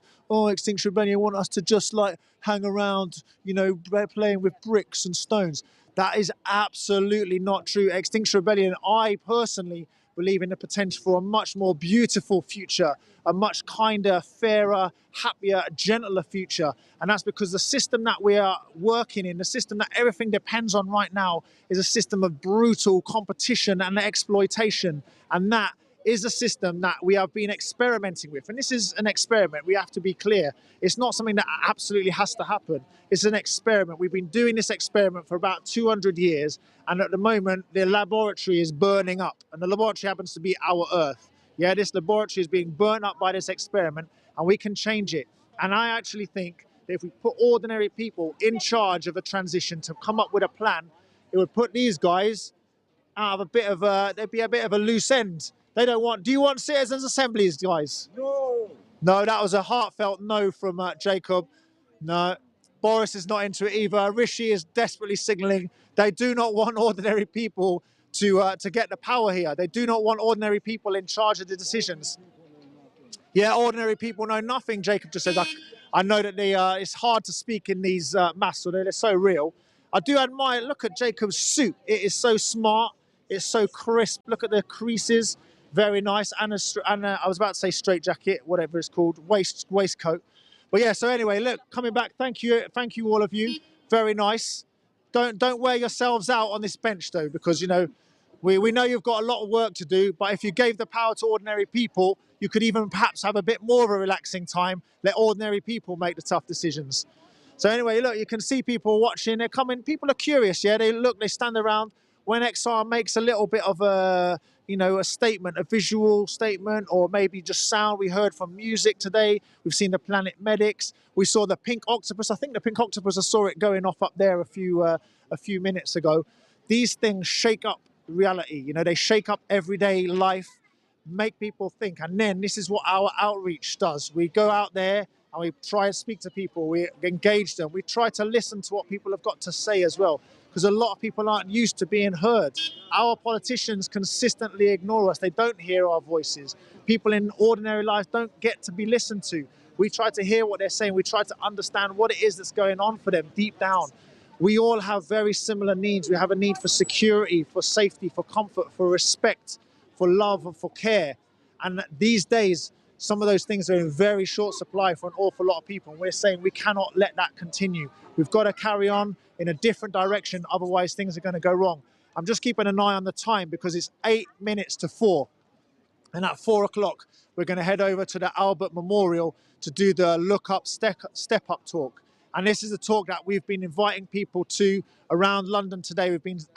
People have been doing outreach, giving people an invitation to come to this talk. It's also online. You can probably see it online somewhere on Extinction Rebellion. And the Look Up, Step Up talk, Look Up, Step Up talk is based on some of that stuff that we came out of the film that came out just over Christmas, Don't Look Up. Who everyone remembers that. This was a metaphor, pretty unsubtle metaphor. There's a gigantic asteroid coming to destroy our world, and the scientists warn us, the politicians can't get their heads around it, and there's some sort of techno-fix effort to try and figure it out that goes wrong. And this is kind of like where we're at now. We are raising the alarm. We will not let this thing happen. We won't let this come along. So this Look Up, Step Up talk is about calling people to come to it and to hear a little bit about what's going on and how it's going to affect us and what you can actually do.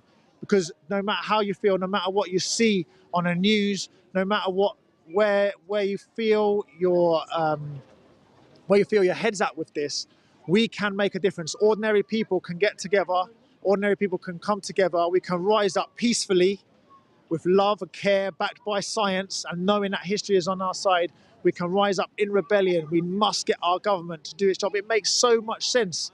It is the most sensible and responsible thing to do, to stand up for your planet, for your future, for the future of everybody. All these young people walking past here on their Easter holidays, the future for them, let's be honest, isn't looking good unless we act. We're inviting the parents, we're inviting the grandparents, we're inviting the young people who are old enough to come along, step up. You don't have to be putting yourself into a position of arrest. You just have to stand up and be counted to say, I am here. I will not let this continue. This is wrong. It doesn't make sense. It's going to kill us all, and we have to stop it. So we're calling people to come along. Now let's go on. Which way am I going to go? Let's go this way. There seems to be a few more people and some flags over here. There's been a lot of police around here today, to be fair.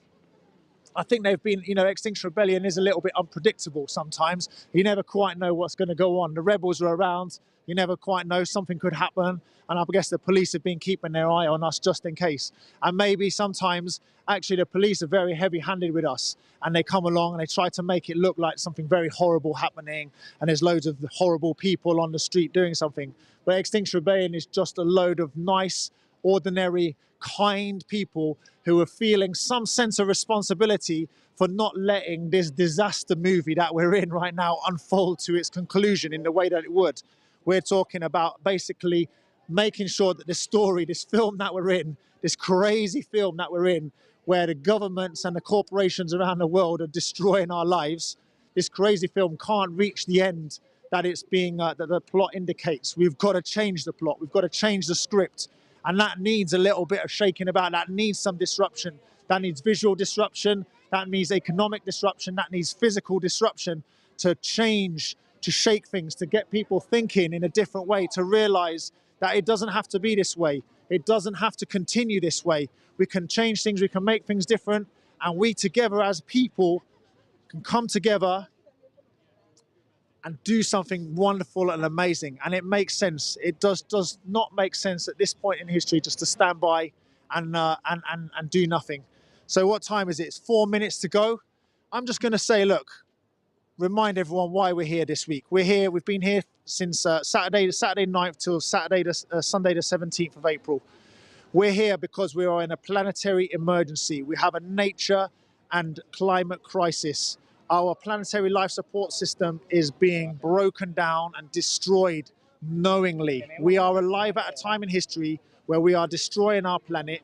It will not be able to support organized civilization if we carry on in this way. And that's not me saying that. I'm not a climate scientist. That is the United Nations. This is the best scientists all around the world, peer-reviewed science telling us. And then we have the United Nations Secretary General saying it is code red for humanity. We are in a dire emergency, and I cannot stand by and let this happen.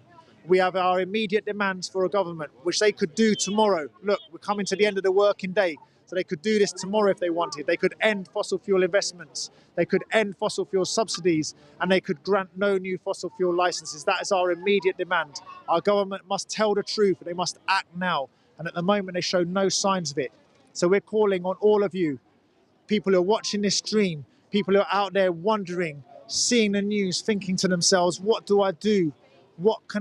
Feeling weird, feeling wrong, feeling that things aren't right, feeling like, what do I do in this situation? Well, I can't tell you what to do, but I can tell you what I chose to do when I was feeling like that. I joined Extinction Rebellion. I looked up online, figured out what to do from there, and I came down to London because this is what is calling us right now. We cannot stand by and let this calamity unfold. We cannot let this disaster unfold in a way that for some insane reason our government seems willing to let it unfold in that direction. We cannot let that happen. And ordinary people, they're all around us here. We all have that capability to do something if we just came together. I would never have seen myself being a rebel or an activist or any of the other labels that you might apply onto me.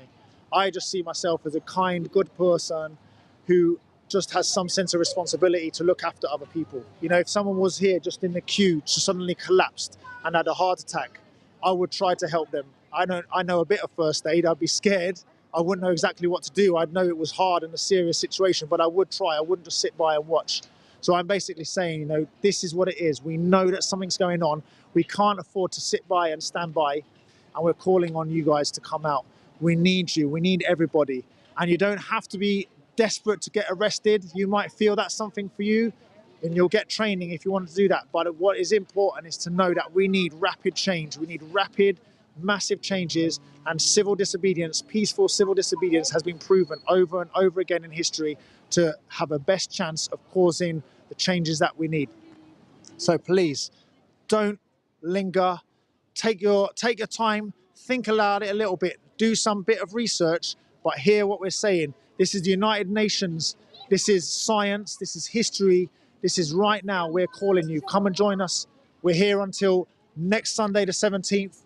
Come and join us, get involved. We're going to have a great time. We're going to be on the right side of history. And now it's time for me to hand over back up to the Albert Memorial because it's going to be the Look Up, Step Up talk. I hope you enjoy that, and I'll see you on the streets.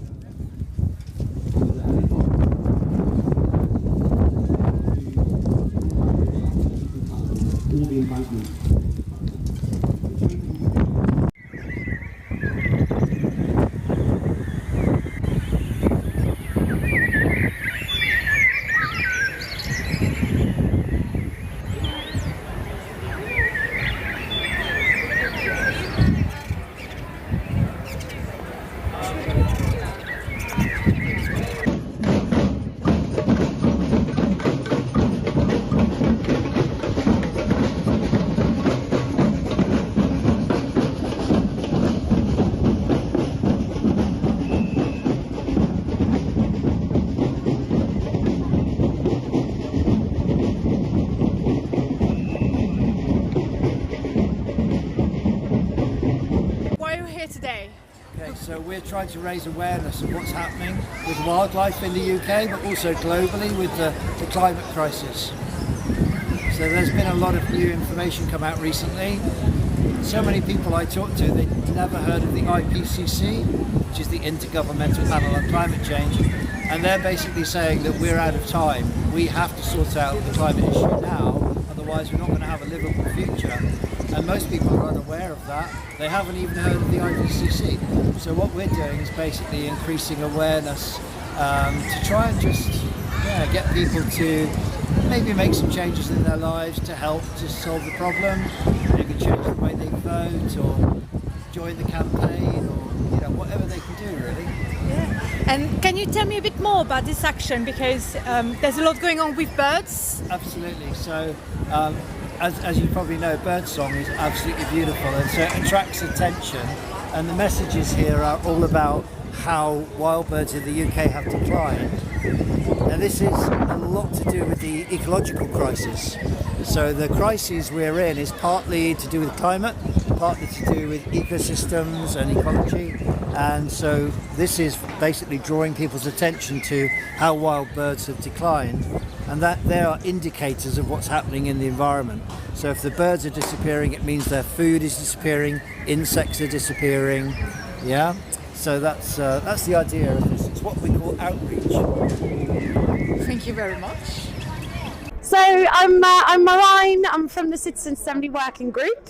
What we do is we make sure that people understand what the third demand is. So Extinction Rebellion's third demand is for a Citizens Assembly on climate and ecological justice that is UK-wide and commissioned by government, but run independently. So independent from corporates, from the fossil fuel industry, but also independent. Keep your hand up if it was the first time doing outreach. Amazing. I think it's pretty scary doing it for the first time. The first time I did it, I was shaking my pants, but you end up having some really wonderful conversations with people, and you start to realise actually it's not that hard to talk to random strangers. It's given me so much more confidence just day to day. So I think it's just a valuable thing for us all to do at the moment. Yeah, my name's Egret. My pronouns are she, they, and I'm 22. We're just going to start by getting into some groups and having a little bit of a chat about what we care about most deeply in the world. So this talk is going to run for about 45 to 50 minutes. I don't want to keep you in the cold for too long, and I'm sure you want to get along to the pub or whatever else you're doing tonight. But yeah, we're going to start by talking about the crisis itself, and then we're going to invite you to be a part of doing something about it. So it starts quite heavy, and if there's anything you need at any point, please feel free to go and get it. Obviously, we're not in a closed space at the moment. But yeah, this is really just a safe space for us all to come together and feel the emotions that we don't normally feel. We're not allowed to feel in normal life. So yeah, I'm going to give you guys 2 minutes. You might know the person sitting next to you, but please try and find someone you don't know. Introduce yourself, say your pronouns, and tell them what do you care most deeply about in the world and why are you here today. So 2 minutes, please.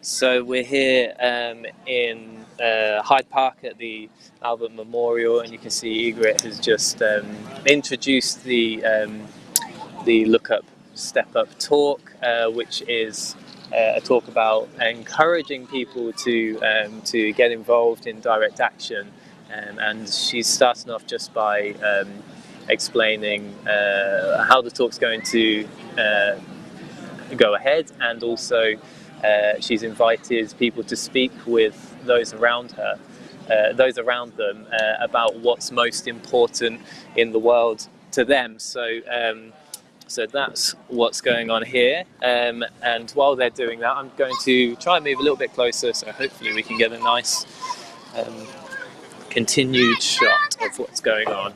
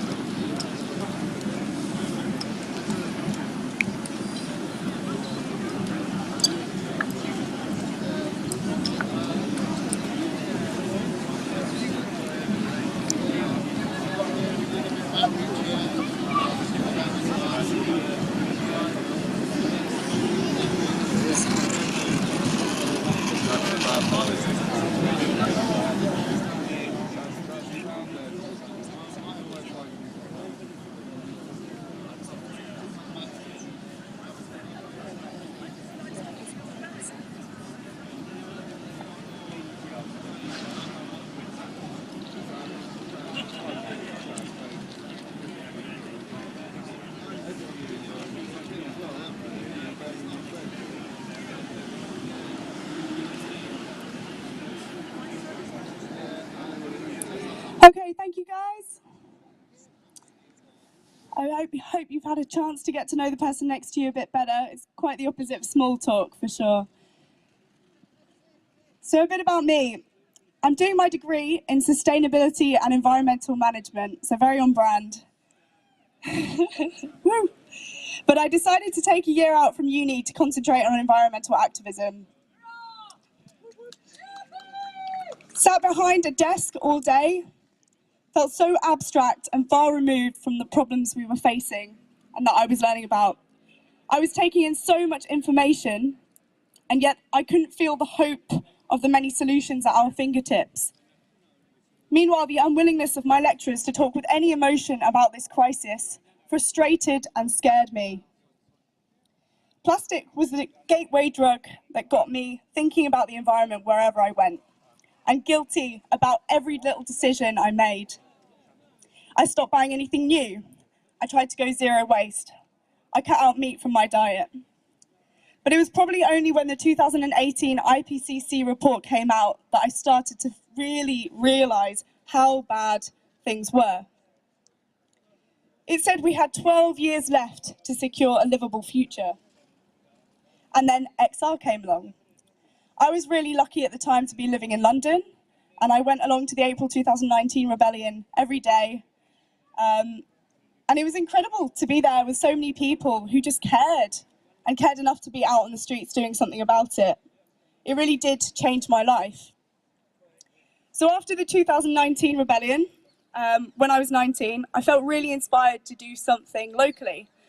So I started a paper petition, and I started door knocking in my local area in Hillingdon in London. And I ended up knocking on about 2,000, 3,000 doors and got 1,000 signatures for the council to go carbon neutral by 2030 and declare a climate emergency. It was the scariest thing I've ever done. Well, this is pretty scary too. And the council actually declared a climate emergency and put the target in place. However, 2 years on, and the council is still more concerned with boasting about its recycling rates and how many green flags it's been awarded for its parks than actually telling anyone or doing anything real about this crisis. So it's my turn to talk about what I care about most. My baby cousin Charlotte is 2. Now, of course, I'm scared about what's going to happen to me and my friends in the future, but I've got a 20-year head start on her. What is life going to be like for her? I'm angry at the generations that came before, but it could be so easy to do exactly the same. To go along with a system that sells us a life of ease while taking away what is most meaningful. So I'm not an expert, I'm just describing the situation as the science puts it. That's why I'm looking at the script, just to make sure I get this right. Right now, across the world, we are seeing unprecedented extreme weather. We're seeing fire, flood and drought, forced migration and the collapse of biodiversity. The last 7 years have been the hottest on record. And this warming today is the result of historical old emissions. So what we're emitting today, we're going to see the effect of in the future. So a really crucial thing to know, since 1990, the total quantity of global emissions has more than doubled. When our government talks to us about what they're doing, they make it sound like emissions are going down. Well, emissions are going up every year and faster than the year before. However, even if we stop burning all fossil fuels tomorrow, the ice will keep melting, the deserts will continue to expand, sea levels will rise, and crops will fail. The release of large amounts of CO2 and other greenhouse gases causes a cycle of warming that, when set in motion, it doesn't just stop. So when set in motion, it doesn't just stop when we stop burning fossil fuels. The last time there was this much CO2 in the atmosphere, 3 million years ago, when sea levels were 50 feet higher than they are today. Sea levels are still at the level they are at today, only because it takes time for CO2 in the atmosphere to take effect. So there's a lag time. It was around 1990 that politicians and the public became aware of this crisis, although scientists knew for decades more. It's really important that we reflect on the fact that emissions have more than doubled since we knew that they had to go down. So year after year, conference after conference, promise after promise, emissions continue to rise. And that's what's most scary. Not the science or the physical processes, but our collective capacity to be fully aware of something so awful and yet do so little about it. Scientists are naturally cautious of making definite predictions, but there are new reports coming out all the time, and they're becoming more and more stark. They're all pointing in the same direction. The Chatham House Risk Assessment from September last year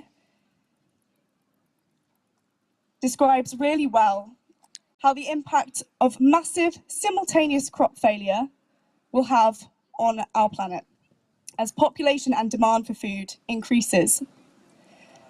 Let's be clear, crop failures have started already, but we live in a rich country and we have been buffered from those impacts. Because if one country stops producing a crop, we go and buy it from somewhere else. So a globalized economy hides the effects as crop failures get worse, but everyone will feel them when important crops all fail at the same time. It only takes very small changes in weather conditions to have devastating effects. The Chatham House report says we have less than a 5% chance of keeping below 2 degrees of warming. And that's if national governments all keep to their own targets, which they almost certainly won't, unless they're forced to. 2 degrees really doesn't sound like a lot. But the Met Office has said that 2 degrees means potentially deadly heat stress for 1 billion people. That's 1 in 7 people on the planet. It means a global average of 2 degrees in specific places, 2 degrees, but in specific places could be between 5 and 10 degree increases. At the moment, 3 degrees of global warming seems much more likely, which means the loss of pretty much all coastal cities. That's hundreds of millions of people. 3 degrees means Europe suffering from both constant droughts and floods. So here in the UK, we import most of our food. Bring the food in, keep the migrants out, and that's the plan for now. But it's sickening. The media call them migrants, but they're human beings forced to flee their homes because of what we in the West have done. We've already got a hostile environment. Thank you, Pretty. What is it going to take? How much more hostile can this hostile environment become? What will it take to enforce? There are already fences going up on the borders of some European countries, so this is happening right now. And unfortunately, the climate crisis will not go away while other crises dominate our thoughts, as they often should. So this year, especially because of the terrible situation in Ukraine, fuel and the cost of living are going to be massive issues for the public. But it is vital, more vital than ever really, that we continue to focus attention on the climate and make the case that our only way forward must be to give up our reliance on fossil fuels. It was the case in the 70s and it's still the case in 2022.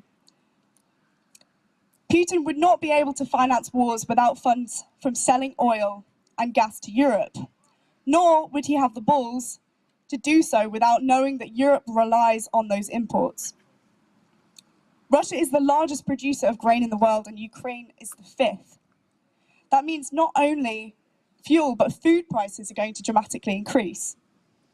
The poorest people in the world will suffer directly and millions of people here in the UK, millions of people will be threatened with starvation, while here in the UK, millions of people are already threatened with the choice between heating and eating for themselves and their children. So it's still as important as ever.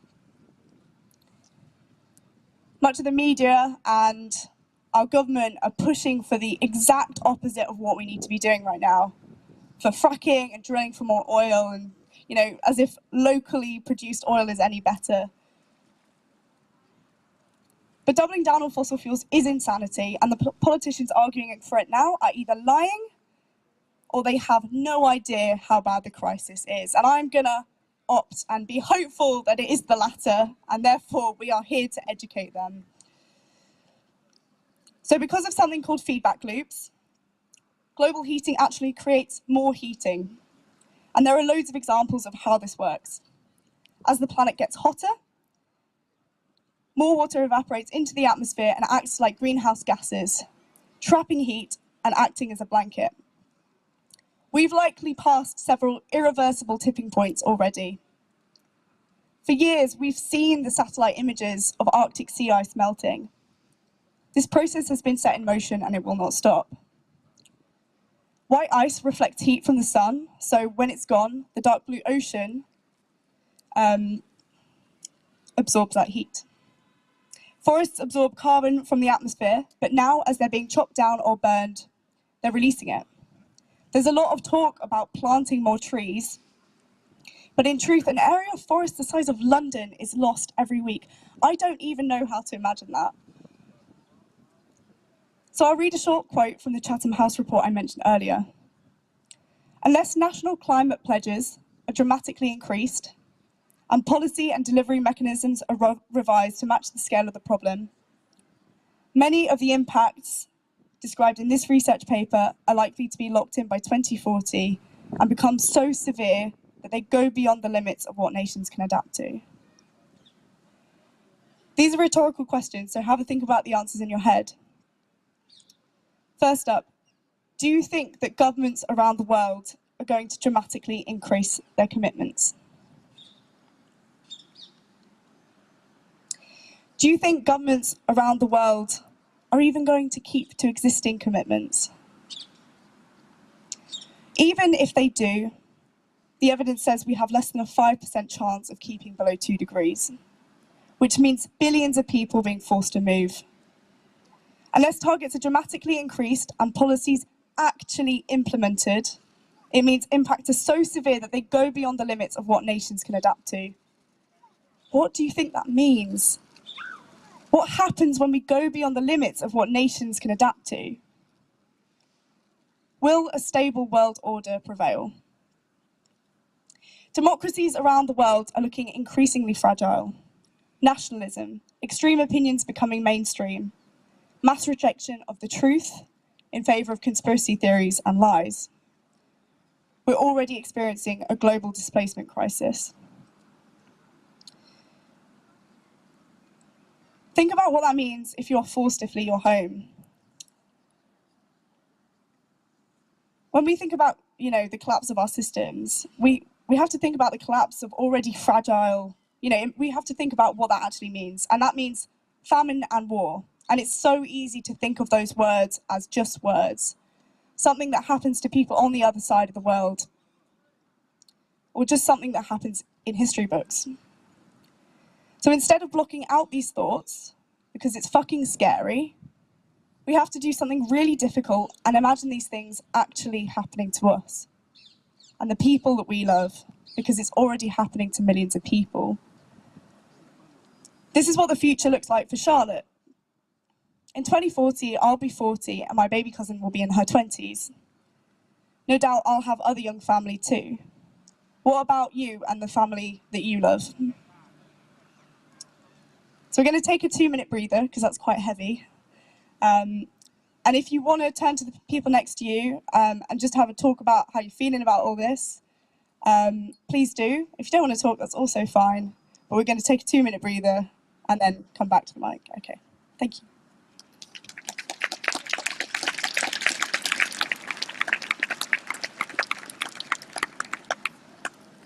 So we're still here in on the corner of Hyde Park, where there are many people, as you can see, joined together to listen to this look up, step up talk and Egret here has just given her justification for the type of actions that she's been taking in alignment with many others since 2019. Really powerful story of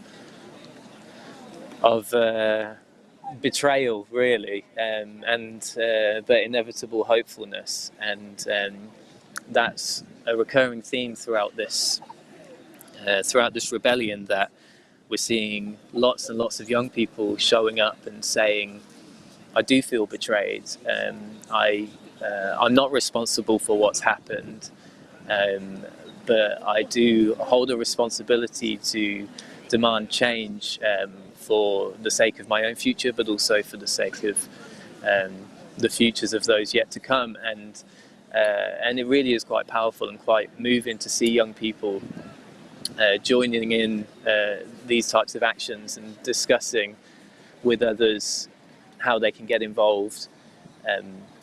So yeah, that's why we're here this afternoon on the corner of Hyde Park near the Albert Monument. This Look Up, Step Up talk is part of a series of talks that are taking place throughout the day, and part of a series of talks that have been taking place across recent months all across the UK. I'm from Extinction Rebellion Northampton, and we are a local group who has been carrying out what's referred to as the XR 3.5 project, which is our current outreach project, which we've been running all throughout today. And a part of that involves meeting with individuals and speaking with them on their doorsteps, and it's been really quite powerful.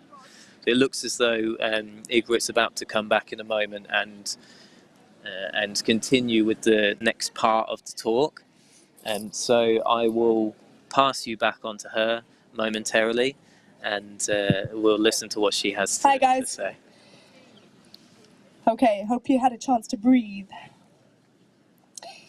So right now, we know the risk, but we're doing it anyway. Now, this talk really is more for new people joining, and I'm sure we've got a lot of really experienced rebels here. So I imagine you have tried to have these conversations with friends and families, but if you have, but even if you are new, and even if you are really experienced, a lot of family just don't really get it, and it can be really, really hard to have those conversations, and it's uncomfortable, and it's like this weird stigma we all have at the moment, and we do have to cut through that. Yeah, people often say to me, especially older folk, like, it's amazing you're so passionate about this, and I know they're really just trying to be nice and encouraging, but I find it really hard to respond to. This isn't my hobby. Surprise.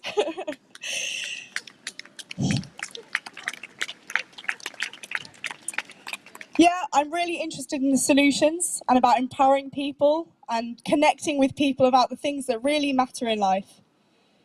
But my real hobbies are dance and music and the outdoors and wildlife, not a crisis that's killing people now and that makes me anxious as soon as I wake up in the morning. If it was my hobby, I wouldn't struggle to speak to family and friends about it. People obviously care. We all watch the David Attenborough shows, and we've seen the news. But is it enough to care? Some of us say that we'll help fight the climate crisis by cutting plastic at our workplaces. Some of us say that we'll get involved next year, when we've got more time. Some of us say that we agree with XR's message, but not the methods. Although I imagine most of you do kind of get why we're here. We have less than a 5% chance of avoiding societal collapse. So this is a state of denial, right? Who here has ever tried to cut their carbon footprint? Put your hand up. I'm glad to hear it. And now keep your hand up. We'll put them back up again first. And now keep your hand up if you knew that it was BP, one of the wealthiest oil and gas companies in the world, that created the first online tool to calculate your carbon footprint. Okay, yeah. BP took the concept of an individual's carbon footprint and started a hugely successful marketing campaign in 2004.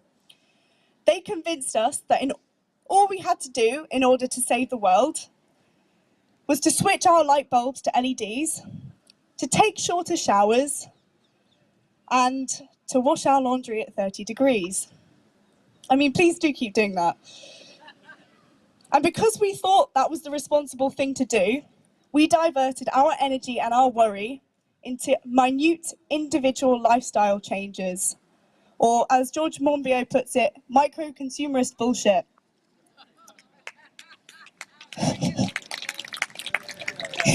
Big up, George. We diverted it into that and away from their murderous business model, which caused the Deepwater Horizon oil spill, among a multitude of other things, which, yeah, let's not go into right now. The latest IPCC report from the world's leading scientists came out 2 days before Ukraine was invaded. So no one is talking about it. And much of the media has chosen to gaslight people who do mention the climate during a time of war. But the UN Secretary General described this report as an atlas of human suffering and called it a damning indictment of failed leadership. He said climate activists are sometimes depicted as dangerous radicals, but the truly dangerous radicals are the countries that are increasing the production of fossil fuels. Market solutions or individual lifestyle changes, whilst they make us feel better, are insufficient on their own. Signing petitions, going on non-disruptive marches, and doing the recycling, buying electric cars, and offsetting air miles.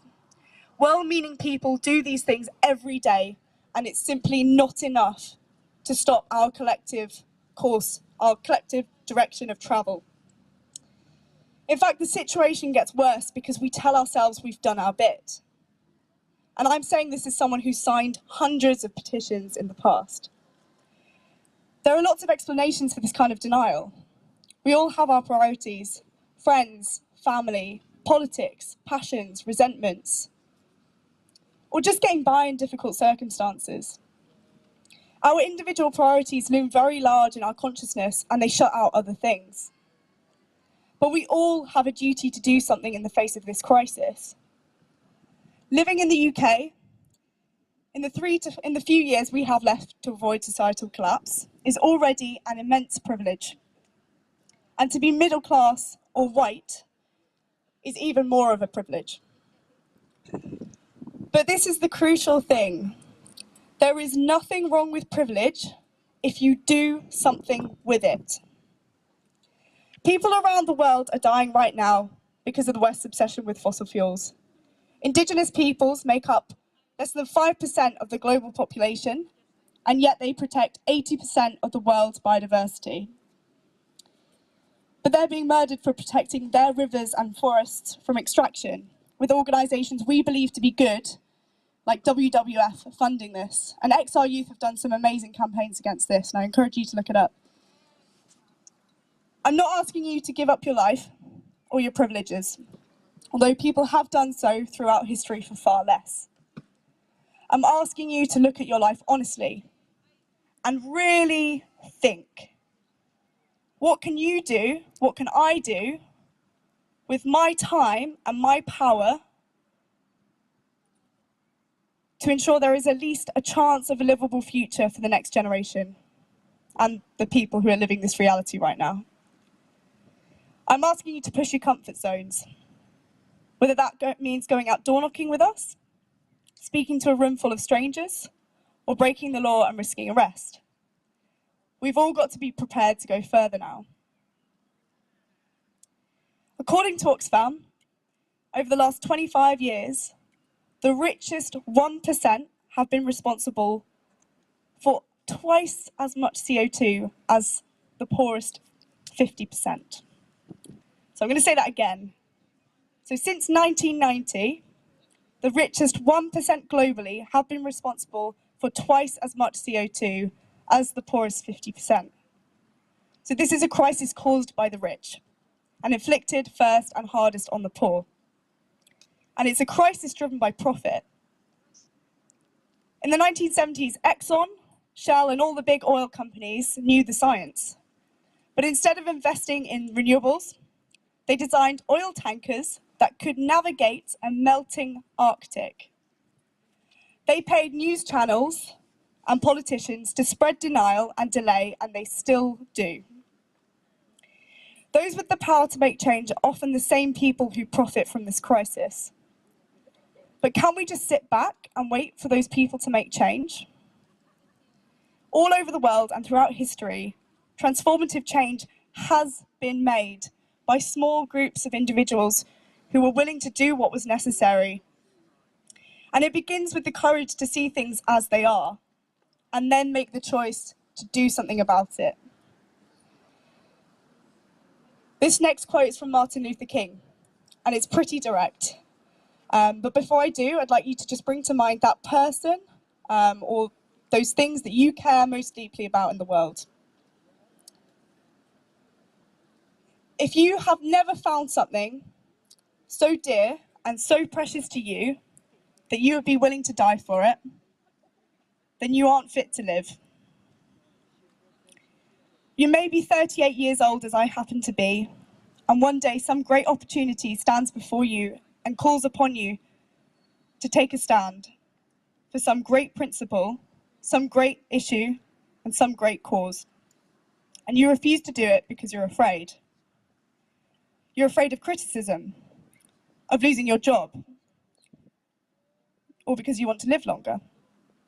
And so you refuse to take the stand. Well, you may go on and live until you're 90, but you're just as dead at 90 as you would have been, but you're just as dead at 38 as you would have been at 90. You died when you refused to stand up for truth. You died when you refused to stand up for right. And you died when you refused to stand up for justice.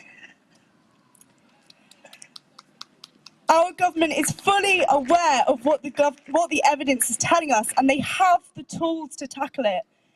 But they're interested in power, in protecting the privilege and interests of their friends. It's not personal to them, and so they can only pretend to give a shit. But their power is given to them by us. So when they refuse to do what is necessary to protect ordinary people, the social contract is broken. We don't have to go along with it. So our only choice now is to force the government to take responsibility.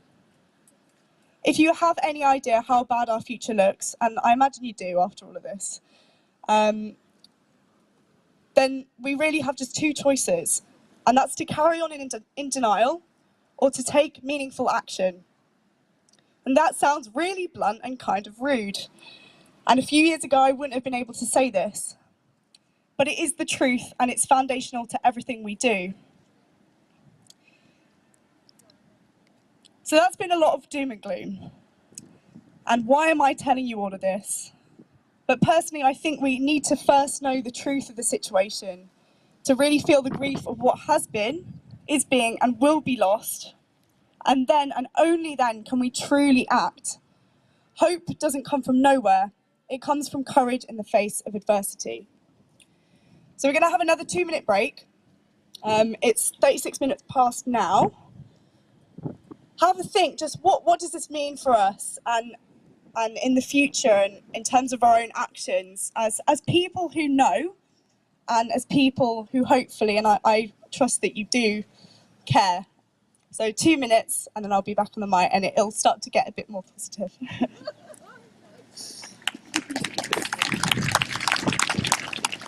Lots of applause here then at Albert Memorial as we move on to a short break in between different parts of this Look Up, Step Up talk. Some really profound and beautiful messaging and a serious call to action. Thank you all very much for coming and listening.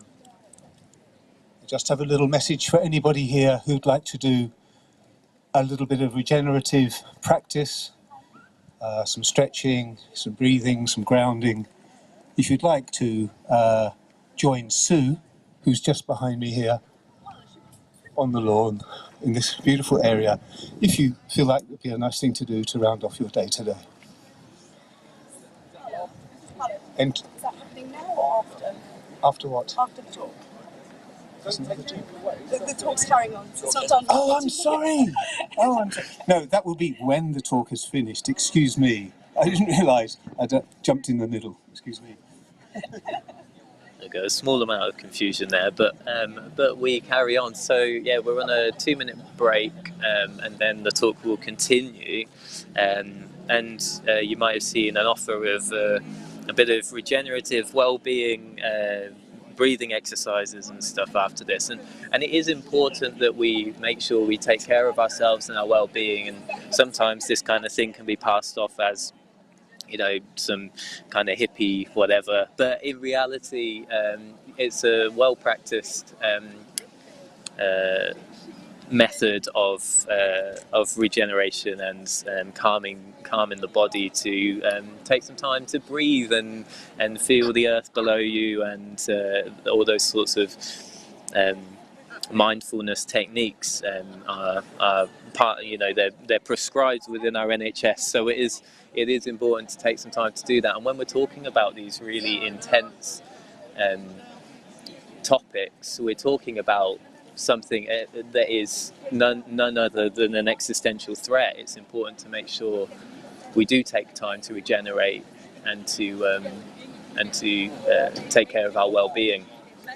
So yeah, some really profound messaging, some really beautiful and intense and upsetting and hopeful messaging in this talk.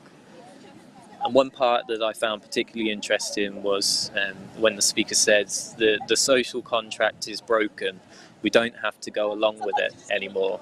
And that's a notable quote, because it's entirely true. If your government has a responsibility to take care of you, that's their only responsibility, in fact, is to ensure the well-being of the general population, and they're not doing that, then how do you deal with it? An election doesn't solve the problem if you end up with a similar government or another government that follows the same principles of consumerism and capitalism and patriarchal systems and oppression of the masses and marginalisation of indigenous groups and sort of extended colonialism. If you try and follow a political system to try and generate change, that's all you end up with. So the social contract is broken, and we can reject it. Amazing, thanks. Okay, guys, thank you.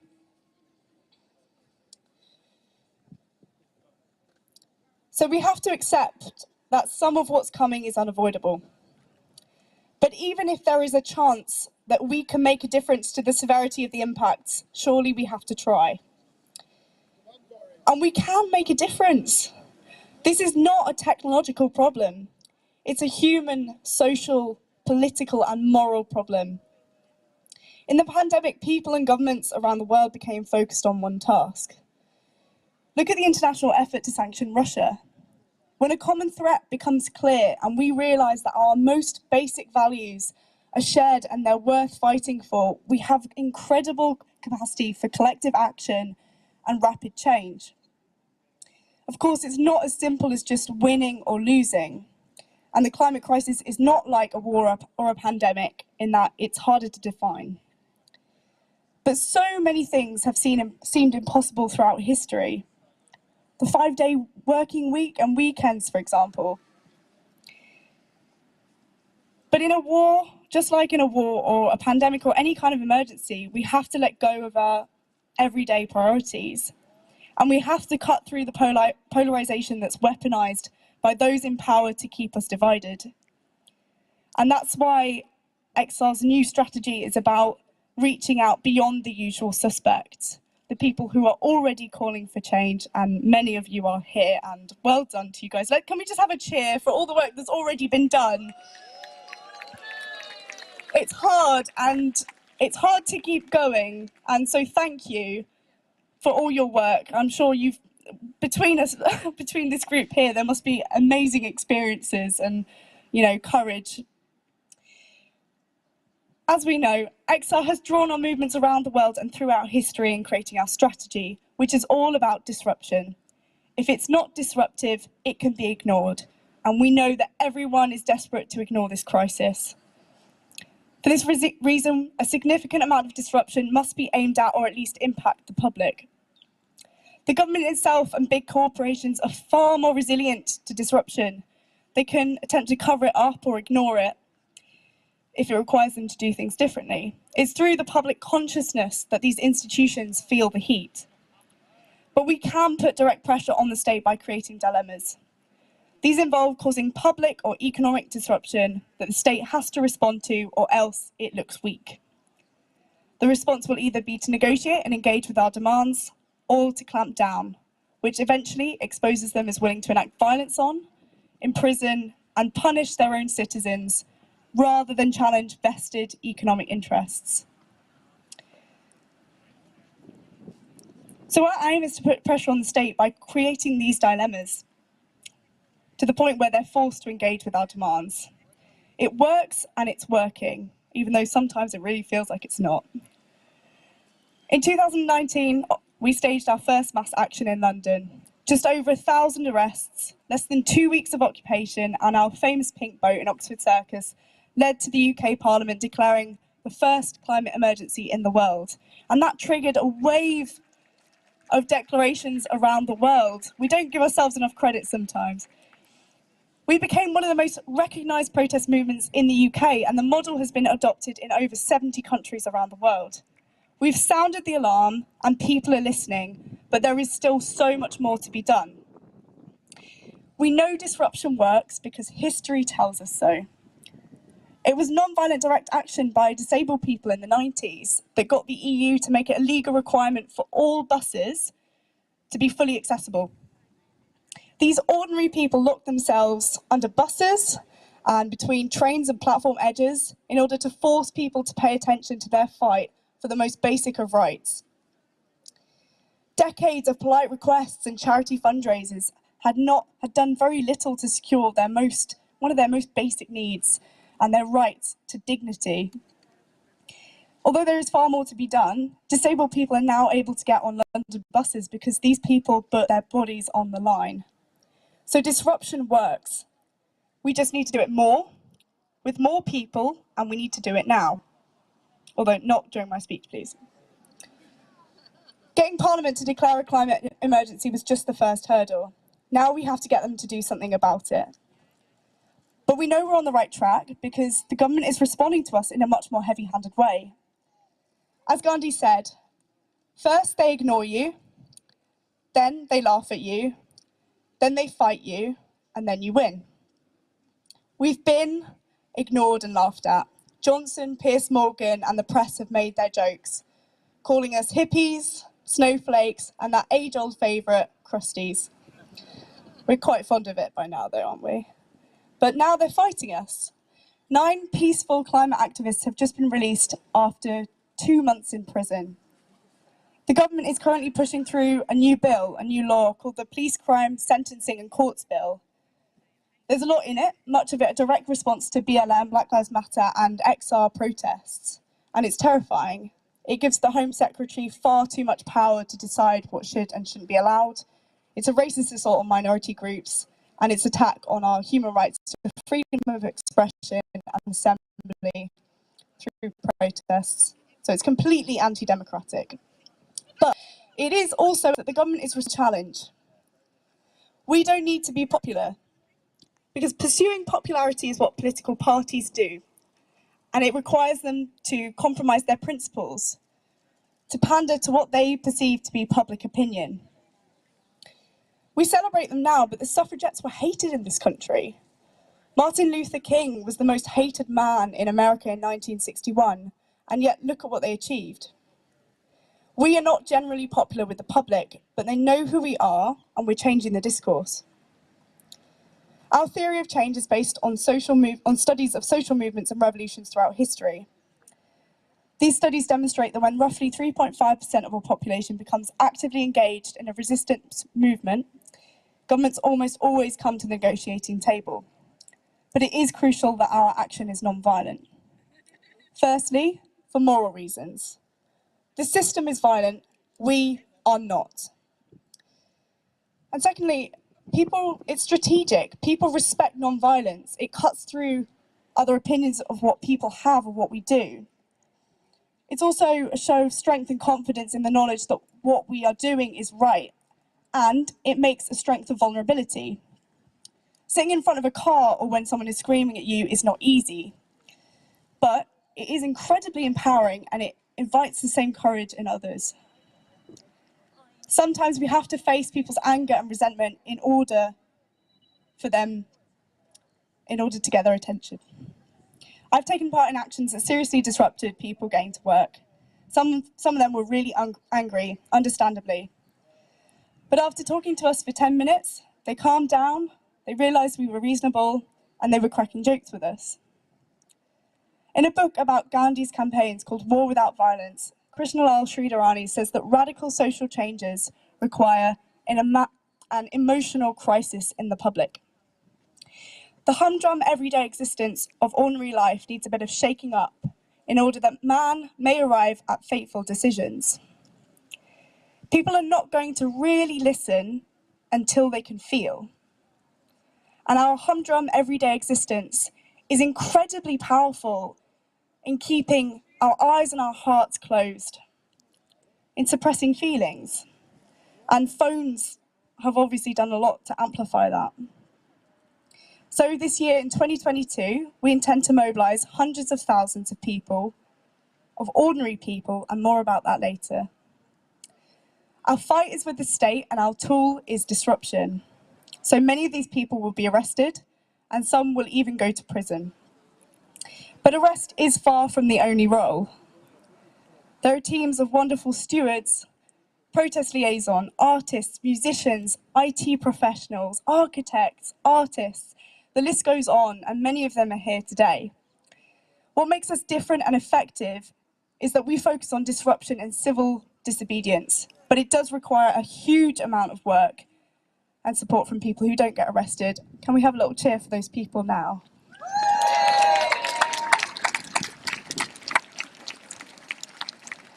We're going to engage a critical mass. 3.5%, if that's the magic number, it might not be. I think really it's about the fact that it's just triggering, that amount of people to then shift the public consciousness. It doesn't matter if it's 3.5% or whatever. And that might mean millions of people supporting from home and online, hundreds of thousands on the streets and willing to sit in the road, tens of thousands willing to be arrested, and potentially hundreds willing to go to prison. It's how we make progress, and it started, but we do need you. In the build-up to this rebellion, people have been knocking on doors and holding talks across the country. A recent survey showed climate to be the leading concern in the UK, above COVID and the economy. The UK now has the highest levels of climate concern globally, according to the UN. And it's not a coincidence. The UK can, and with our history, really must be a world leader in making this change. Because people everywhere are desperate for meaningful leadership. The fight is happening, and we can do so much. But there is a lot of work to be done, and we need you with us. If you sit in a cafe down South Ken, and you watch people walking down the high street, they don't look or sound ready for radical change. But that doesn't mean they're not ready. It just means that maybe they've never been asked before. Nobody's ever really suggested it.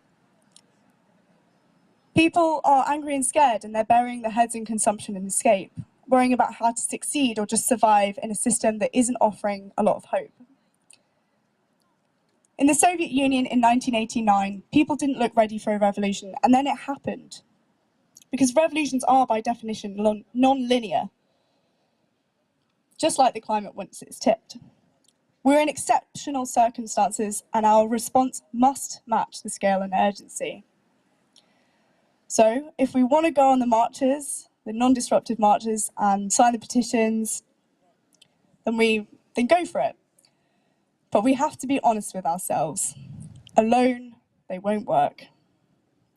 Not in the time frame that we have. And of course, no movement is perfect. You might have reservations about XR. You know, we in XR, we're a broad church, and sometimes we fall out. There's a bit of conflict, but that's life, isn't it? We have conflict in life. That's one of the things about being human, isn't it? And we do have to be able to critique how we do things, but in the aim of strengthening the movement, not fragmenting it.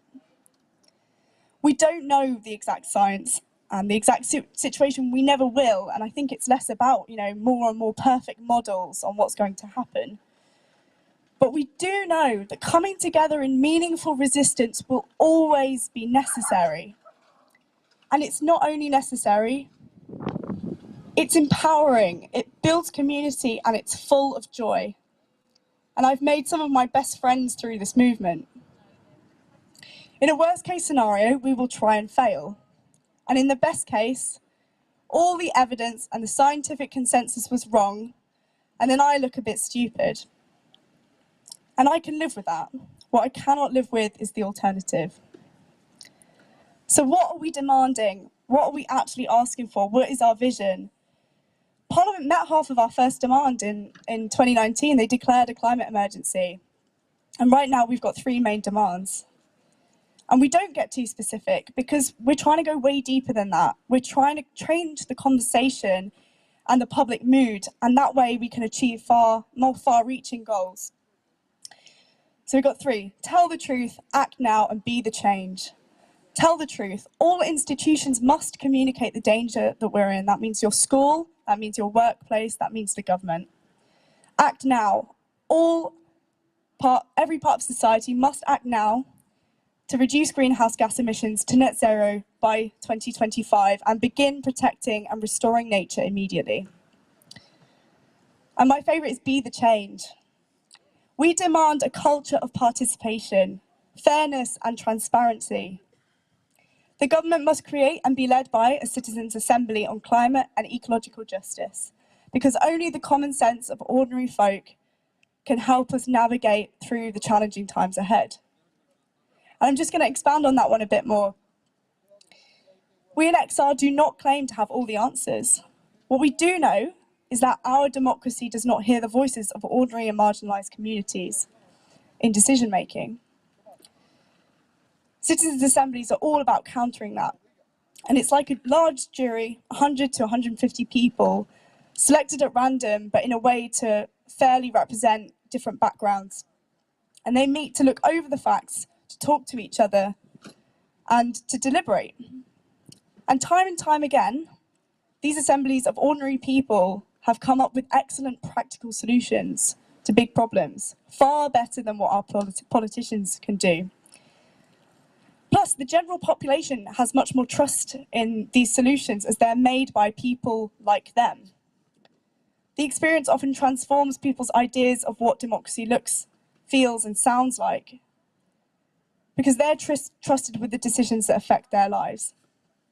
And there are some really great documentaries about this. I encourage you to look them up. There's one called The People versus Climate Change, and that was a recording about the UK Climate Assembly in 2020. Really, really interesting, and it made me cry. We've also got an immediate demand for this rebellion, and until it's met, end the fossil fuel economy. So essentially, we've got really simple demands. Let's stop doing what is killing us, what we know is killing us, and let's upgrade our democracy by including ordinary people in the decisions that affect our lives. And a really important thing to know about XR, and it's, I think, something that we should continue to push for, we're decentralized. And that means that everyone who operates under our principles and values, especially of non-violence, can act under the banner of XR. But we do have groups of people working on specific things, like media and messaging, for example, who decide how to communicate, talk to press, and so on. Although I know not everyone agrees on everything every part of the movement does at all times. So XR has a new plan. We know it's not enough to just talk to the people we agree with, or to just cause disruption on its own. And the basic idea to this plan is talking to people. And it really doesn't sound that radical, but have a think. And okay, might be a bit different if you've been out doing outreach today, but when was the last time you had a conversation with a stranger? When was the last time you spoke to and really listened to someone with different political opinions to yourself? So we're going to start there, because changing the world really can be as simple as speaking to local people, as speaking to your neighbours about the climate crisis, inviting them to talks, and then taking action together. And as of a week ago, we'd spoken to more than losing my words. As of a week ago, we'd spoken to over 5,000 people, with over 80 groups signed up around the country and new members being inducted at every talk we do. And just bear in mind, this project only started about 2 months ago. Whilst my council's climate emergency declaration has not resulted in meaningful action, I do feel that the conversations I had on the doorsteps in this digital age were truly powerful. Scary at the beginning, but incredibly heartwarming too. So really, this is an invite for you to be a part of doing something really positive, being part of really meaningful action. All we ask is that you give your phone number or an email address, and someone from a local group will try and give you a call in the next few days to hear your thoughts on the talk and help talk you through the next steps. So we're asking people to give their details at the Outreach Hub, or come up to me and have a talk at the end of this as well. And for the first time at this rebellion, we're doing 3 dedicated outreach days. We've got another one tomorrow and another one on Thursday.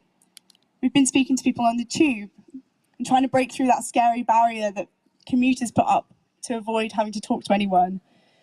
We've had teams of people knocking on doors throughout London. I think there was something like 7 locations today people were knocking on doors, inviting them to talks down their roads in community halls that day. So, we can do a lot just ourselves to educate ourselves, but also to get up, skill up. Like this rebellion, we've been holding NVDA trainings in the morning. There's loads of talks and trainings online that you can access. It's very easy to get, to stop learning actually and think you know enough. And actually, there's always something new that you can learn that you can do. So of course we want to save the polar bears, but it's about so much more than that. It's not about just doing our bit for the environment. It's not about tree hugging or about pushing some specific political agenda. It's about opening our eyes to the fact that we've been told and convinced we can buy our way out of all of our problems. Well, there's a far, far better way, and that's simply coming together in love and resistance.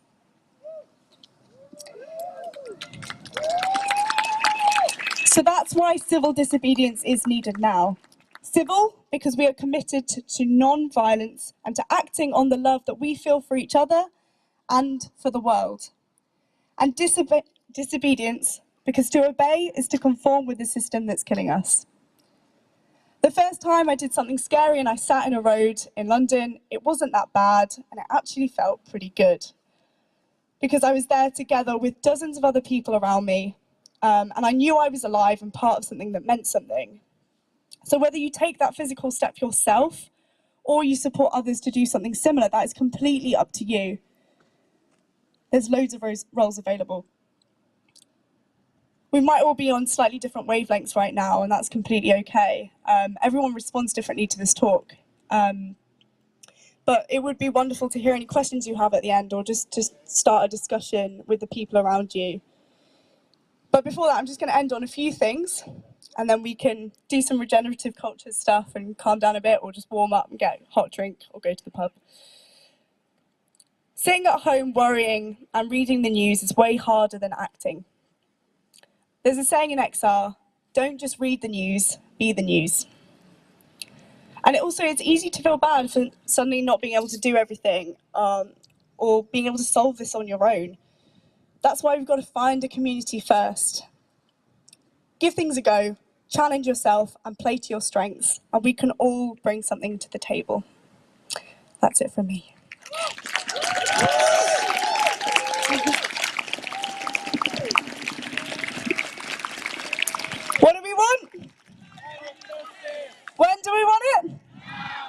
50 years ago, but that's good enough.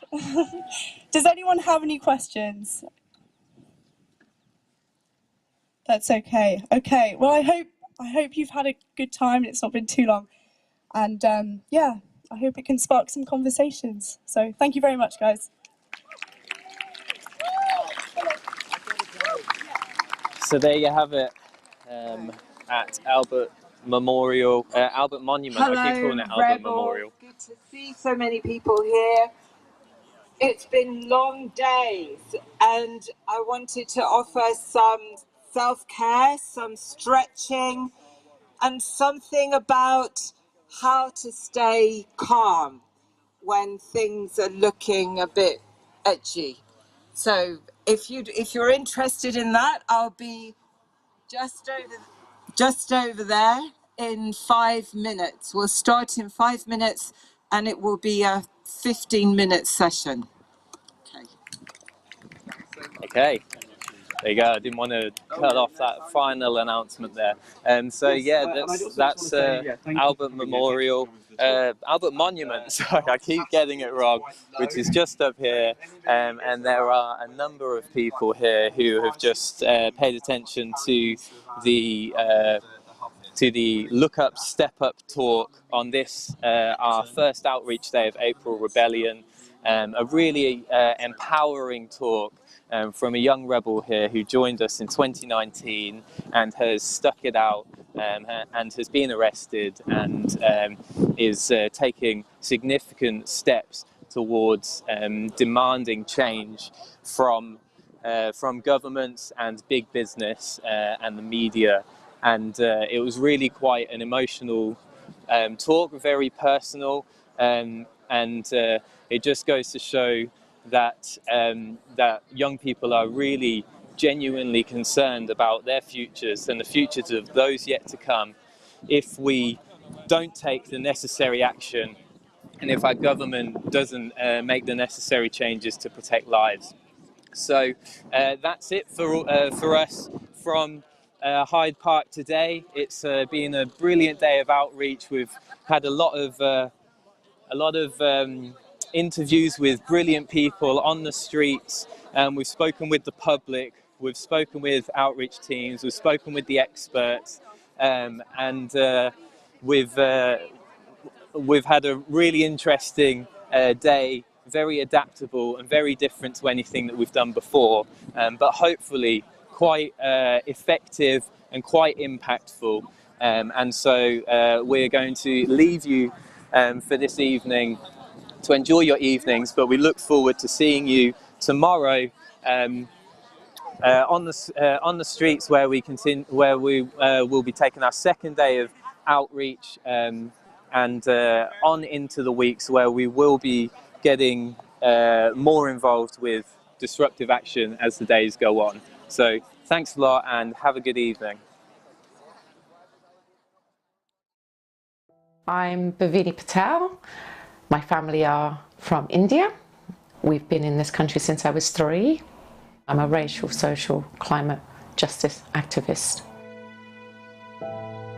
In this country, marginalised communities of colour are disproportionately impacted by the systems that oppress us, like the state, like the police, like the court systems.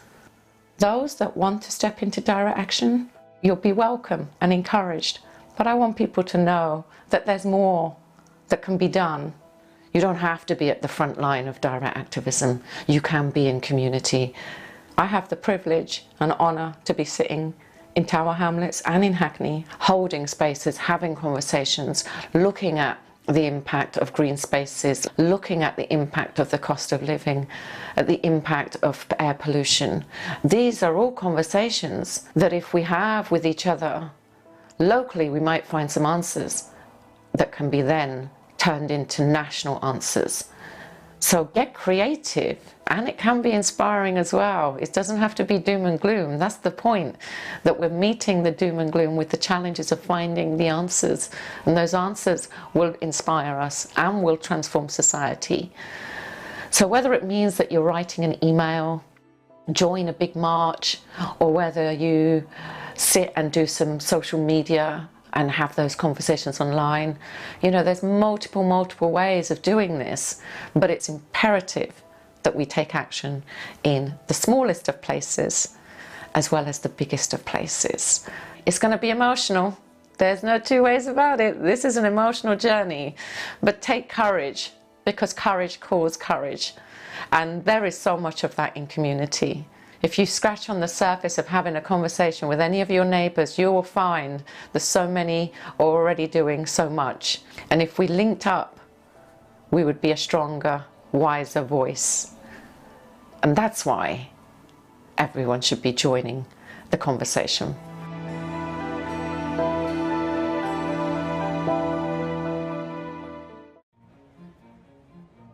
This report of the Intergovernmental Panel on Climate Change is a litany of broken climate promises. It is a file of shame, cataloguing the empty pledges that put us firmly on track towards an unlivable world.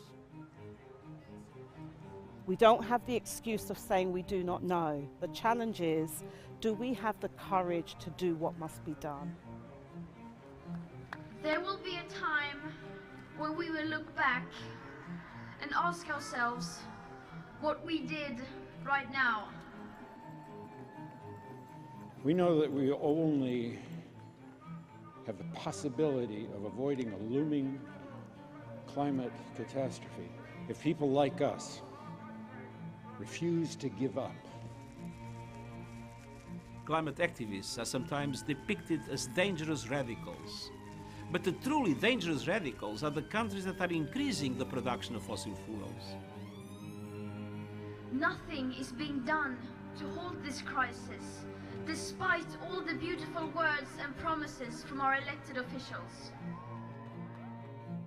And the science is clear. To keep the 1.5-degree limit agreed in Paris within reach, we need to cut global emissions by 45% this decade. But current climate pledges would mean a 14% increase in emissions. There is no democratic mandate for this. There is no democratic mandate to destroy the conditions which make the planet habitable. Whatever this system is, it's had 30 years to sort this problem out. We've had 60% more carbon emissions. You need 1.7 planets to meet the resource needs. It's not working. We are on a fast track to climate disaster. I will not be silent while the world is on fire. Will you? This is not some future harm that is apocalyptic, that is to come in the near future if we don't reduce emissions in 5, 10, 15 years. This is happening now. This is a climate emergency. Climate scientists warn that we are already perilously close to tipping points that could lead to cascading and irreversible climate impacts. But high-emitting governments and corporations are not just turning a blind eye.